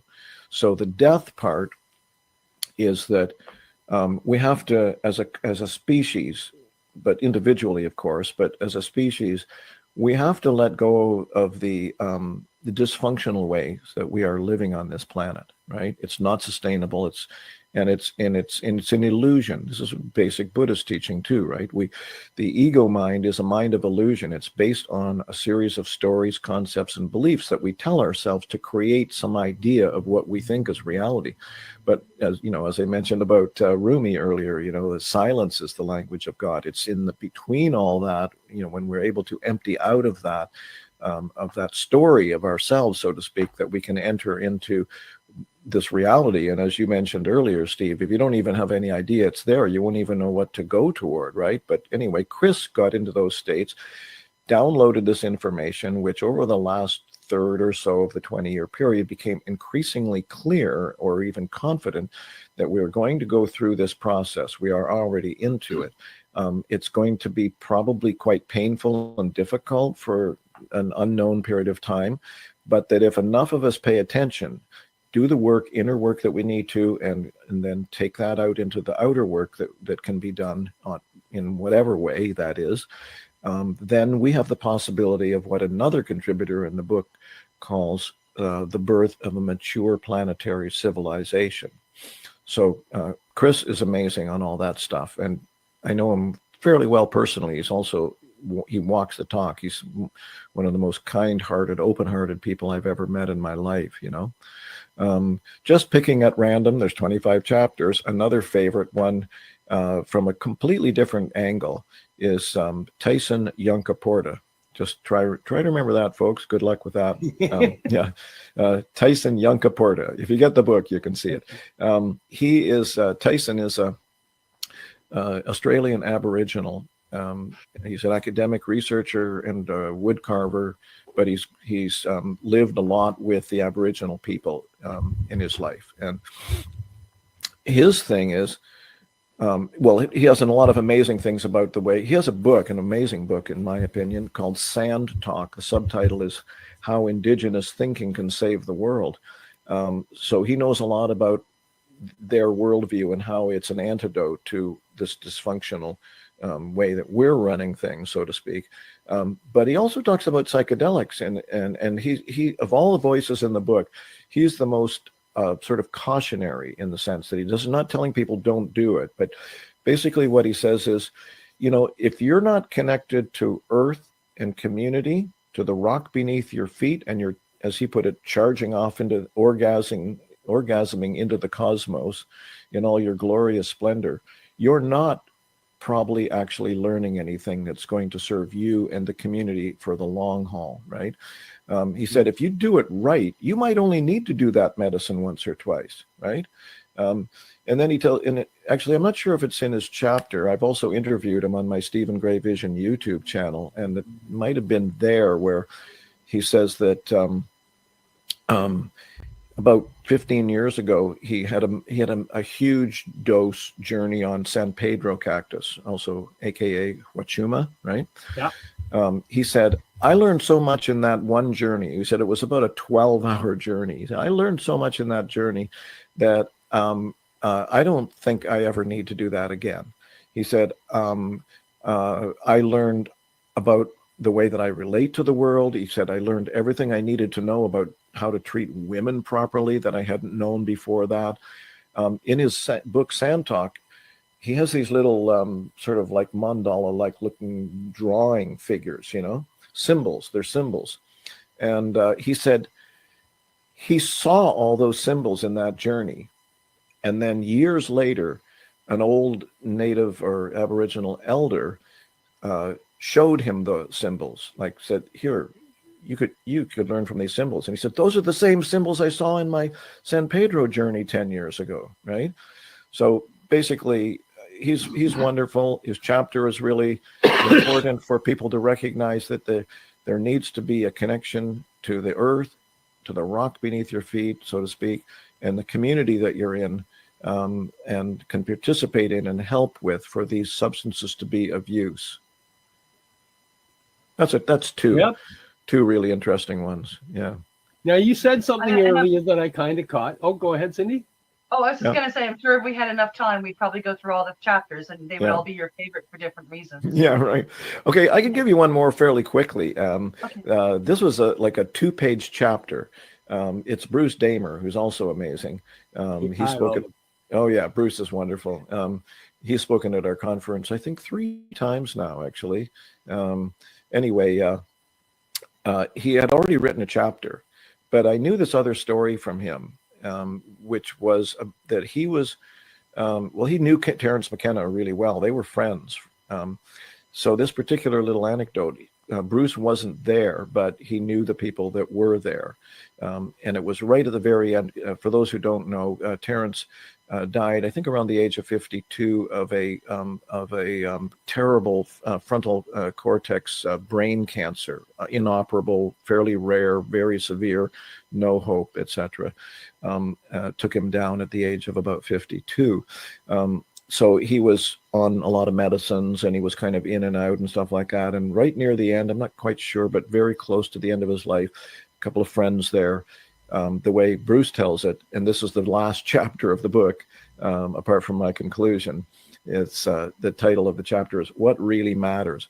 Terence sat up straight, lucid, and said to the people in the room, psychedelics, they're not about ideas. They're not all about all that stuff I've been talking about for the last 20 years. They're about love. So that's kind of the concluding message of the book, right? That's awesome. That's awesome. beautiful. Yeah. Yeah. That's the message that every time I've sat with the medicine, any medicine, whether it be LSD or mushrooms or iboga or DMT or Cambo, or we have done the Sananga and the rapé with the Cambo. I walk away from all of it knowing that I am nothing but pure love, and that is what we are supposed to give out, and that is what we are supposed to receive. Well, somebody once said, I think it was actually a roadman running one of the Native American church ceremonies. Well, okay, how about another little story? His name was Canucus Littlefish, and he was a remarkable man, native person. I did about, I don't know, 3 dozen or so of those peyote prayer ceremonies, he was the roadman, or the person who ran the majority of those, not all of those, but down in Washington State. So this one particular meeting, in the morning time, after you've gone through the whole night with the medicine and all that, is the time when people express themselves. And Ken said, oh, in this particular meeting, there may be like 40 people in the teepee, and there were about 6 or 7 that had never been to a meeting before. And he said, Ken said, or Kanuka said, oh, you new people here, you might be wondering what happened last night. He said, you're going to have to sit with this for 6 months or so to really know and keep doing it. But in the meantime, I'll tell you this. He said, what you experienced last night was reality. Okay. You experienced reality with this medicine. That's what these medicines are for, to introduce you into reality, right? It dissolves the walls Mhm. of fake boundaries that we've built and Yeah. actually does show us what true reality is. Mm-hmm. You Yeah. said at one point, you said the mission of the book. Yes. But you didn't tell us what the mission is. Well, I think it's more or less, expressed in the title of the book, that psychedelics are okay. So the premise is that we are in a crisis situation on the planet. The spiritual ignorance or disconnection that has pretty much pervaded the planet for a very long time. I mean, I'm generalizing, of course. There's always been individuals that have been more sensitive, more tuned in, more awake, et cetera, right? But, the way that this world has been run, as it were, and the mindset of almost everybody is what the Buddhists call samsara, the mind of confusion. We don't know who we are. We're, as I mentioned earlier, we've been making it up, from all these stories that we've embedded, that we've been taught from the moment we're, able to understand anything on this planet. We get fed stuff by our parents and our teachers and the world around us and everything. And we build up a sense of who we think we are and what we think is real or true or not true and all that stuff. But it's all just stories. It all lives here, right? And so the work is to see our way through that. This is why I mentioned Vernon Howard earlier, that just observe. That's part of the work, and that's one of the things that psychedelics do.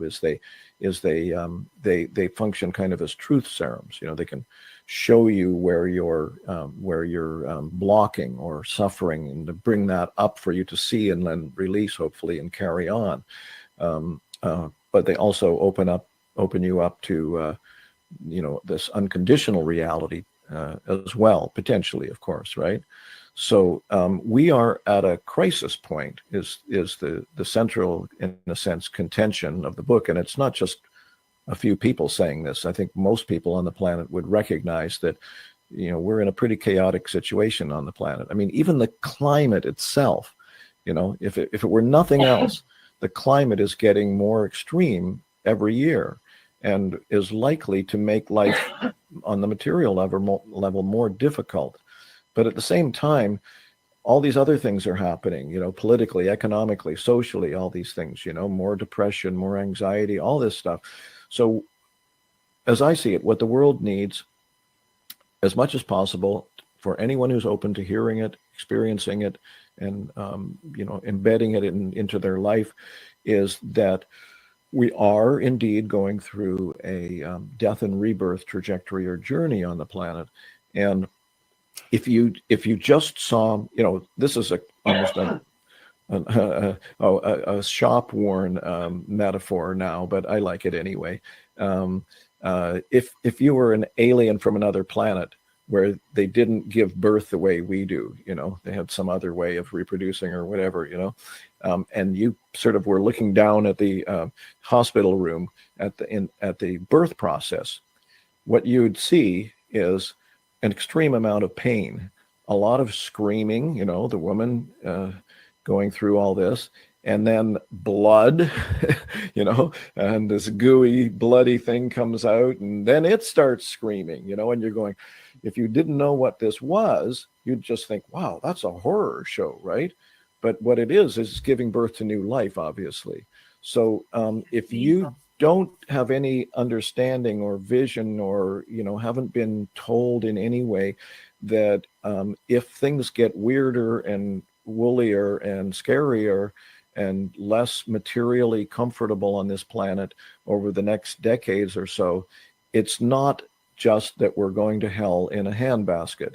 It's that we had to undo all the old ways. It had to happen.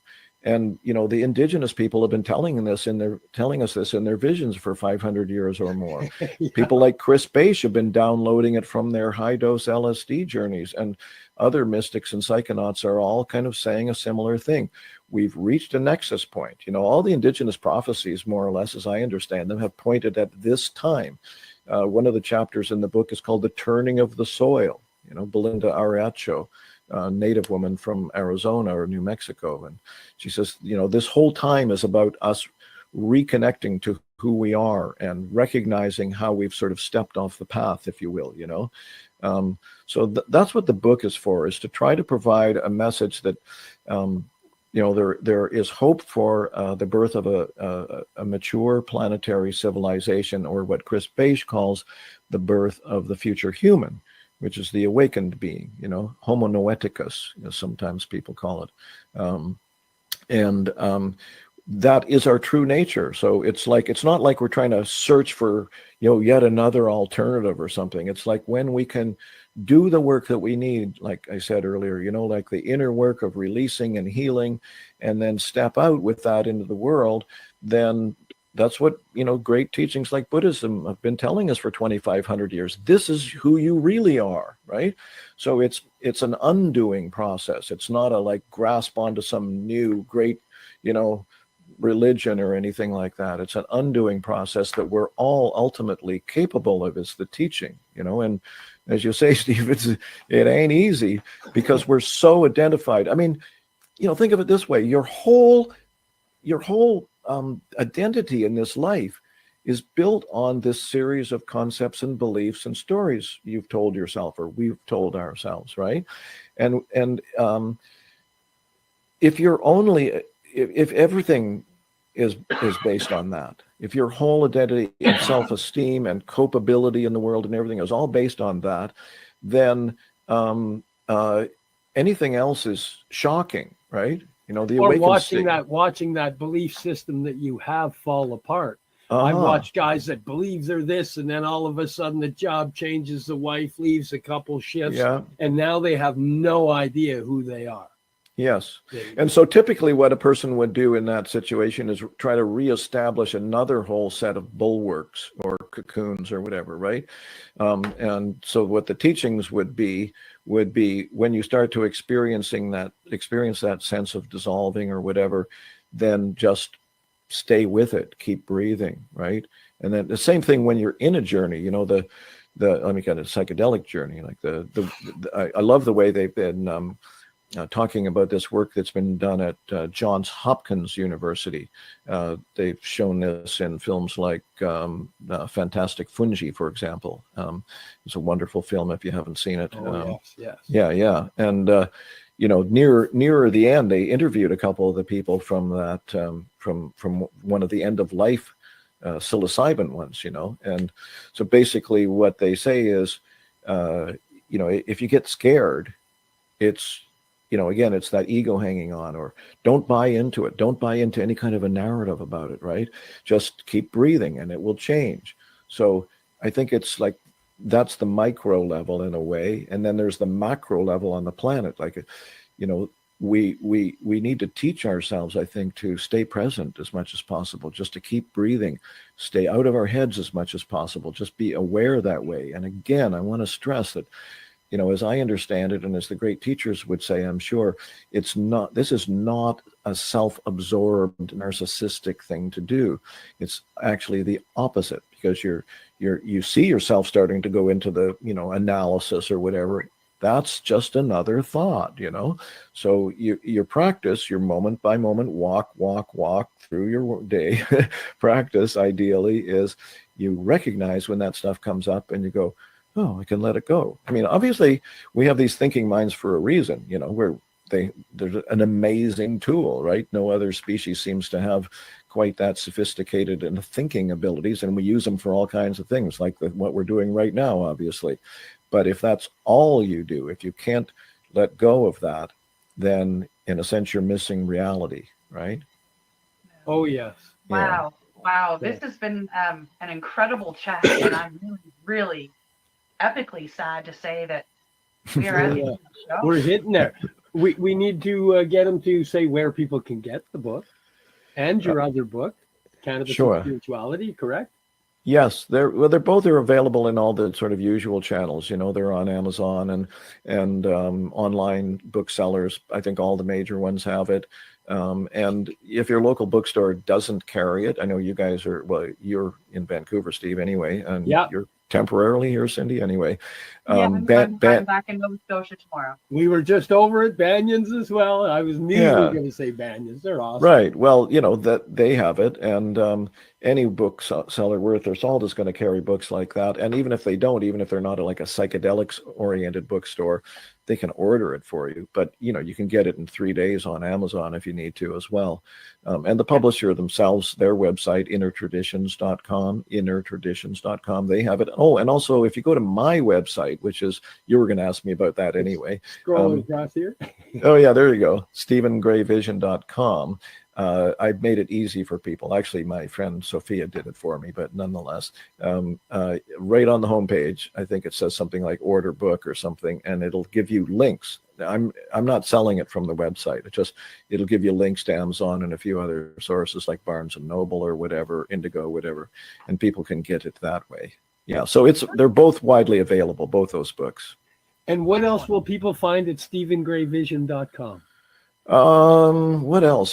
Some of upcoming events, past events, interviews that I've done like this, we often put on there. There's a blog section. I haven't written much lately, but there's a bunch of articles that I've written in the past on there. That's about it. There's no jokes. We're going to have you back, but I feel like you are full of wonderful stories, amazing advice, and I would love to hear more and more and more. Yeah, well, thank you, and I'd be happy to do that. Thank you for joining us here on the Mushy Moment with my co-host Cindy, myself, our awesome guest. Oh, where's my finger? There, you can tell I can't find the camera. Stephen Gray from StephenGrayVision.com is where you can find him. We're proud to be coming to you live from paceradio.net, Facebook, Twitter, YouTube, LinkedIn, Boxcast, Roku, and Fire Stick. Thank you all for joining us here on the mushymoment.com, and we'll see you next week. Much love, everybody. You're listening to the Pace Radio Network here at paceradio.net. The opinions of the individuals during this broadcast are their own and may not be the opinions of their group or other organizations they may be involved with. All medical advice during our broadcast is not a medical opinion and should be checked with your medical physician. Enjoy the buzz of legalization with Campbellford Lifestyle Shop. From lights to plant nutrients, books, consumption accessories, and more, we've got all your basics to grow or consume cannabis. Visit our info center or take a look at our piercing services and body jewelry, now available in-store through Campbellford Lifestyle Shop, 17 Bridge Street West, Campbellford. Limestone City Hydroponics is Kingston, Ontario's hydroponics shop. Take your growing to the next level and create the optimal environment with a tent kit, or maximize your yield with an ebb and flow flood table kit. Either way, Limestone City Hydroponics has more sizes and options to fit your needs. Are you looking for the power of the sun that adapts to your budget? Then look no further, as they have professional grow lighting. They have indoor grow systems that are easy and cost effective, with many options to fit your living space and lifestyle. Cultivate your growing potential. We have everything you need to succeed. And if you can't make it to the store, they offer local delivery to the greater Kingston area. Remember, when you're looking for experts to help you grow, then look no further than the locally owned Limestone City Hydroponics, 105 Sunderland Drive in Kingston, Ontario. Call them at 613-548-0420. We are people advocating cannabis education here at paceradio.net. Stay tuned. We'll be right back after this toke.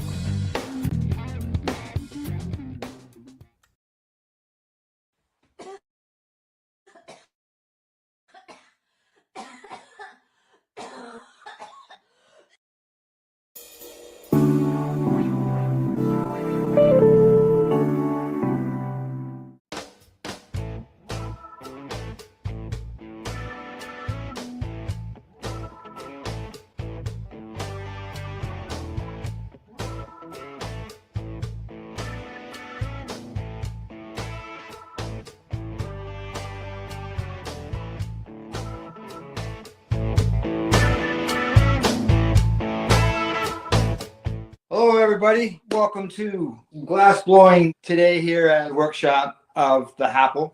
The creators of the Happle, Dave and Masta, are here with me today. We're going to watch them create some glass products, including we're going to go through the steps of the Happle with Dave.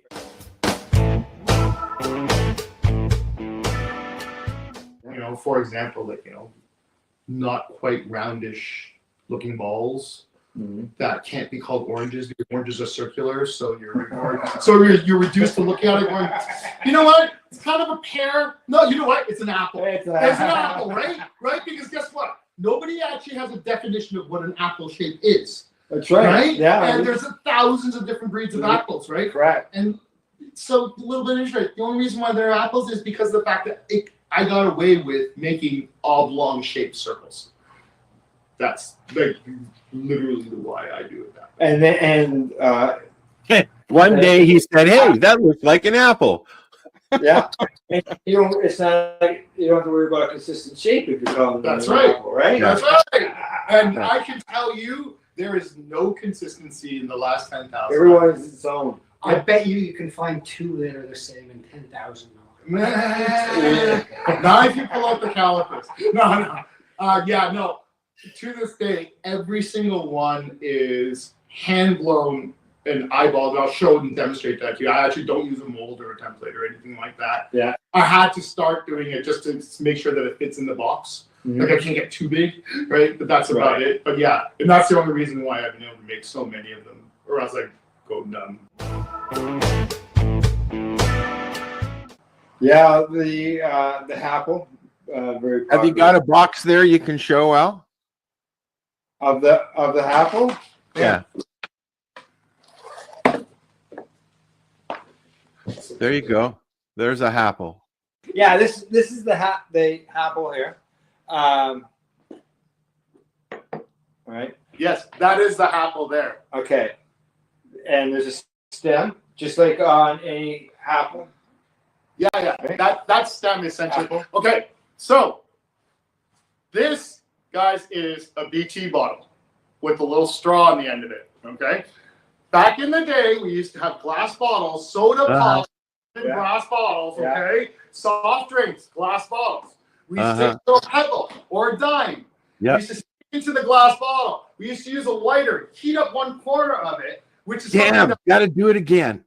Evening out the wall thickness in the kiln, right? Correct. But we heat up one little corner of it, stress out one little spot And it of breaks. the bottle, and then if we do it in the right way and do the right tap, the pebble or the dime that's in the bottle will pop a hole out Correct. of the side of the bottle, and then therefore you can take your bottle, stick your joint or your cigarette with a little bit of hash on it into the bottle, and it was called a bottle toke. Yep.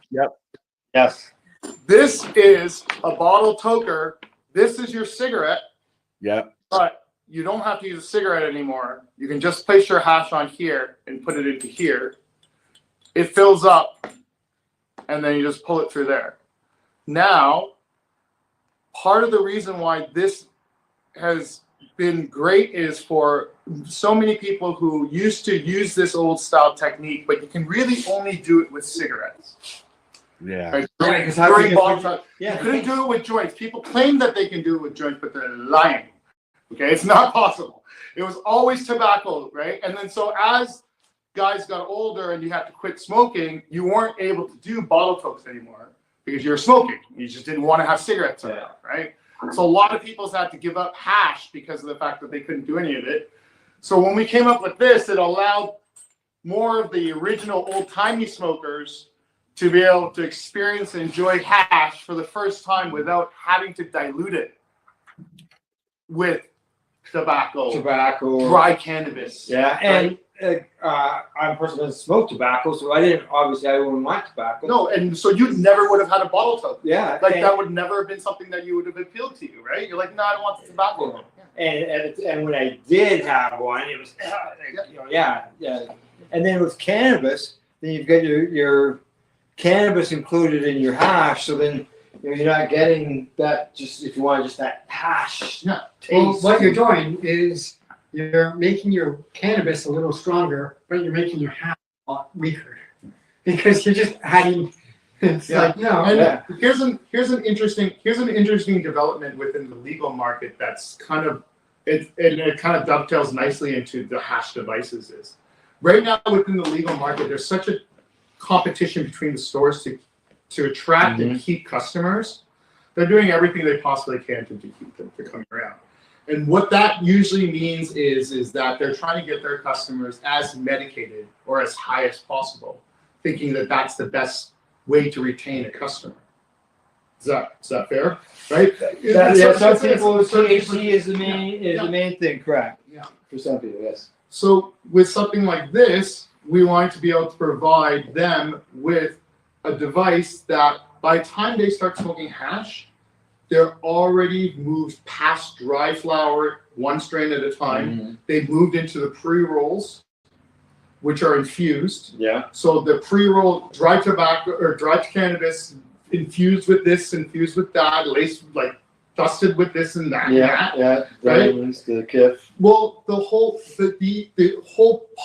part of that new smokers lose is they lose the experience of learning about the different strains of cannabis and the effects of individual strains. Because everyone's getting a salad joint, as what we used to call it, right? Yeah. So no one had an idea of what strain did what because you don't know, right? Especially on pre-rolls, they don't normally tell you what strain it is. No, absolutely. They might say premium cannabis. Yeah. Well, what the hell is that? So what customers are coming in, they're buying single strains. It's not doing it for them. So now whether they turn to their bud tender, ask for recommendations, bud tenders always turn to an infused pre-roll, because that's great bang for your buck from a consumer perspective, from a bud tender perspective.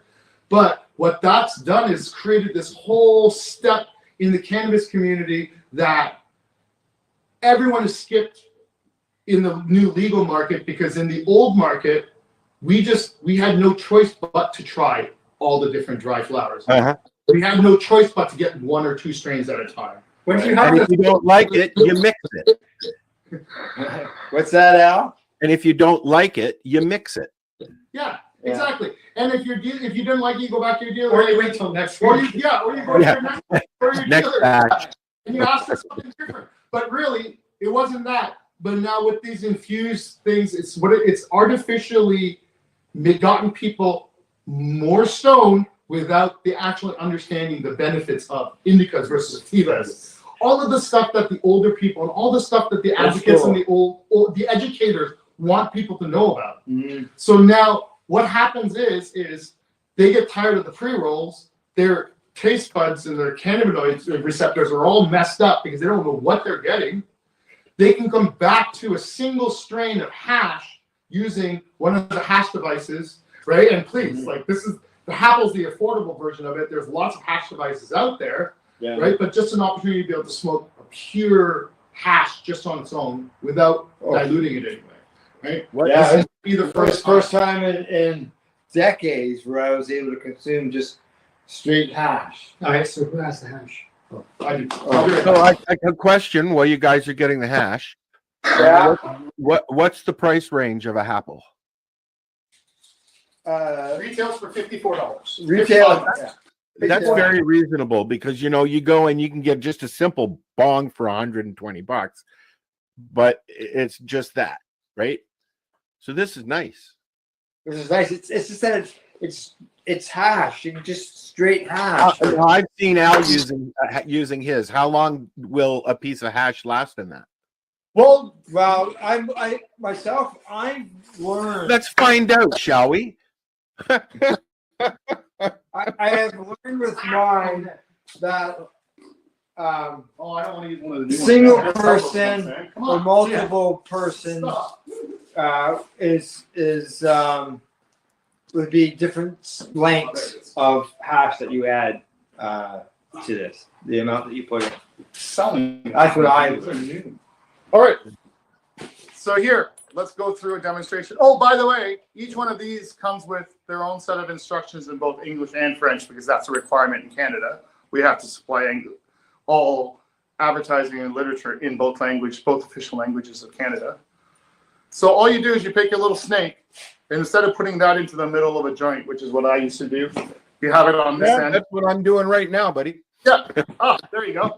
So now what we do is we just light up the end of it, let it burn, and then it creates a little ember. Yeah. And the most important part of it is don't let it burn. Blow it out before putting it in, or else you could create this black mess in there. Now there's some hash. So this was built for the old school hash. This is the hash that your uncles and your grandparents would get. And this is the stuff that we would all treasure whenever we could get it because we thought it was the best stuff because it's the constant. It was our form of concentrate. Correct. Right? When we were young, right? Yes. Yes. This is our form of dabbing, right? Yeah. We used to love it, especially the old guys that smoking 5 or 6 joints for breakfast. Yeah. So anyway, so Al, as you can see here, it's brewing, it's filling up in this chamber. Once I get to a point where it's filled up to enough for my lungs, Yeah. it up, tick the little bit. Because you can just sip Suck it it, out. right? Yeah, and then just drink You it out just of this pot. And then Yeah. I put it back down, pulling it in, draws fresh air through it, so that way it's reloaded, reset, refills itself. If I forget about this, usually happens about the 4th or 5th one of them. I get that. After I've forgotten about it, it'll put itself out and it'll snuff itself out. I've anecdotally heard that this is a very efficient way to smoke your hash and consume your hash because very, very little wastage. And it's You know, personal. it's It's all personal, really- but you can share it. You There know, you go. It's like a drink. It's personal Yeah. size, but you can share it around the room. I have a Student glass, and you can share that for hours on end. Right. Yeah. And then and that's it. So when it comes to the amount of hash that you put in there, being that it'll go out Eventually, yeah. and relight And it. then you relight it. Yep. Yeah. No, I just put a big long snake into it and just forget about it. Like yeah, and then I'll pull on it and then, like I said, 2 or 3 of those, and then you forget that what you were doing or what you were smoking. Not. Oh yeah, you don't smoke. Not really. No, that's right. Yeah. He doesn't share with his underlings. I think a joint smoker would like that. What's that, Al? I think a joint smoker would like that. Oh well, yeah, I smoke joints all the time. There you go, Master. I'm gonna drop that into there for him because he's a special one. Oh, he needs the fresh one. Of course he does. He's master. But look how beautiful that waterfall is. Yeah. It's yeah. That's one that didn't cross quality insurance, by the way. It's all right on the side. But those are nice if you've got five or six people sitting around and you got 5 or 6 people or 6 of those, you can just share it but not share it. Yeah, and my whole idea with it is why share it when you can all have your own. And to your point with the party size one, any bigger than the chambers that we make is too big. The smoke, yeah. The hash smoke just gets stale and okay. old, right? Like you know that old bomb smoke. Don't make sure you clear the tongue out. Yeah. Right. You know what we're doing, right? Same thing, right? Like, oh, look at that. So, That's super cool. Look at that. Look at that. Look at that. Look at that. Look. That's hash smoke. Hash smoke falls. Yeah. And this is why you should clean your apples. Wow. Oh, hey. For your audience. Hey. For your audience. Okay. I highly recommend that if you drink coffee, get one of these things and you fill this with ISO. Yeah. Right? And then when you're done with your apple for the day and night, drop it in there, close it up. And when you wake up in the morning, pull it out, and you give yourself a little rinse in the water, and then you have a brand new apple for the day. Right? It'll always be clean, right? And then you just keep the lid on this, and then your alcohol will never be back. That's really a cool idea. There you go. A tip. A day tip. An official day tip. Dr. Martha Stewart. Yeah.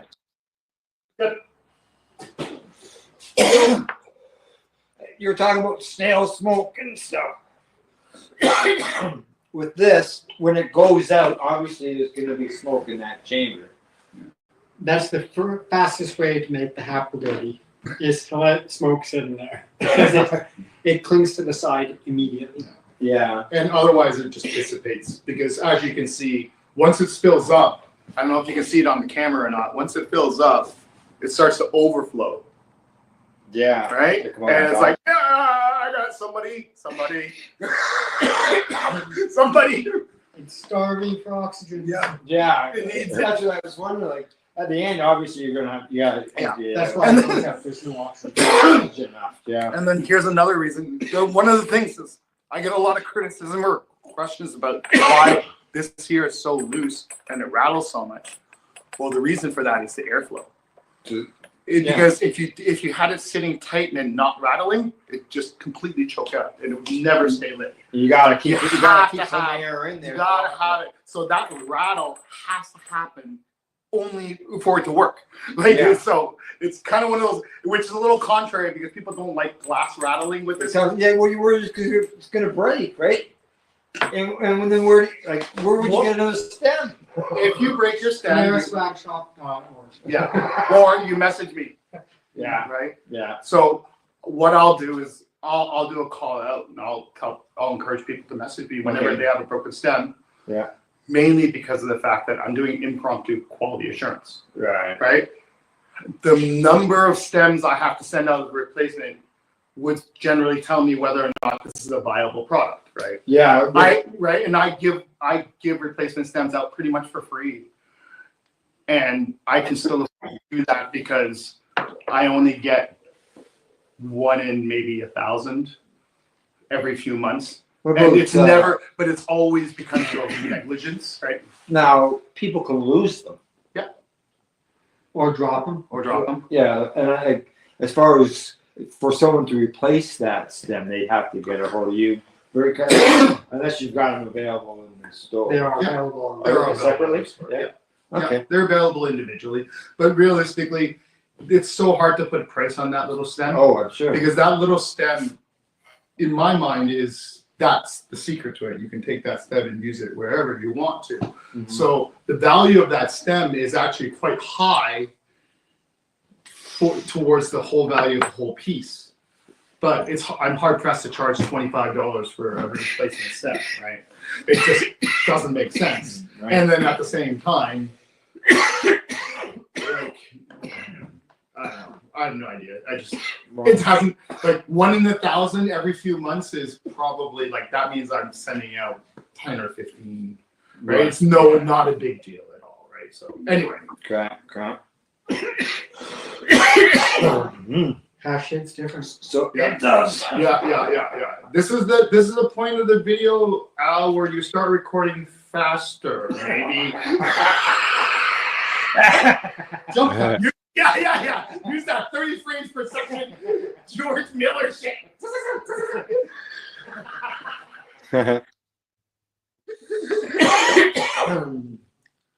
Now let's see where else we can go with this. As far as so these are available. Take a moment, Al. So as far as the retail stores, they could be available are they just available in Ontario retail stores? Everywhere. Everywhere, so right across the country? Yep. So for people to go into the stores, see if they're there, ask if they're not there, and maybe they'll bring them in. I have a question. Can you bang a nail in with a apple like you did with the other thing? Sure. Let's. I'll get you that apple right now. Yeah, we'll send you that video. After. Yeah, definitely. Yeah, we certainly can. Yes, 32.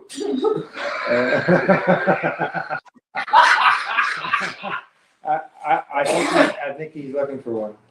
Oh, maybe. I know that I've taken my Apple on the road with me quite a few times. So what's that? Yeah, I know, and I know how I did the full-on block when I said I didn't want to talk about this, but I will talk about it a little bit. The next iteration that both Master and I are working on our own versions of it. Water filtered hash devices. Oh, so water filtration. Yeah. So this is particularly my design. It's called the Drew Dot. And it looks a little bit, it's supposed to look like an egg in honor of the egg farming that happens here, but nobody sees the egg. I know. Okay. And then I like that with an egg. With the good black drop. Yeah. You know, you gotta use black. Did you think you would be modeling today, Dick? It's got the percolator in the bottom. It's got percolator in the model. And the whole the secret with this one is that this chamber here acts as the internal happle. Right. So that chamber is where the smoke fills up, and then you put water in the bottom so that it filters through. And it bubbles.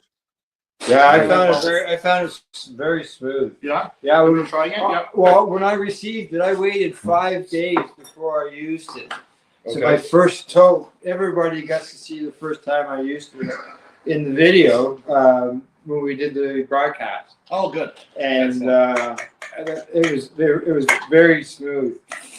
Oh, And don't hurt yourself, please. here. Let's try this. Okay. To answer your question now. Oh, here we go. Forward. No. Okay, hang on. Get the I'm going to turn this. Okay.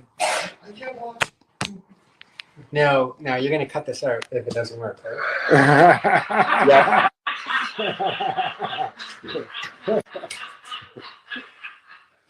You just cut it out yourself.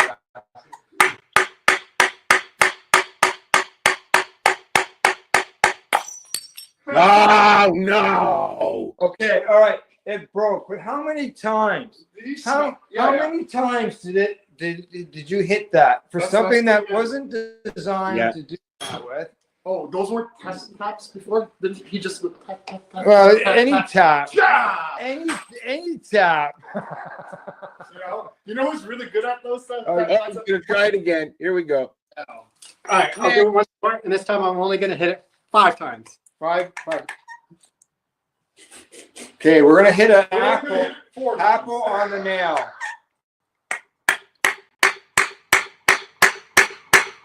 Okay, all right, that's great. Holy Jesus!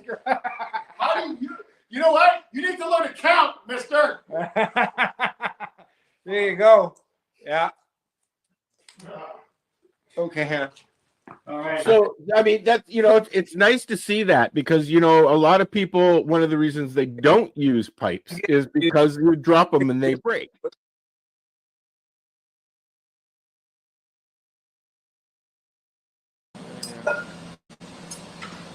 So this tube is for the happle body.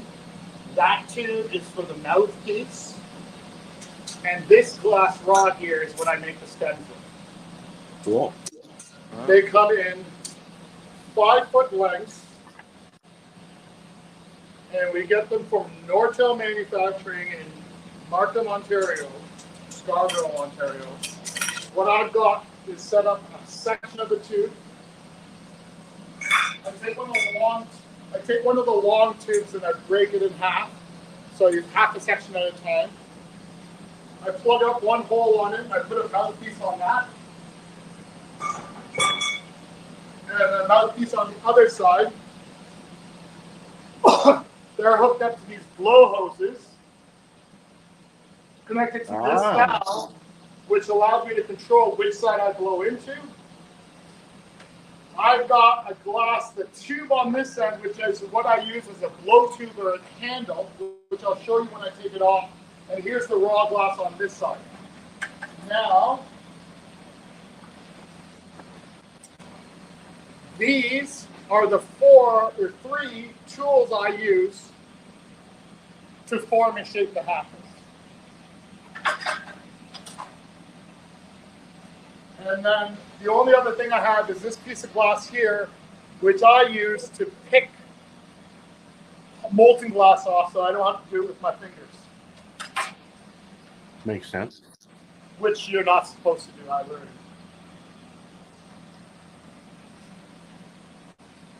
This Bunsen burner acts like the oven, and what it does is heats up the glass and gets it to a minimum temperature so that it doesn't blow up or crack when the higher temperature of the torch gets on it.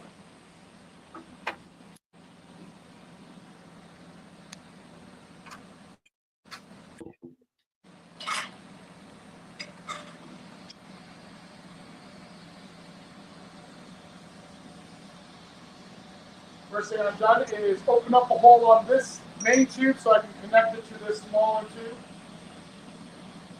At this point, the glass is heated up enough, so I'll turn the Bunsen burner off. Connect 2 pieces of glass together. Once it's fused, I'll puff into it to make sure that it doesn't collapse on itself. Because as glass heats up and becomes molten, it wants to condense on itself. So it's always collapsing. So one of the things I'm doing with the blowing of into the blow hose is to keep it from collapsing and closing itself off.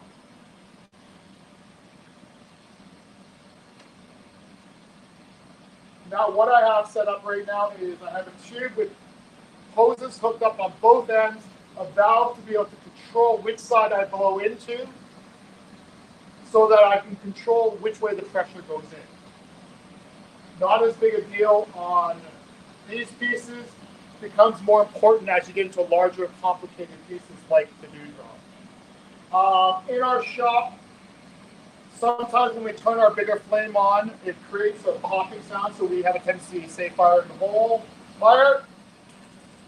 And I didn't create a pop, which is great. You can edit in the sound effect later. I say Roger Rabbit. Wow.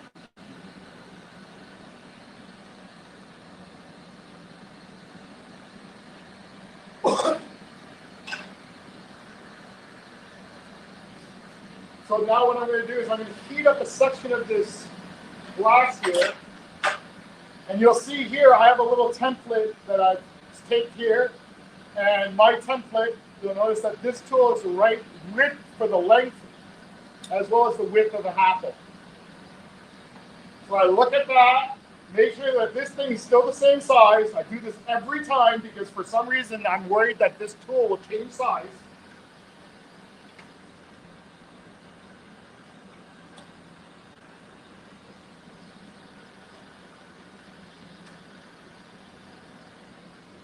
Once I've gotten it hot and molten enough, I'll start puffing it up to shape and form the bottom of the apple, of the first apple.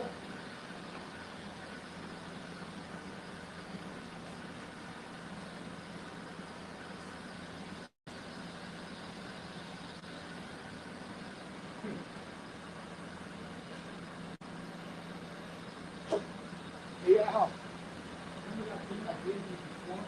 Right there, yeah. You want to slide that on now if you want to. Yeah. It'll help to cut that glare out a little bit. What Dave was mentioning was this device right here. I got in my hand, and what it allows me to do is to watch the flame. Because that can, filters out the yellow.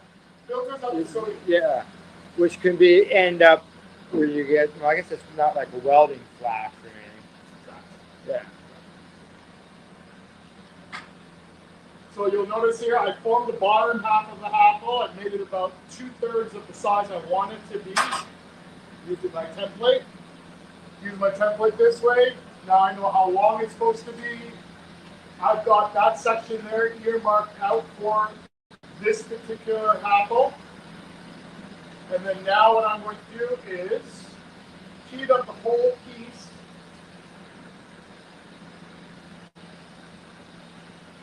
And then at that mark, this mark here, I'll pinch it down, puff into it a little bit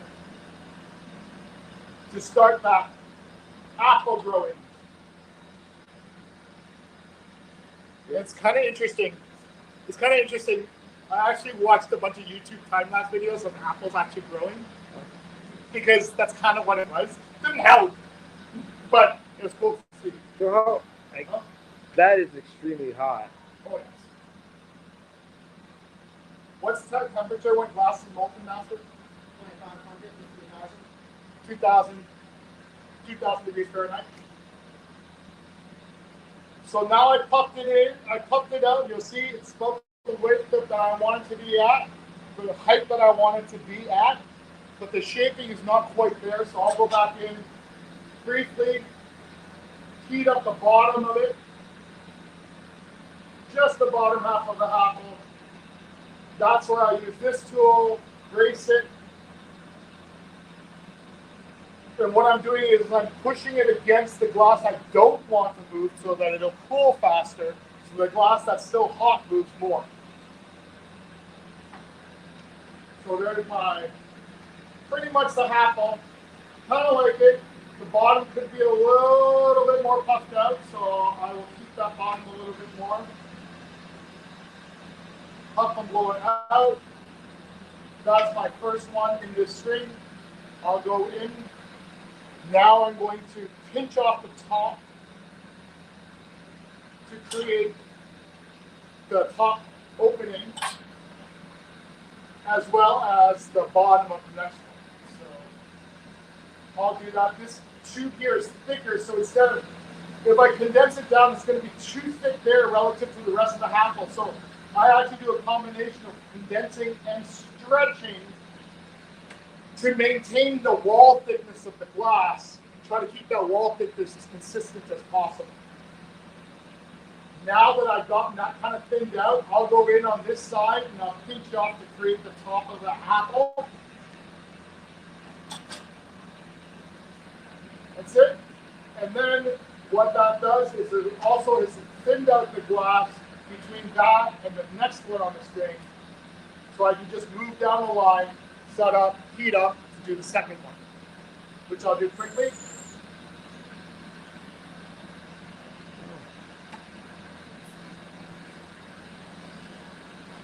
See it swelling as I watch it through this lens.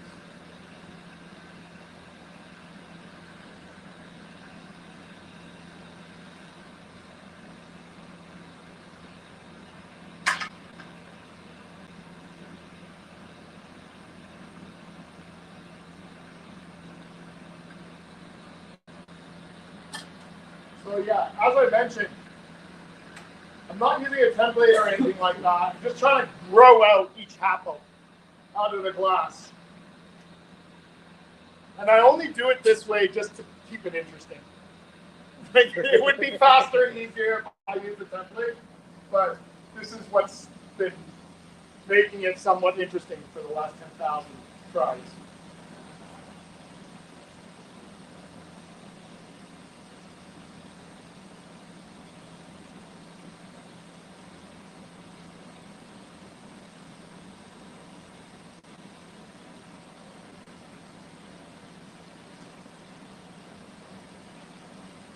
I turn down the heat and the flame size to a smaller flame because I don't want to heat up too much of this glass. Because right now I'm getting ready to pull this section off. So I'm going in, forming up that top apple there. Now I have two there. I'm more concerned about making sure they fit into the packaging. So I worry about that in terms of my diameters and parameters. Not so worried about the actual shape of each of them. mainly because most people only buy them one at a time.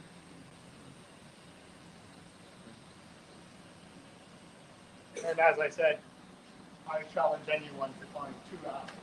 They're the same. No, they're the Yeah. same. Now, what you'll notice I just did there was I really thinned that out, made it nice and thin, and pulled it apart so that when I rip it off and separate the 2 tubes, there's minimal amount of glass that's there. I'll do the same thing here. This is something that Master has asked me to do, which is to thin out that section in between the apples so that when he's working by hand, it'll be easier for him to separate out. Whereas I'm working on a machine, and essentially it allows me to take coffee breaks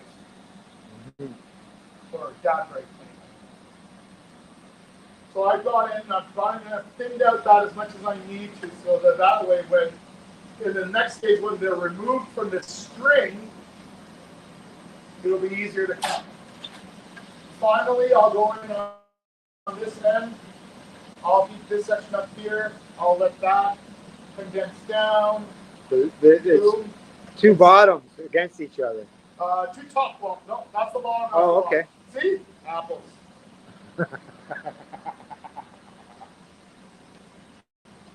Thanks, Al. Thanks for measuring my point. All right. So I'll turn that off, and then I will take these 2, and I'll pull them off of here, and then I'll place them over to this station here, Master. Okay, so now they're full. So we're coming over here, and we're going to come over here on this side. He's working off of. Now, what he's going to do now is he's going to finish off the apples. I'll talk it through one. You'll talk it through one of them. I'll talk it through one of them, and then do the other one. Does that make sense? Yep. Right, and then that way, kind of gives you both, right? Correct. So now once the prep work is done over on the lathe, it now has to come over to me to put the mouthpiece on and finish off the top part. So first up, I just need to clean up and close off the top that's left over from the lathe. This is to prevent condensation from building up on the inside. So it's just a quick little maneuver there to tear off a little excess glass.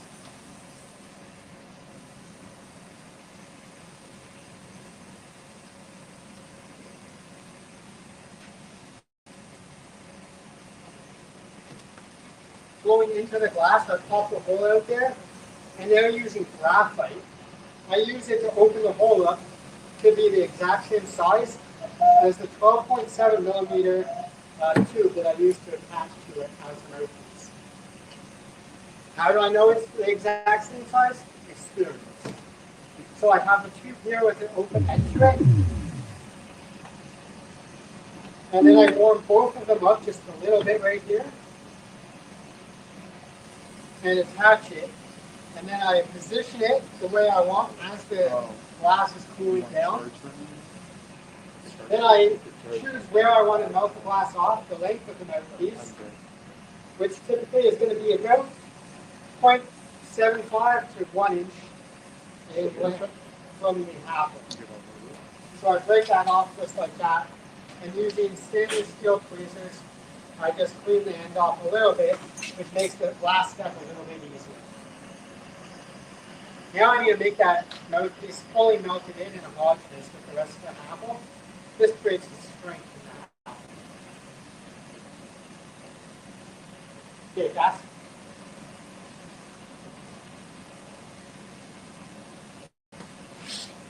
so I'm going to use a hand torch just to get the heat precisely where I want. Because I don't need to heat very much glass here, I just need a very small section at a time. And I'm just going to work around slowly, get it all melted in, getting tiny little puffs between heats to put the glass to the position I need it to be.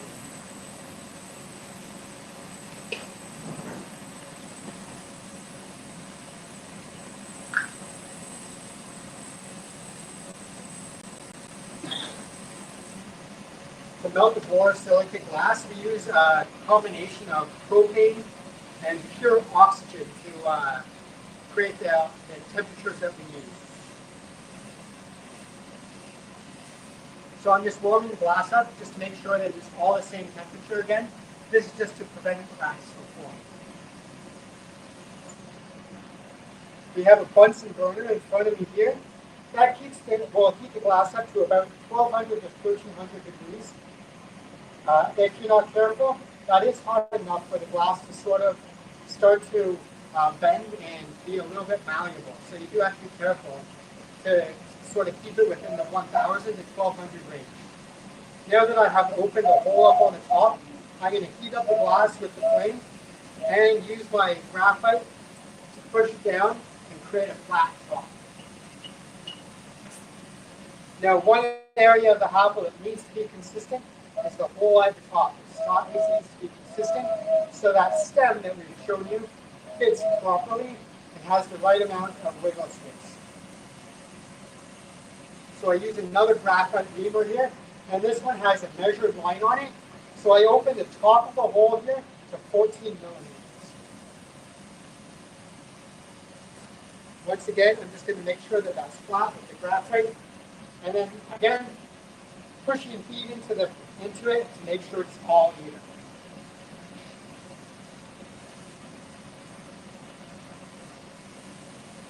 Now, what I need to do is open up the mouthpiece and make it functional.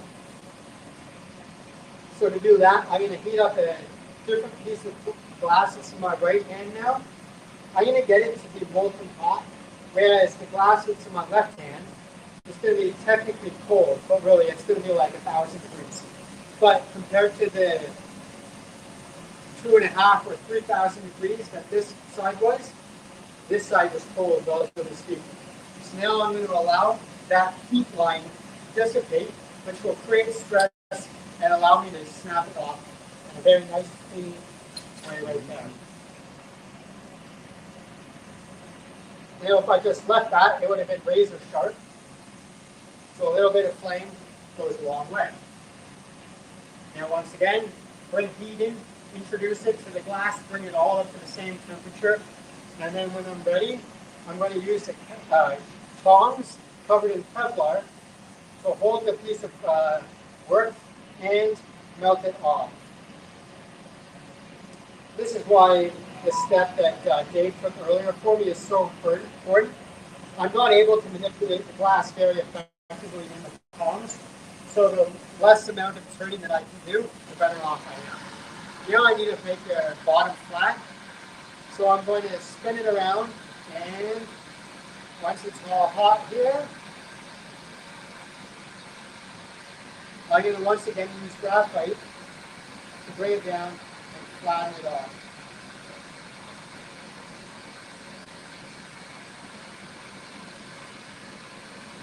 And there you have it, a finished apple.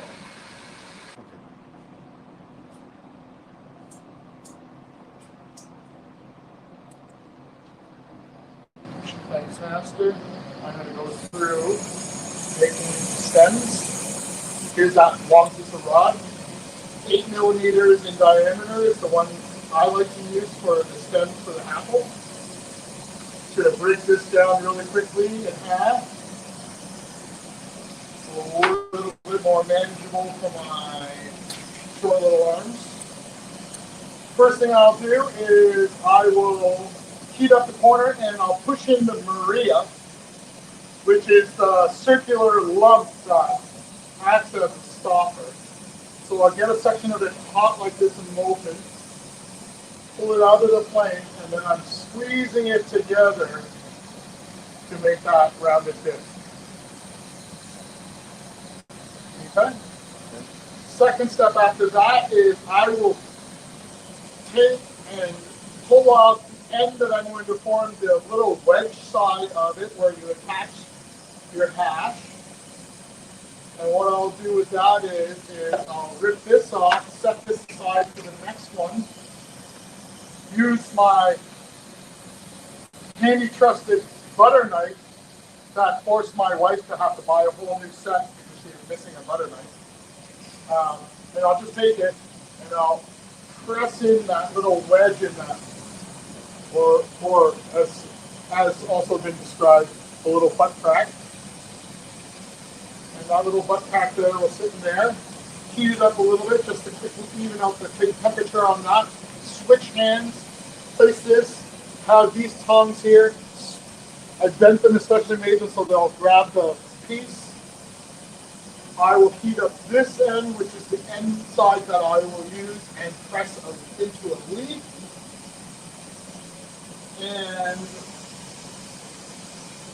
it turns out that Master had bought this little mini pair of tweezers that have a little pattern on them. And I've been using these for every single apple stem. Take it, do a half cut, and that squishes it up to form that leaf pattern. There you are. Set that down, and then I can make 10,000 more of those. And Awesome. Awesome. And that's the steps to making an apple. Excellent. Thank you very much. Yeah. Do you make colored ones, Dave? Yeah. Yeah. We do. Okay. But Cool. the colored ones and the colored ones, we don't make very many of them because of the fact that the price point changes. Yeah. Yeah. Right. And it's just you see the process. We're doing this all day long, every day. Yeah. Yep. 300 a week, right? So that's just all we do, and hey, can't complain about it. At the same time, it's definitely not quite. This is not the glass blower's dream, but really, You're producing these in your shop out back. we waited till we hit 10,000 before announcing the licensing agreement, because you know what? At 10,000, I think I'm allowed to do whatever the fuck I want. You sold 10,000 then. We've made way more than that, but we've sold out the door. Correct. 10,000. That doesn't even account for Masters, hash kettles, and hash lanterns. We're only talking about the nugs hassle. Right. We're not even talking about the hackles before the nugs. These are strictly just the ones Just for the the hackle. Just the ones for the overlord, right? Which is wonderful, right? Mhm. Love them. I love my overlords very much. Overlords. And as we haven't really mentioned, as you can see, you can use, well, this is the dewdrop. You can use it as an E now. With an E now. That's Adric. Yeah. And the point of the dewdrop was to provide that option for the consumer who doesn't dab very often. Right? It's for those people who prefer hash, prefer joints, but they'll do the occasional dab and things like that. That's why we built this, and that's why we released this, is because we want to give that option to people without having to outlay a lot of money. Now, did I see a video as well that you can do hash in there? Yep. You can do dabs. Yep. Now, did I see you put a banger in there as well as a bowl? Yeah. For smoking herb? Yeah, but sure. But I argue you're going backwards. Sure, you can smoke flour out of this thing. But why when you can smoke hash? But it's the multi-tool. It's the Swiss knife. We're trying to make it to be that way. Yeah. Right? It's just a daily driver. But most people have a preference. Right? They have their preference on how they like to consume. And the whole idea, as we talked about earlier, about the idea about glass being one of the cleanest delivery devices for cannabis, or for really a lot of things, right? For anything, really, right? We're really hoping that this the Drew drop is going to be something that gives that person their regular option, in addition to all of the other things for once in a while, right? Because very rarely do people smoke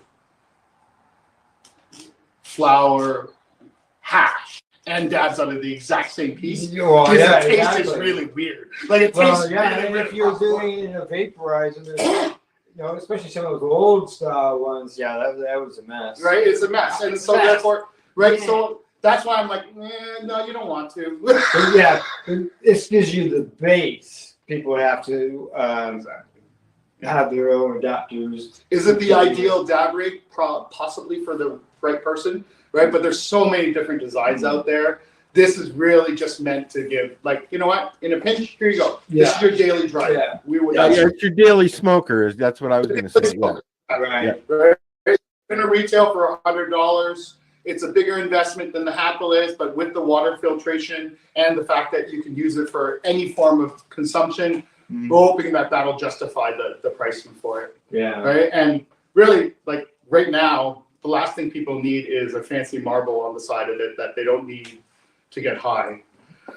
Okay, well, guys, I'd like to take this opportunity to thank Master and Dave for allowing us to come here today to film you guys do work, as well as learning all the history behind Apple and how to see how the Apple is created.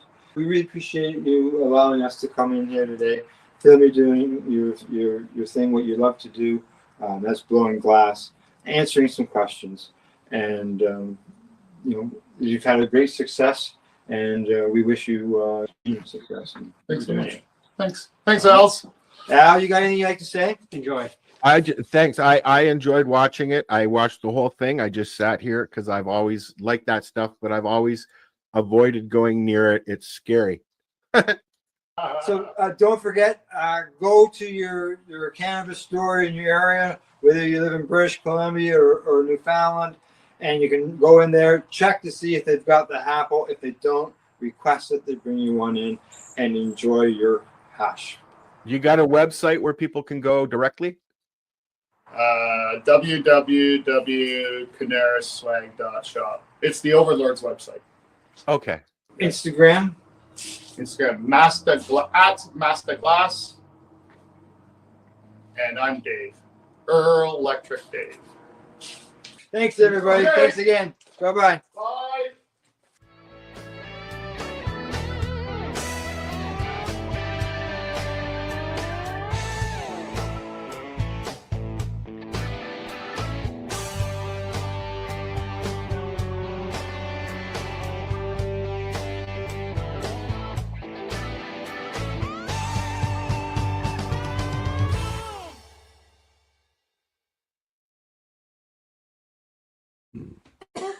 You're watching the 420 Pace Reroll Saturday. You're listening to the Pace Radio Network here at paceradio.net. The views expressed by the individuals during this broadcast are their own opinions, and they may not be the same as those of their group or other organizations they may be involved with. All medical advice during our broadcast is not a medical opinion and should be checked with your medical physician. Money, yeah, the money that they spend. Take another look now and take some time for him. Don't cut trees for paper, cause it hurts the environment. Stop deforestation, yeah, it's time for him. Oh, an acre of hemp makes 20 barrels of oil. No need for pesticides to poison all our soil. People got no food, they got no clothes, they got no rest. Well, right now it's time for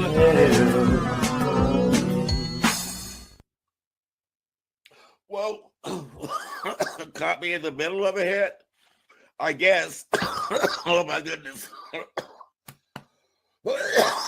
That's a good bong. I guess it's time for hemp. Woohoo! And welcome to the big broadcast. Before we get too far into the program, please do us all a favor and hit the like and share and subscribe buttons below. That's what keeps this program going, keeps people finding us in their feeds, because it really is important to let the whole world know that it is time for hemp. And I want to thank you for tuning in. And if you have any suggestions for the Time for Hemp program, whether it be a guest or a topic, feel free to reach out to us through the timeforhemp.news website. On the program today, we're going to get real medical, we're going to get real serious, and we're going to talk about how wonderful cannabis is when it comes to utilizing it for your health programs and your health needs. And when we have an expert on, it's always exciting. And I know that my joint host, Al Graham, had a chance to meet this gentleman at a Treating Yourself Magazine Hemp Fest up in Canada. Al Graham, isn't that right? Yes, it is, Casper. I got to meet Dr. Courtney, our guest today, at the Treating Yourself Expo that was held in Toronto. Was that the same one that I attended? Correct. That was the same one you attended. And just so you know, I got a picture of you and I together, and that was the first time we met in person, even though we had Oh, my goodness. We've been, been working, as a joint host, or you as a host, at Time for Hemp all those years before then. So. And I've taken that photograph of you and I Simpsonized it years ago. And the Simpsonized version is up on the website as well. That way everybody knows that we do appreciate comedy, in case they haven't realized that I am a clown. Oh, Al, you might be interested in knowing that the first thing I did this morning when I got up was I grabbed me some Joe. And then when Joe got to work, I got me some coffee. I'll let you take it. All righty. Well, I'd like to take this opportunity to introduce my co-host, joint host here on the network. He's a writer. He's an educator. The list goes on and on. I'll just let him tell you all about it. But here is Al Byrne. G'day, Al. Hi, everybody. And yes, we have an excellent guest today.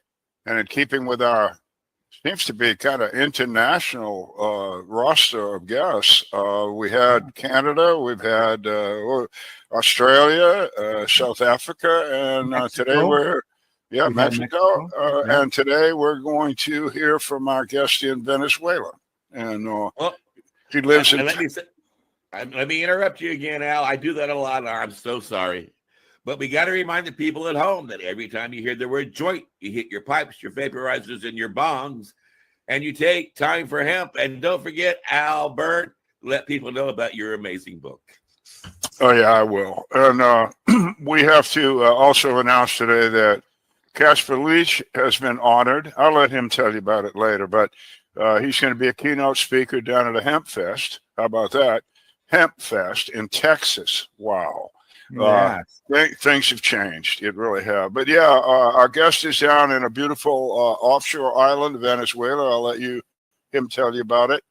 The book is For Country and Cannabis, and our guest is written about in this book. The book tries to identify people. Well, doesn't try. It identifies people that have made a significant contribution to the cannabis issue, especially the medical cannabis issue and issue for veterans, cannabis for veterans.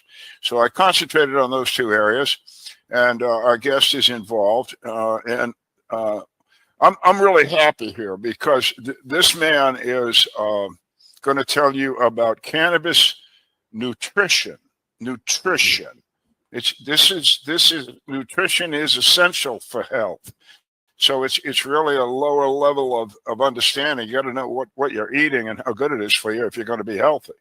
Our guest will explain that, and I'll just reference a book I produced back in 1997. It's called Cannabis in Medical Practice, and it has a chapter in there that is a complete breakdown.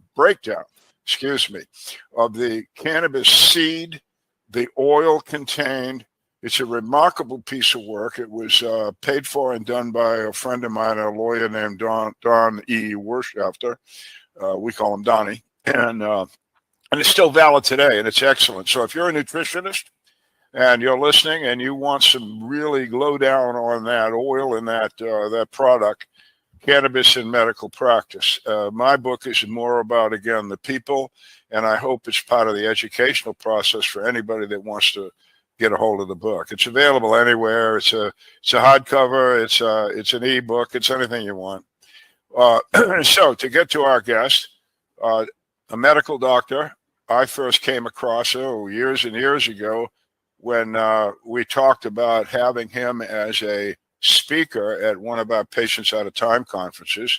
I'll let him tell you where and when. I know it was back there somewhere, but he intrigued me then, and he's going to intrigue you now.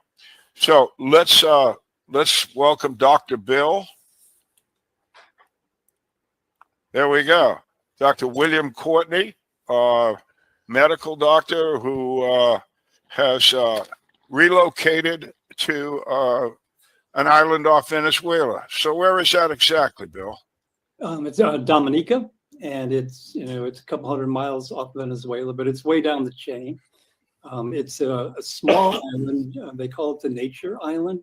It's very mountainous, so most likely it's one of the youngest islands. And we're fortunate enough to live on a mountain that has a lot of running water, so we're able to produce our own power, and that allows. I mean, it runs the computer and refrigerator and lights. You're off grid. Way off grid. Way off grid. Yeah. Yeah. Wow. Does that mean that you don't have a Kroger or a 7-Eleven nearby? Yeah. No, none of that stuff. Oh, okay. And so you down there, I take it. What's it like down there as far as the cannabis end of things?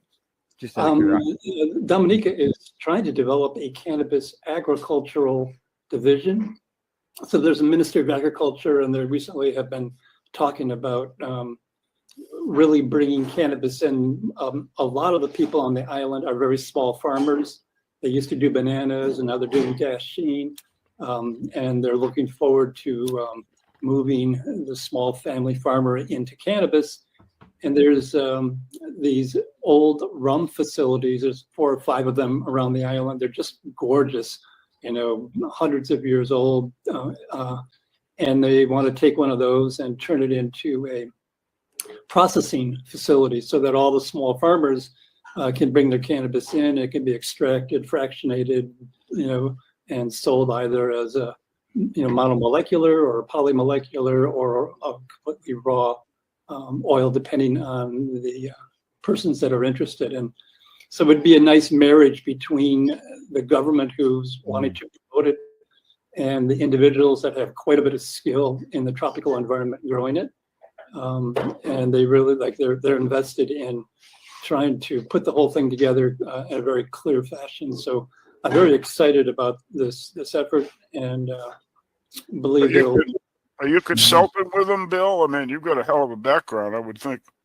Well, yeah, I've presented that. We had a week conference, several days, and that was where we're developing this idea that it would be a branch of the Ministry of Agriculture. And I obviously was an advocate for increasing the plant count because you can, a small amount of smoking is going to give you all the THC you want, but if you're eating the cannabinoid acids, you need a lot more volume, and so they're expanding the limits for dietary cannabis, which will consume more plant material, but obviously it brings in just a whole host of benefits.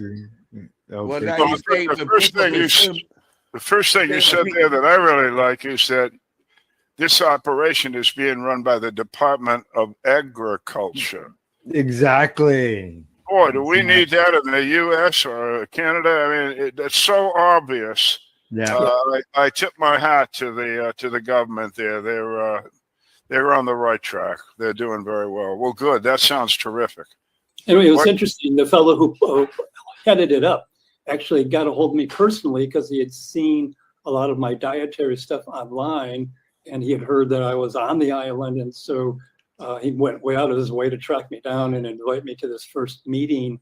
And it was their, they had their agenda, but I brought in the whole dietary essential aspect of cannabis, and they were very open and excited about expanding into that area because dietary essential is good for fetuses, for infants, neonates, elderly. The psychoactive, maybe the adult who is in position to enjoy that, but the dietary plant really is for every living being that's out there. Yeah, you talk about consuming it, and I'm curious. I'm sorry, Al.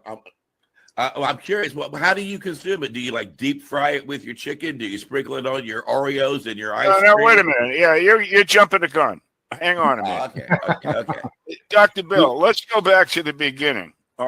You have a history of why you got involved in this particular aspect of cannabis. I wonder if you'd share that with the audience. And then when is it exactly that you came to be with the Patients Out of Time guys? And if you could cover all that, and then we'll move into more specifics, okay? So the fellow, a very good close colleague of mine, still to this day, had asked me if I would approve of his use of cannabis, and this was back in 2004 or something. And at that point, I knew about recreational use, but I really had difficulty imagining that this plant is going to provide the anti-inflammatory, analgesic, autoimmune control. And so it was, you know, it kind of took me back, and I kind of declined to be involved. But because of that interaction, I started going into the literature, and boy, as soon as you do that, you get an education pretty quick. And, you know, in the next 5, 6, 7 months, I started to attend cannabis conferences. I think the first one was up in Saint Savoie, and then pretty soon started traveling all over the world. I went Meshulam's 80th birthday party. There was a whole big group of people that got together, and Germany would put in 5 or 6 workshops every year. And we presented in Ireland and Scotland and all over England and Morocco. And so it was, I very quickly became immersed in the biochemistry and the incredible role of particularly dietary. I mean, the dietary brings in the medicinal acidic cannabinoids, and that class of molecules, they're delicate, they break down easily. So it takes some gentle management. Cannabis sprouts, microgreens, that type of thing allows you to have fresh living cannabis in your kitchen. Sure does. It sure does. I know of a lady right now who is treating her daughter who has epilepsy, and she's using microgreen cannabis, and she's getting all kinds of lab testing going on and everything. It's making most to have passed away 15 years ago and is still alive today. And so let's understand, folks that are listening to what we're talking about: green cannabis, and not necessarily the bud. Everybody here, Dr. Bill, is attuned to thinking bud and getting stoned, and like we're seeing on the screen here. But this is more than that, is it not? Isn't it more the use of the entire plant? And for the entirety of humanity. I mean, like I said, getting high is something you ought to be capable of handling that, not have it interfere with your work, not becoming, like say you got some social issues or psychological issues, and maybe it becomes a problem.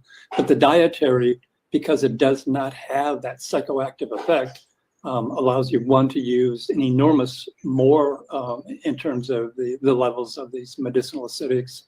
And because it's not psychoactive, it is something that the fetus can use, the infant, the young child. Every living being can use the exogenous cannabinoids to support what's called the endogenous cannabinoid system. So the cells of your body are regulated by the ECS, the endogenous cannabinoid system. And if people take away one thing from today's talk is go to Wikipedia, look up the endogenous cannabinoid system. There's hundreds of links. And by the time you follow several of those, you'll really understand why it's so critical that we allow this plant into our diet on a very regular basis, and we pursue prevention rather than treatment. I mean, cannabis for a long time was for the management of pain and treating symptoms or conditions that you have. But if you integrate it before you have a medical condition, there's a chance that you can nip that at the cellular level and prevent it from becoming something that you become conscious of. You take care of it quickly, immediately, and that really prevention is just so much of a stronger way to go than treatment. So you can use it as a prophylactic, is what you're saying? Well, probably that too. Probably that too. Yeah. Okay. The other thing again, you mean like birth control? You mean like the audience guys? Just wait a minute. For the audience guys, what we're talking about, the doctor is saying this. That we're not having the euphoric effect. I don't know if my audience knows that you only can get that kind of reaction out of a cannabis bud if it's heated. You see what Casper's doing? It has to be brought up to a certain temperature, like 380 degrees or something.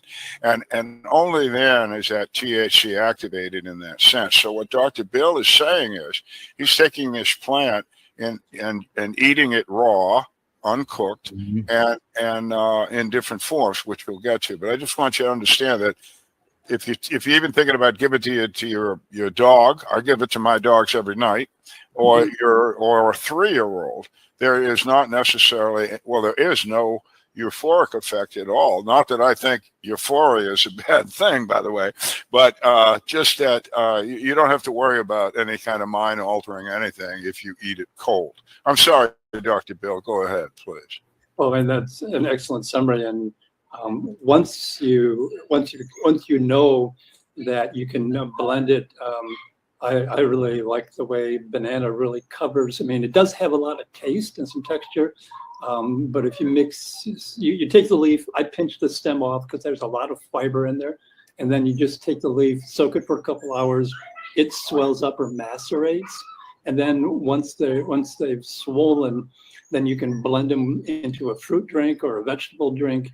And you just want to be careful that a lot of the blenders these days are very powerful, like the Blendtec or the Vitamix.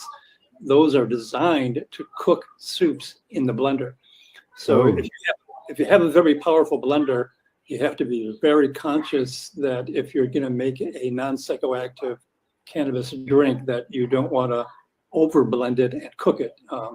And so if you feel the glass and the glass is warm, that meant, because some people really want to blend it very smooth, like they want to make it for a friend and they want it to be very pleasant.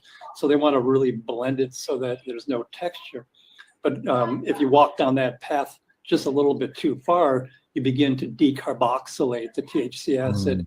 You can end up with a very psychoactive drink. I mean, it'd be like eating 5, 6, 7, 10 brownies, which is more than you recommend at a given moment in time. For most people. You mentioned soak your leaf. What are you soaking that leaf in? You can soak it in water. That's the simplest. You can soak it in hemp milk, which has a lot of protein, the intestine. I mean, hemp milk is a wonderful way to go. You can do it in kefir, which has a lot of flavor. You can get a fruit flavored kefir. So any liquid is fine. Obviously, water is the easiest, cheapest, but the other ones cover the texture and flavor quite a bit. And so lots of times I really enjoy using the kefirs, when I can get a hold of them. They're a little bit rare on our island here. So Al, you said it was a prophylactic. Does that mean that when people eat cannabis, they're going to get sterile? That explains why people who smoke pot don't have kids, right? No, I meant prophylactic as a means to possibly put off a bad event or a bad situation. Okay. For instance, you don't know looking at me, but I have my eye here is pretty much all plastic. And for a couple of years, I was blind in that eye. And the very talented surgeon put me back together. And I have 20/15 vision in that eye. I got like a bionic eye. It's incredible. But the point is, when your eye is traumatized, not only did the injury hurt me and mess with me, but that you get glaucoma from the intraocular pressure of your eye gets higher to a dangerous level. You go blind, etc. When I first had this injury to my right eye, the surgeon told me that I could expect a glaucoma also in my left eye. And I told him at the time that I was using cannabis, and he said, keep doing it. I think that he thought that it would relax me, which it helped me to do, my anxiety. Obviously, I'm going blind. But he was astonished when the glaucoma did not show up in the other eye. So that's what I mean by prophylactic. It can help you. Okay. Am I close, Phil? Well, you're right on. I mean, and if it had been a part of your diet as a child and a young adult, then probably the first eye would have been managed as well. So, that's where the dietary thing is critical, and its safety and tolerance. The fact that anyone can tolerate it makes it possible to integrate, and that allows you to go down the path of prevention. So would you agree then that maybe cannabis prohibition, which prevented human consumption of cannabis or hemp through eating animals or whatever, or plant material, has maybe contributed to things such as autoimmune conditions?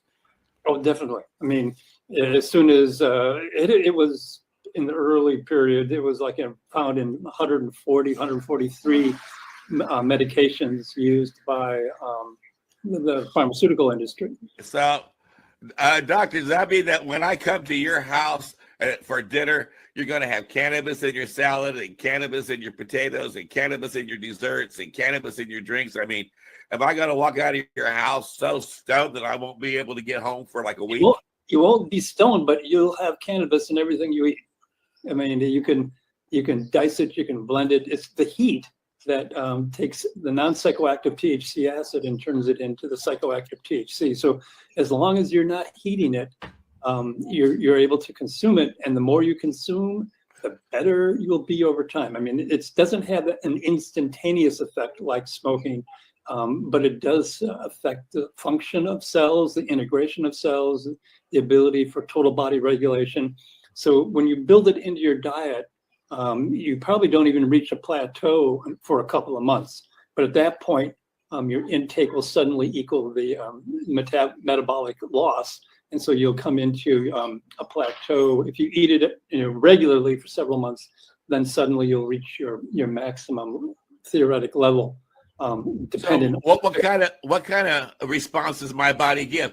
I mean, I guess eating cannabis makes you live longer and live healthier. I checked your Wikipedia information. It says you're 217. So that must be from all the cannabis that you've consumed, right? Well, 215 was my age, but I had a. And I'm going for 420.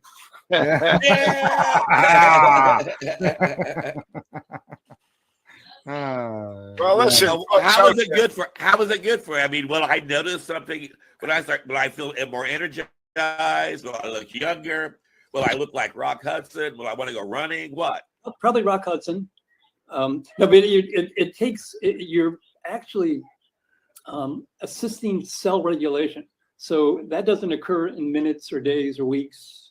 It occurs totally beneficially over months, and then continues to be beneficial. So it's a slow dietary process that is involved in kind of restructuring. So if you look at the endogenous cannabinoid system, it really is useful in supporting that. And when you support that, you do support cell regulation and regulation of the whole body, the regulation of systems.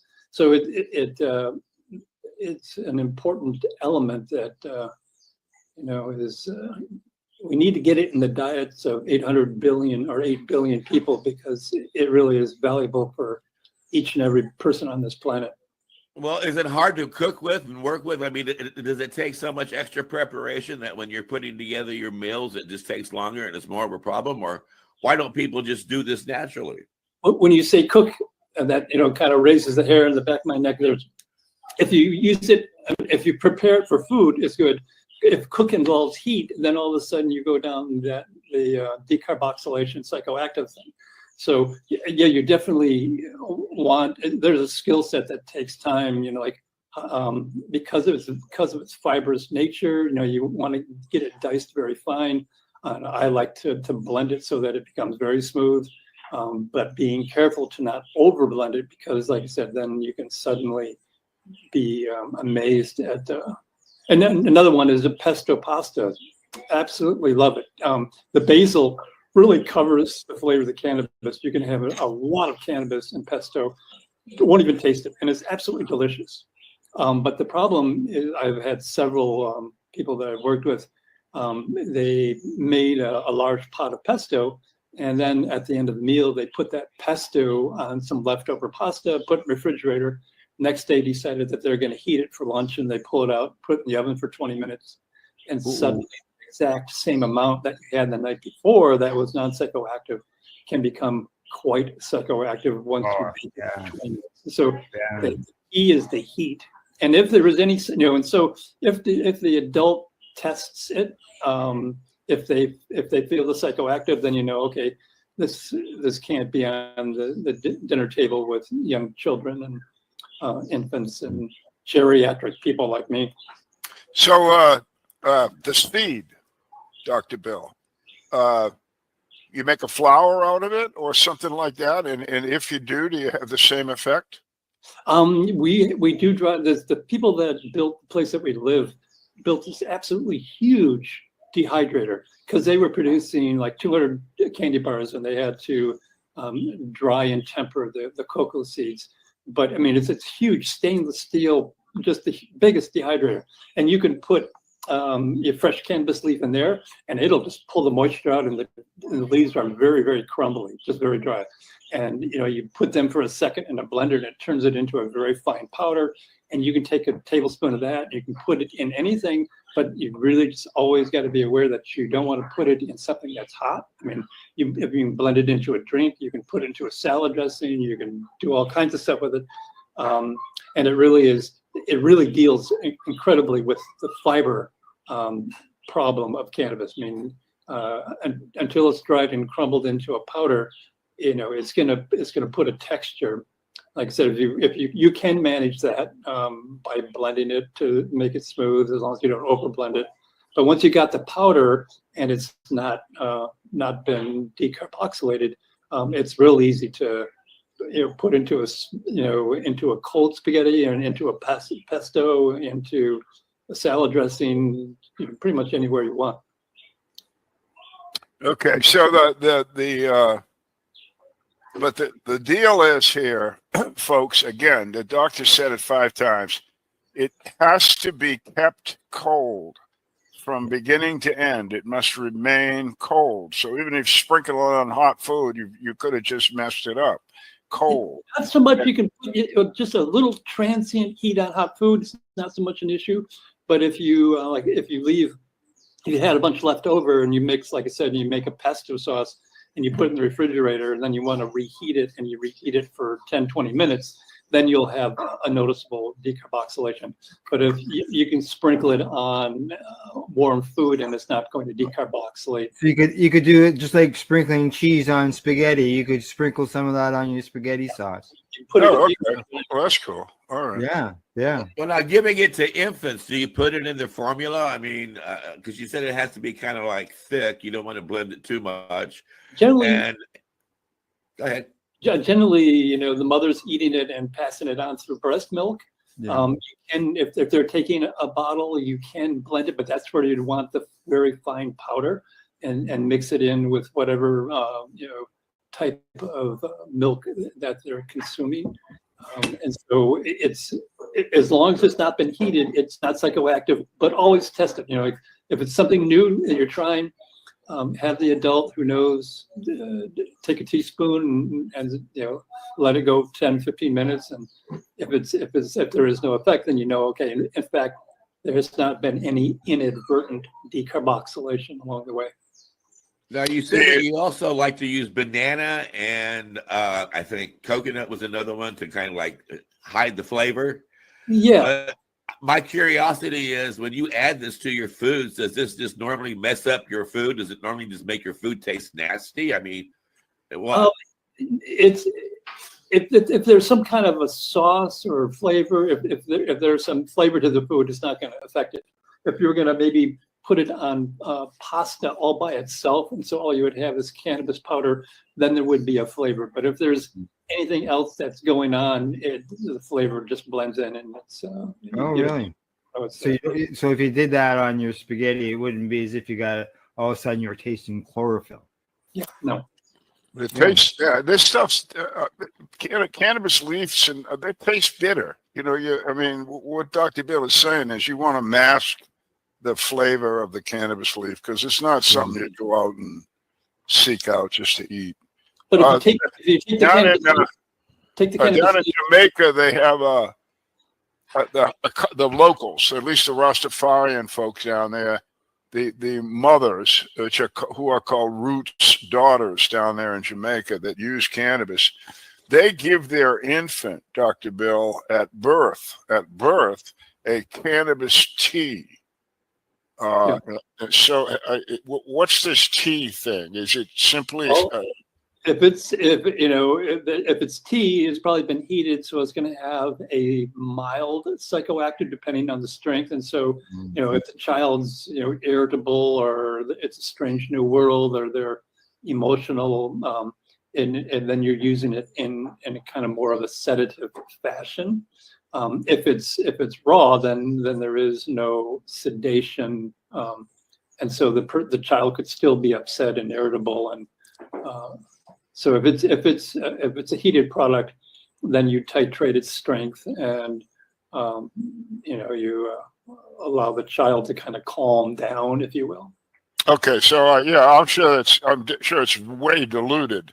And I was just wondering whether you would interpret that as a nutritional additive at birth, and you've defined it as a sedative, pain control, or whatever little babies feel. None of us remember.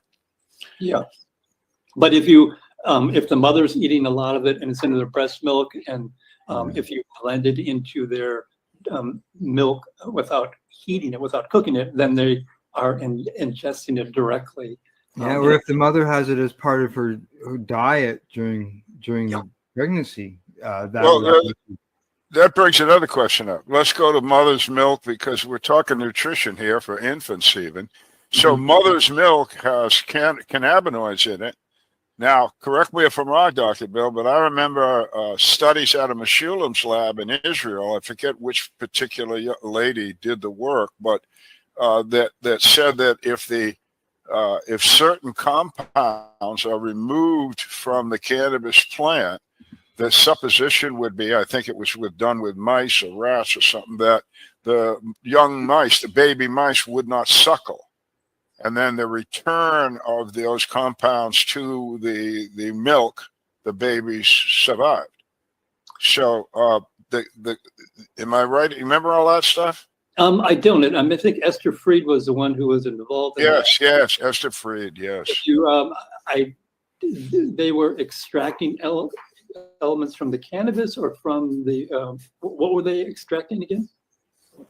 That I don't remember. I forget how she did it, but they ended up with somehow they ended up in taking a particular compound or compounds out, and I think it might have been the THC even, and the little mice just stopped suckling and died.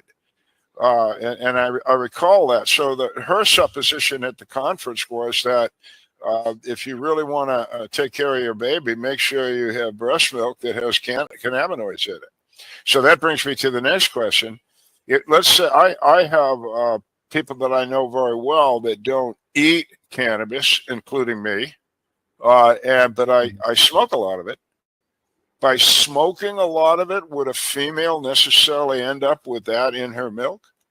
Correct, definitely. Yeah.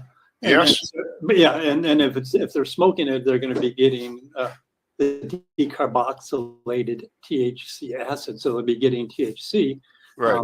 And that in that milk that you were talking about, otherwise, that is going to have an effect on the infant, which could be calming. If the infant is a little bit irritable and responsive to the environment, it could help calm the child. But that's an area that I have not.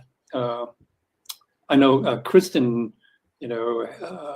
We used to do a lot of conferences together with young children, which we were nursing, and there was a lot of questions and concern about our babies being able to access it, and Kristen has written articles in that area where it's kind of I gotta point out Melanie Dreyer. You know Melanie.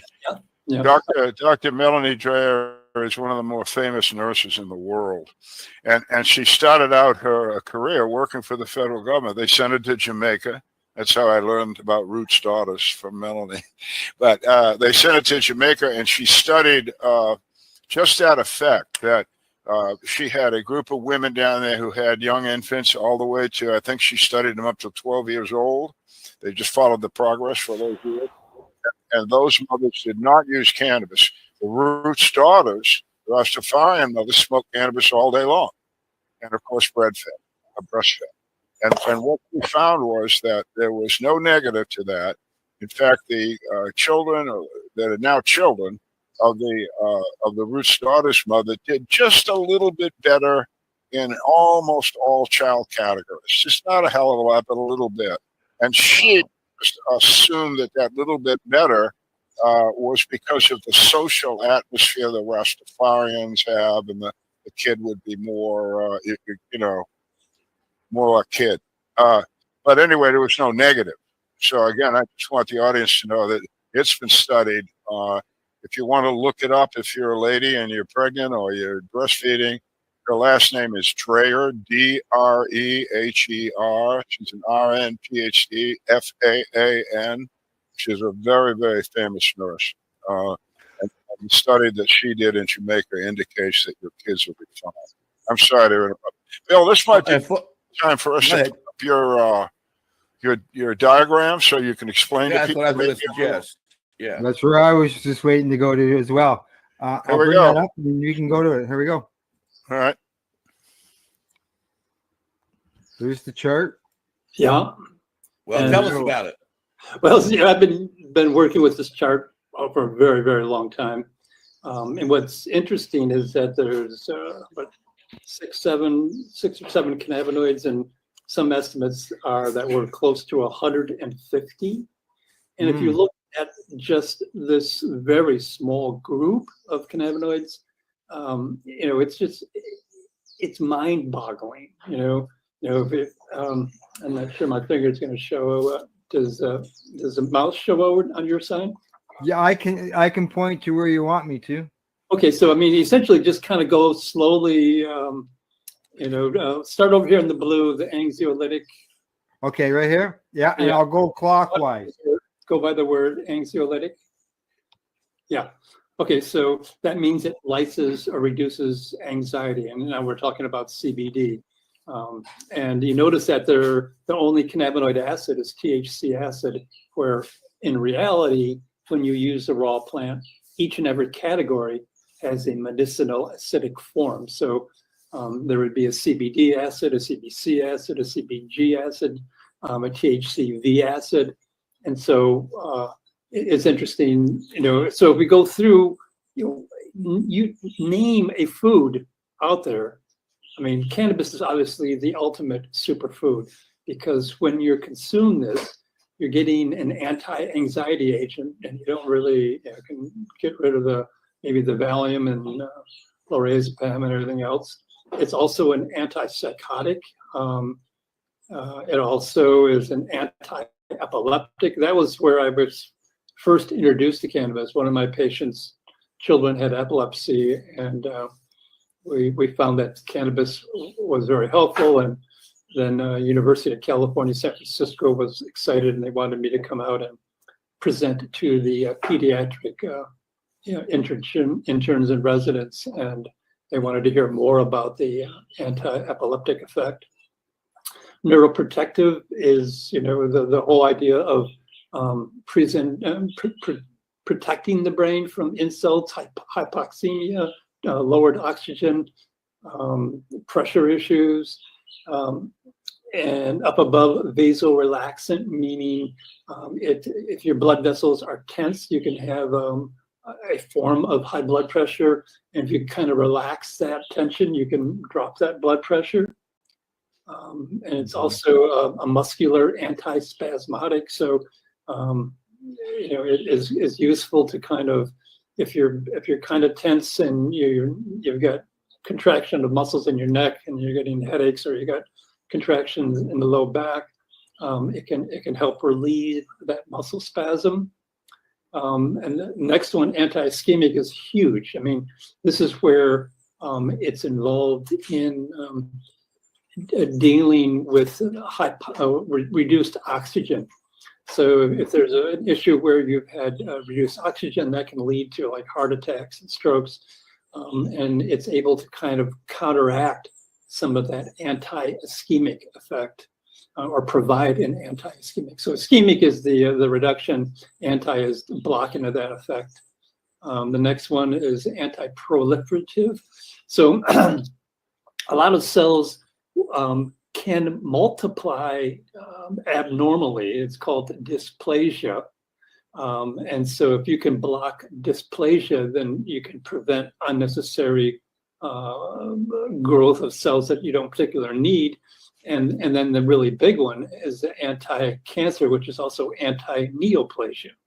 So these are some just absolutely stunning effects from one of the cannabinoids in the 150 in this plant. And we're only halfway around it. Just the Oh my God! We probably don't have enough time to cover all this, but so I encourage people to look at each of these. Look the term up on Wikipedia. Antiemetic reduces vomiting. Antibacterial is, if you have a bacterial infection, and with these various infections out there, you want to have something that can help with that.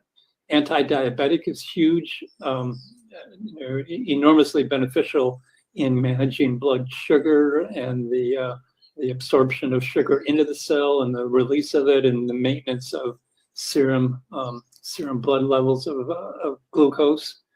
Anti-psoriatic is an autoimmune disorder where psoriasis can really tear up the skin, and it can block that autoimmune action that is an overreaction that causes psoriasis. Anti-prokinetic intestinal, so it can help with the kinesis, the motility, which maybe if you're hyperkinetic, you could have the passage of stool before it's completely dehydrated, and then you could end up with diarrhea or a runny stool. I have Crohn's disease, so Crohn's, ulcerative colitis, analgesic, so pain relief, bone stimulant, bone growth, huge in the ability to. There's an osteoclast that breaks down old bone, and then an osteoblast that comes through and rebuilds it. So this bone turnover is something that is constant throughout your life, and its ability to stimulate the removal and rebuilding of bone to keep that bone structure up, so that you don't have a osteoporosis. As you get older and you break your hip, is because you have not been rebuilding the bone as fast as you break it down. So you need a really good balance between the osteoclast, which removes bone, and the osteoblast that replace it. And this can be very helpful in maintaining that healthy balance. Anti-inflammatory, absolutely huge. Inflammation drives so many conditions, aggravates so many conditions. Immunosuppressive. So the T cells are, part of the immune system. There's actually one cell called the antigen presenting cell, APC. It's a large white blood cell, a macrophage, and it's monitoring for abnormal growth. So if it sees a little bit of abnormal growth, which could be a dysplasia, what it does is it will actually bite the antigenic surface marker off of the aberrant cell and then present that to the local lymph node, which then mounts a response, and the T cells, T killer, T helper, T regulatory, the whole system, antibodies, they all go out and are involved in removing that aberrant cell. And so if you can prevent dysplasia, then you're one step ahead of having to deal with neoplasia, which is cancer. But say you didn't use cannabis all your life and you suddenly developed, bone cancer, breast cancer, any type of cancer, it can, at that late date, complement your immune system's ability to kind of get it geared up to identify the abnormal cell and mount the response to destroy and remove it from your body. So it really is a huge benefit if that happens to be problems you're struggling with. Yeah, I can see that, and because when I used to hand out this card, people would ask me about that. What's this immune suppressive part of it all? And it's generally if you have an overactive, if you have a hyperactive, if you have autoimmune disorders, it can help suppress an immune system that has become Overactive. Yeah. Yeah. They call it autotoxis horribilis. I mean, that's where you have self-assault by your immune system, and obviously that is not beneficial, and you want to regulate that, downregulate that, so that you don't end up, causing a lot of immune conditions by an overactive immune system. And then THC variant, and pretty much, I believe, almost all of the cannabinoids have a variant class. That's a different tail size. There can be a 3-carbon, a 5-carbon, and some of the they're finding new cannabinoids that actually have a 7-carbon.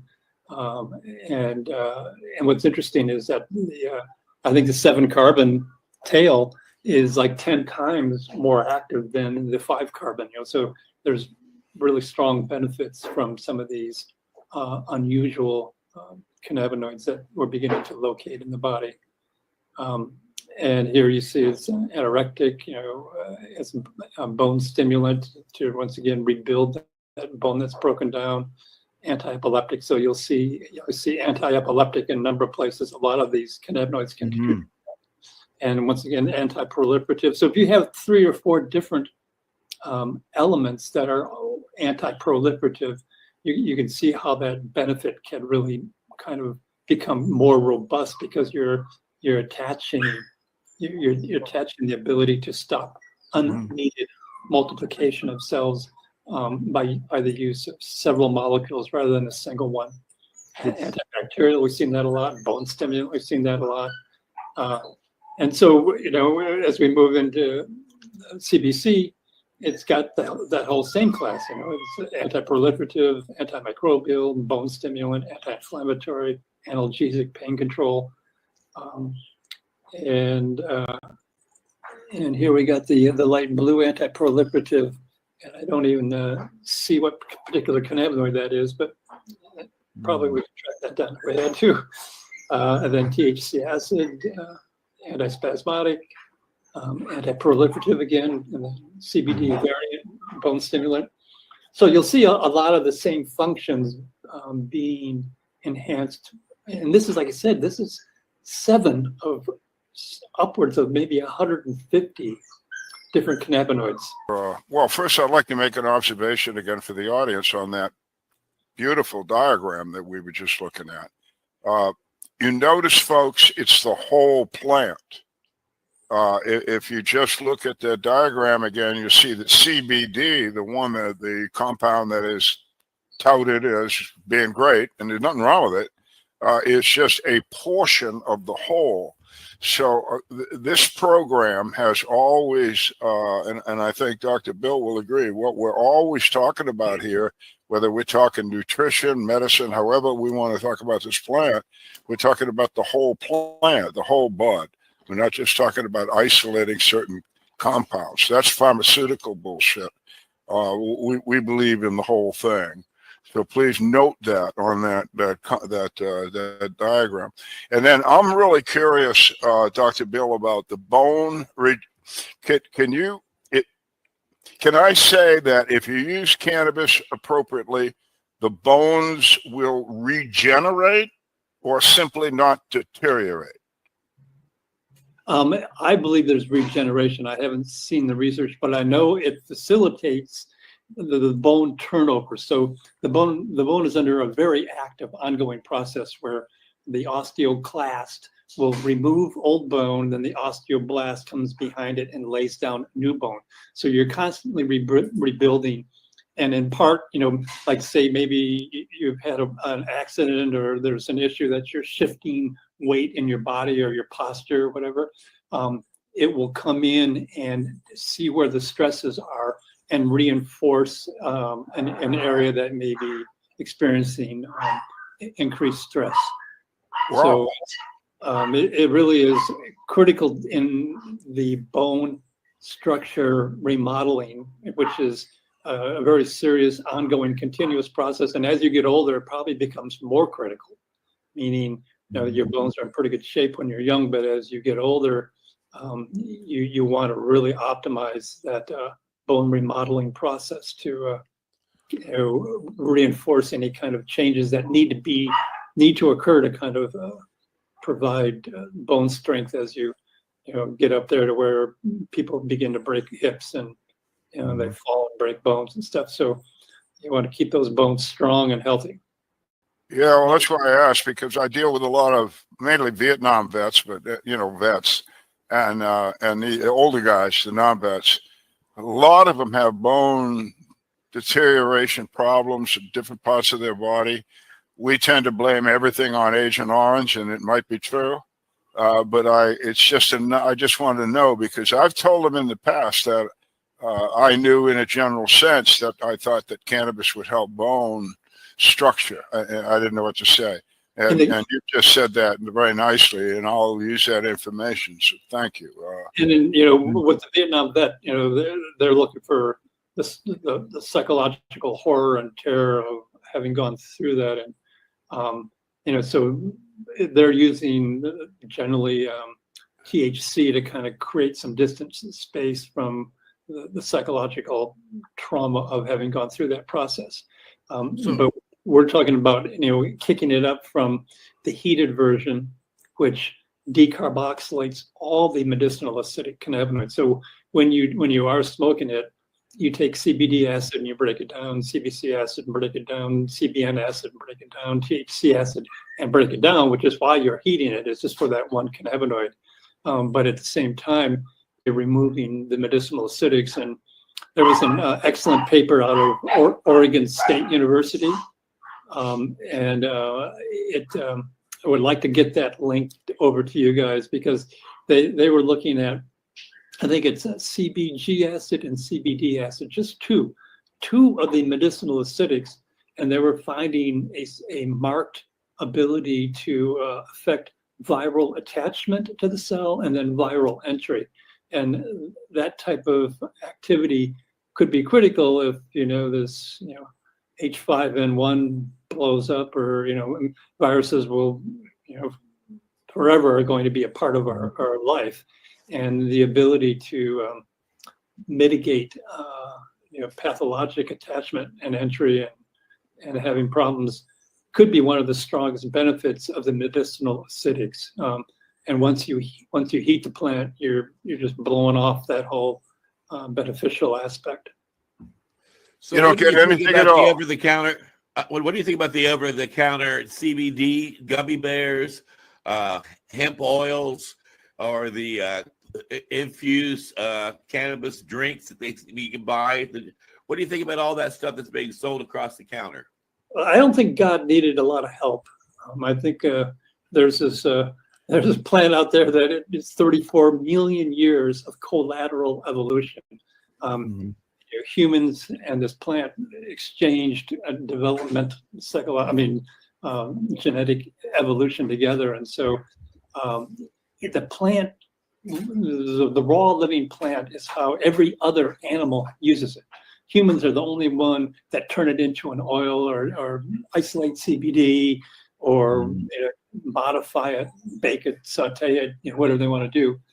So when you move to consuming the living raw plant, you're not making a nod to, okay, this is how every other animal, hundreds of millions of species, use this plant.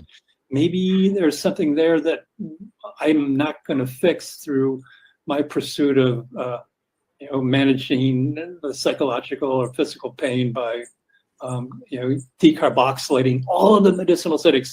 So I encourage people, if you just go to, I think the United States has a patent on the medicinal acidic cannabinoids. Wow. Very, very powerful. The Department of Health and Human Services, I believe. They're a very potent class, but they're delicate. And so that's where, if you're using the living plant and not cooking it when you blend it, for palatability, you're going to end up with a lot of benefit from the whole plant. That is. So I'm gonna ask the obvious.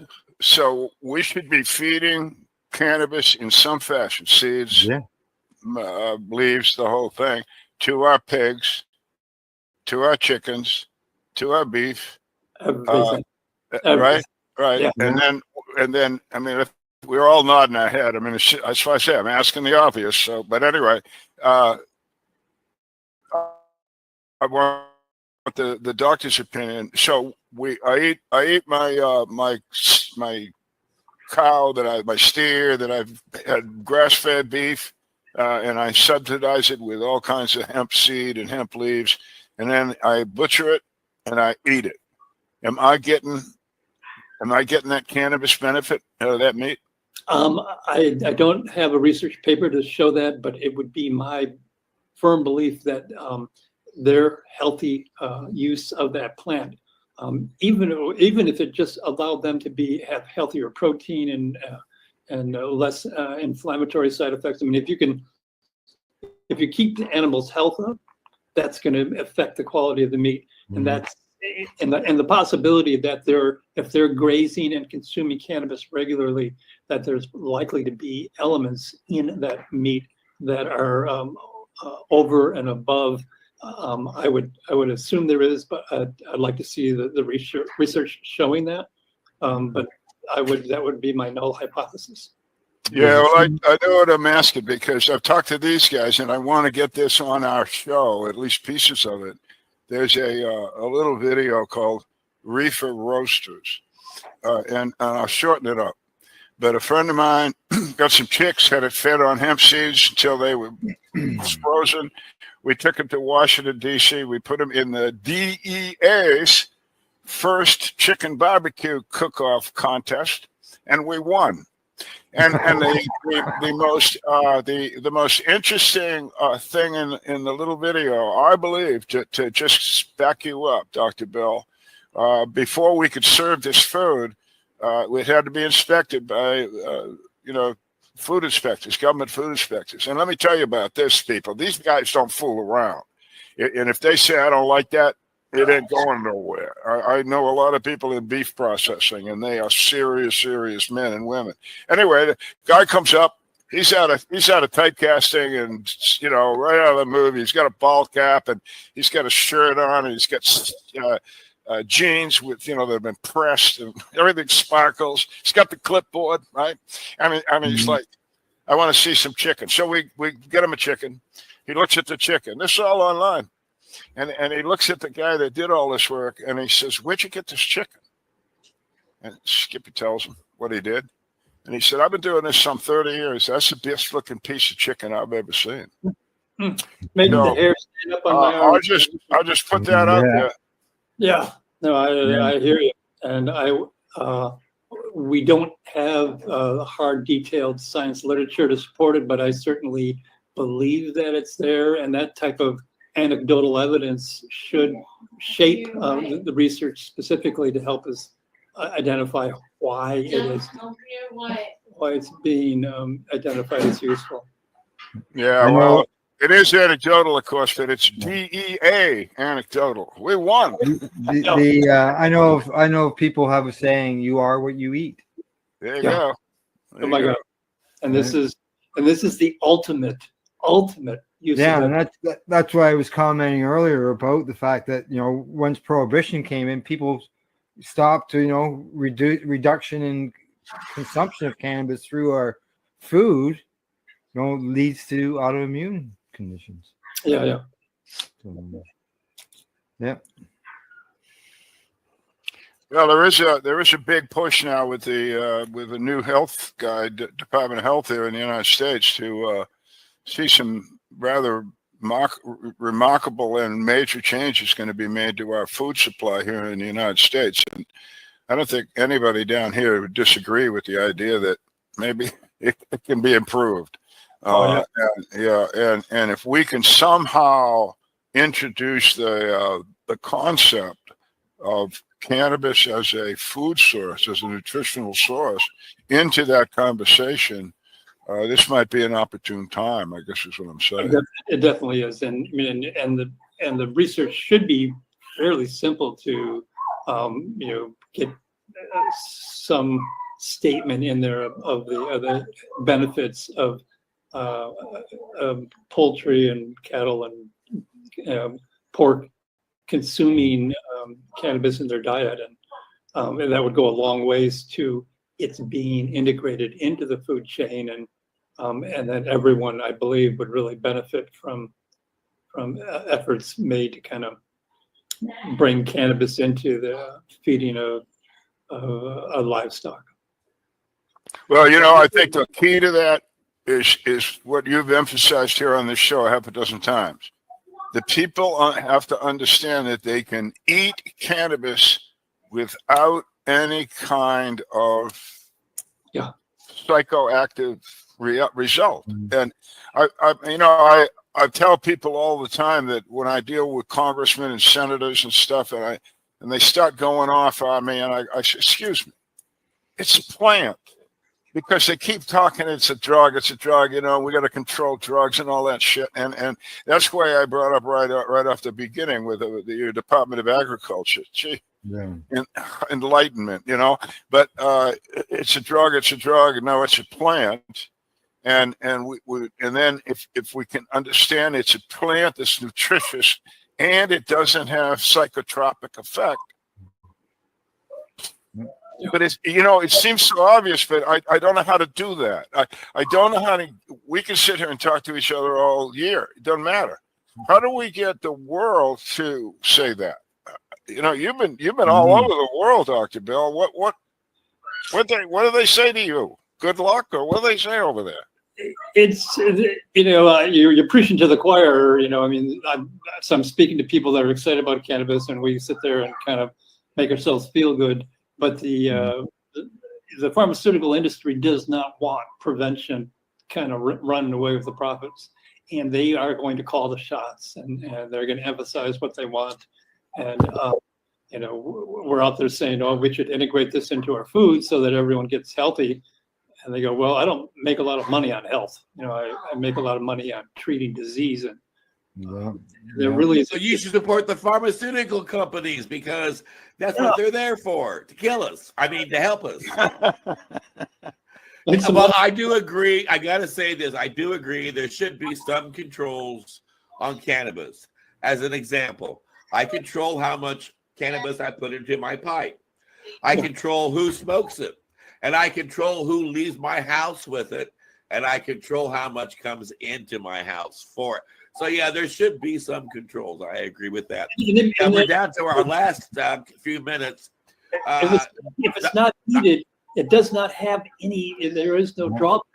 It's like it's like It's a vegetable. I think is what the term you've used in the past.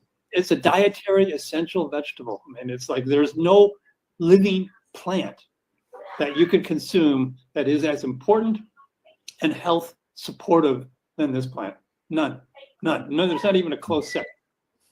Wow. Well, we're down to the last few minutes. Dr. Courtney, do you want to promote anything on the internet or let people know any party messages or thoughts? Every once in a while, I've had. If you go to YouTube, there could be a channel, and I don't know exactly of its current status, but at one point there was a video section that had 30 or 40 videos that really went over a lot of the presentations, probably the one that Al was referring to. And so that you can, it's all free education, and you can actually see the progression as you look at the date and see my thought process kind of being refined. Like I said, I started out not wanting to approve of its use by one of my most trusted colleagues. Our two children played lacrosse together, and we kind of really have remained close. But because he asked, it turned my life around. Because he said, "Would you? I really need this," and I'm thinking, how can that be? But once I took a look at it, it's kind of like, yeah, we all need this, and we need it not in the heated form. We need it the way every other animal uses it. Just stop being so egotistical. It's like, if God needed us to kind of fix his problems, you would probably send us a letter or at least an email. So, Dr. Al, any final questions? Well, yeah. Just so everybody understands, you've said it, but let's emphasize it. The endogenous cannabinoid system is in every living thing on Earth, as I understand it, excepting insects. Is that a correct statement? I would have to study more on insects because they eat cannabis and they may have a different system. I can't. They've had a pretty good run at it. So my sense is that they may not have a system that we recognize. They may not be using mammalian. Well, I'll leave them alone, but everything else does, right?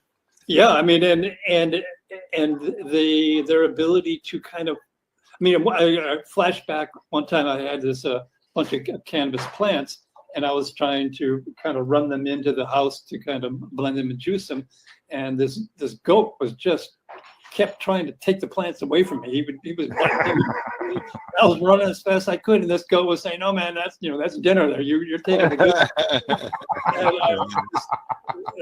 and left me kind of, I got inside finally with what's left, but the goat was pretty upset that, it was like, that's my meal. And so other animals know this, and we're just kind of catching up with the party. Yeah. Well, Doc, we really have appreciated you coming all the way from Argentina to talk to us. Man, you're drifting me all over the damn world. Well, we're lucky to catch you then when you got nothing to go on. Yeah. I thought it was Venezuela earlier. Yeah, but it's been a pleasure. It's been really not only entertaining but educational. Your breakdown of the plant and its uses is gold, and I'm sure it's going to go far and wide once people see that on your presentation here. So personally, it's good to see you again, and thanks again for coming by. Let me give you one last line. You only need cannabis as medicine when you forgot it as food. If you really grok that, it's kind of like, I think I just soon not get sick and need medicine. And it is so important for the prevention of disease, for the early management of disease. It really is, it's just the most important. It is the ultimate superfood in terms of health maintenance, disease prevention, disease, like I said, it can become therapeutic, but don't wait and get sick before you start it. Right. Use it and prevent, opt for prevention. Exactly. Get it in your body now. Yeah, get it in now. And, don't worry about it. Then in order to help with that, my last question will be to you. You mentioned at the very beginning, we talked about nutrition and all that and eating it, about turning it into a powder. Can you just quickly go over that process one more time? Like I said, right, that place I ended up moving into had this enormous dehydrator. And you can buy a little 9-tray dehydrator, that runs on a light bulb, and you can build one on your own. Pretty simple if you got a light bulb. And you just, you get these trays and you just sprinkle the leaf on there, and that very slow heat from the lamp will dehydrate it without decarboxylating it. And then the leaves will become very crunchy, and you just rub them with your fingers and they turn into a fine powder. And so you get a whole big pile of leaves, like if you're in a seasonal environment where, there's a particular vegetative phase, you can produce an enormous amount of bars of fine cannabis powder that you can then use, if you're going to have a winter season. But alternatively, you can come to Dominica and get over that winter thing. Yeah. I would like to do that. I'm getting to that age. Yeah. It's super basically as dry as you can get it, and just get it into dust, and there you go. You put it into a blender. You want to pinch the stem off because that's real fibrous. But if you pinch the stem off and then dry it, it'll turn into this really fine powder. If you want to get carried away, you can get kind of a coarse sieve, and you can filter that through, and that'll stop any little chunks that are behind it. Then you can get dried sugar leaf would add heavier amounts of cannabinoids to it with the terpene or with the trichomes that are on them. So. Yeah. Now you make a little dent in the terpenes when you're drying it, but at least you got a product that's good, for probably years. All right. Okay. Test that well, out. Dr. Courtney, I really enjoyed having you on as a guest. I consider you to be a a very brilliant mind, and I have learned a lot, and I'm sure my audience has as well. We'd love to have you back as a guest in the future to share even more of what's inside that brain of yours, and take time for hemp with us. Al Graham, you do a groovy radio broadcast up there in Canada. I'm sorry, Canada, right? Is that pronounced it Canada? Canada, And yes, Canada. And I understand that you have it. You translated it into English, right? So people in America can enjoy it as well. Is that how it works? Yes. Tell us about it. People can catch the Pace Radio Network at paceradio.net, where we cover cannabis as well as psychedelics. If you want any information on Dr. William Courtney, if you go to the pace-online.ca website, click on researchers, you will find Dr. Courtney listed there with his search engines as well as YouTube links where you can see his stuff. I've been following you for a while, Doctor. So it was a pleasure to meet you and talk with you. Excellent. Amazing. And Al Graham, we love you here a lot on the big broadcast. You really make it fly. We do appreciate all that you do. Al Byrne, you got a groovy book again. Let people know how they can pick it up so they can educate themselves about the cannabis movement. For Country and Cannabis came out about 18 months ago. Anywhere, Apple Books, Amazon. It's a book. It's an ebook. It's around for you. It's got a lot of good reviews.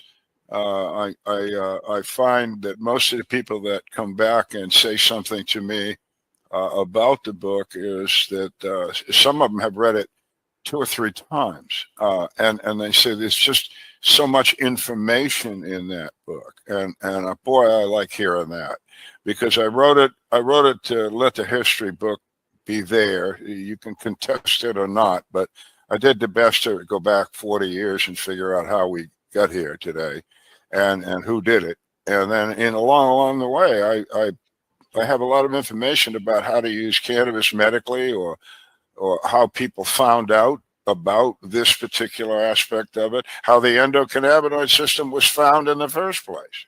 The University of Indiana, do you know that? So there's a lot in there. I hope people enjoy it. And especially, if you do have a good rapport with your librarian or something, say, hey, I'll just brag up a little bit, Doctor. You maybe just have been included in a really big time history deal. Time for Hemp, as we've talked many times, has this gigantic archive of really, really wonderful discussions with all kinds of folks, just like we had today, hundreds of them, covering any number of different subjects. And we have been looking to donate that historical archive to some institution that would preserve it and spread the information in it in a bigger world. And I'm not going to tell you who that is, but we are actively negotiating, and they are interested as hell. They really think that what has been accomplished by Casper and Al is worthy of institution type of research facility dealing with the cannabis plant and all of the ramifications around it. The legal, the political, the medical, the whatever. So we're bragging a little bit. So you want to keep watching this show, because evidently we're worth it. Excellent. I would have to concur. I think you guys are doing an amazing job, and I'm glad someone has the ability to put it all together. And anytime you want me to come along and blather, just let me know.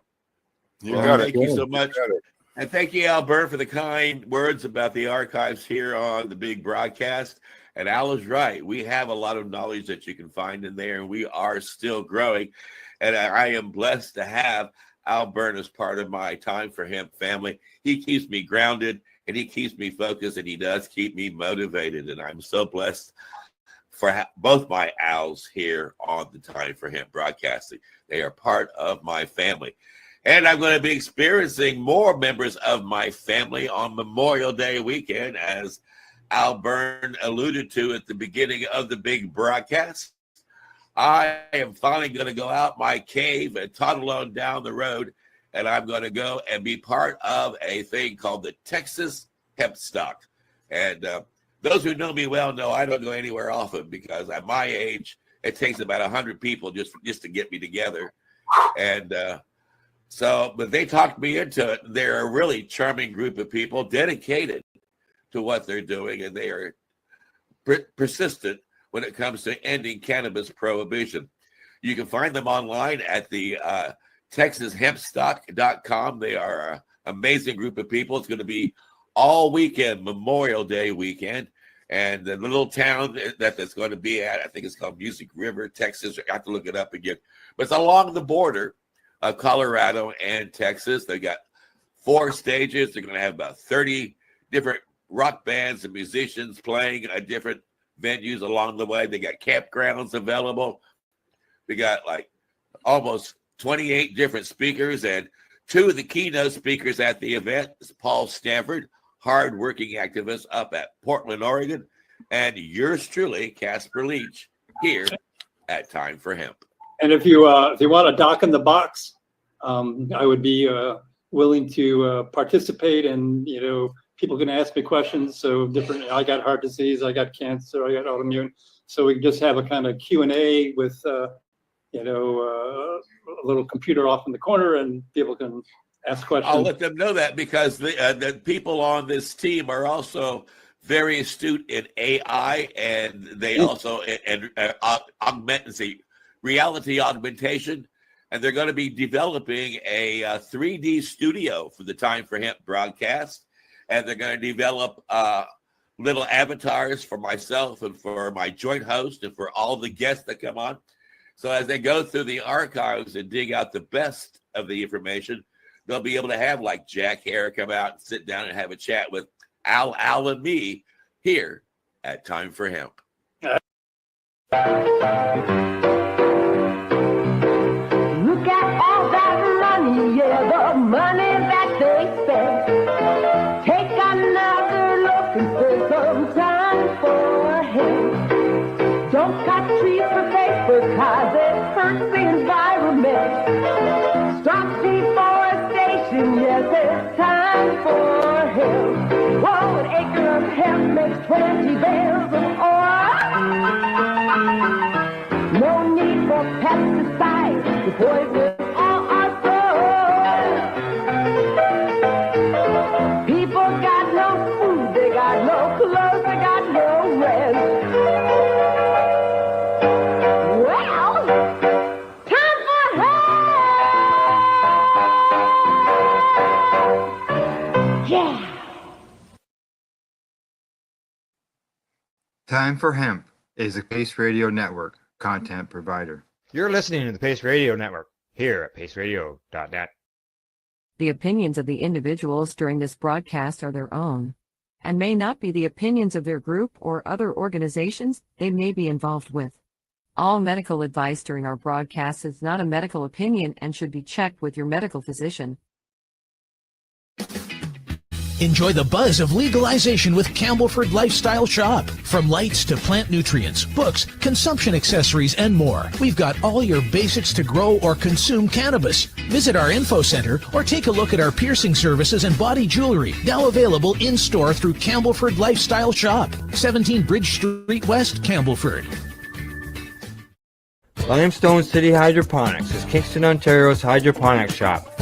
Take your growing to the next level and create the optimal environment with a tent kit, or maximize your yield with an ebb and flow flood table kit. Either way, Limestone City Hydroponics has more sizes and options to fit your needs.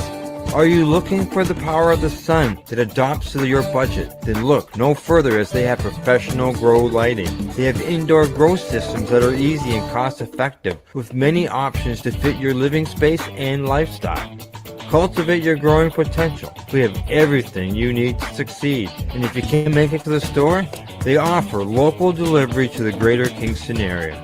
Remember, when you're looking for experts to help you grow, then look no further than the locally owned Limestone City Hydroponics, 105 Sunderland Drive in Kingston, Ontario. Call them at 613-548-0420. We are people advocating cannabis education here at Pace Radio. You're watching the 420 Pace, found at 420pace.ca. You're watching the 420 Pace, found at 420pace.ca.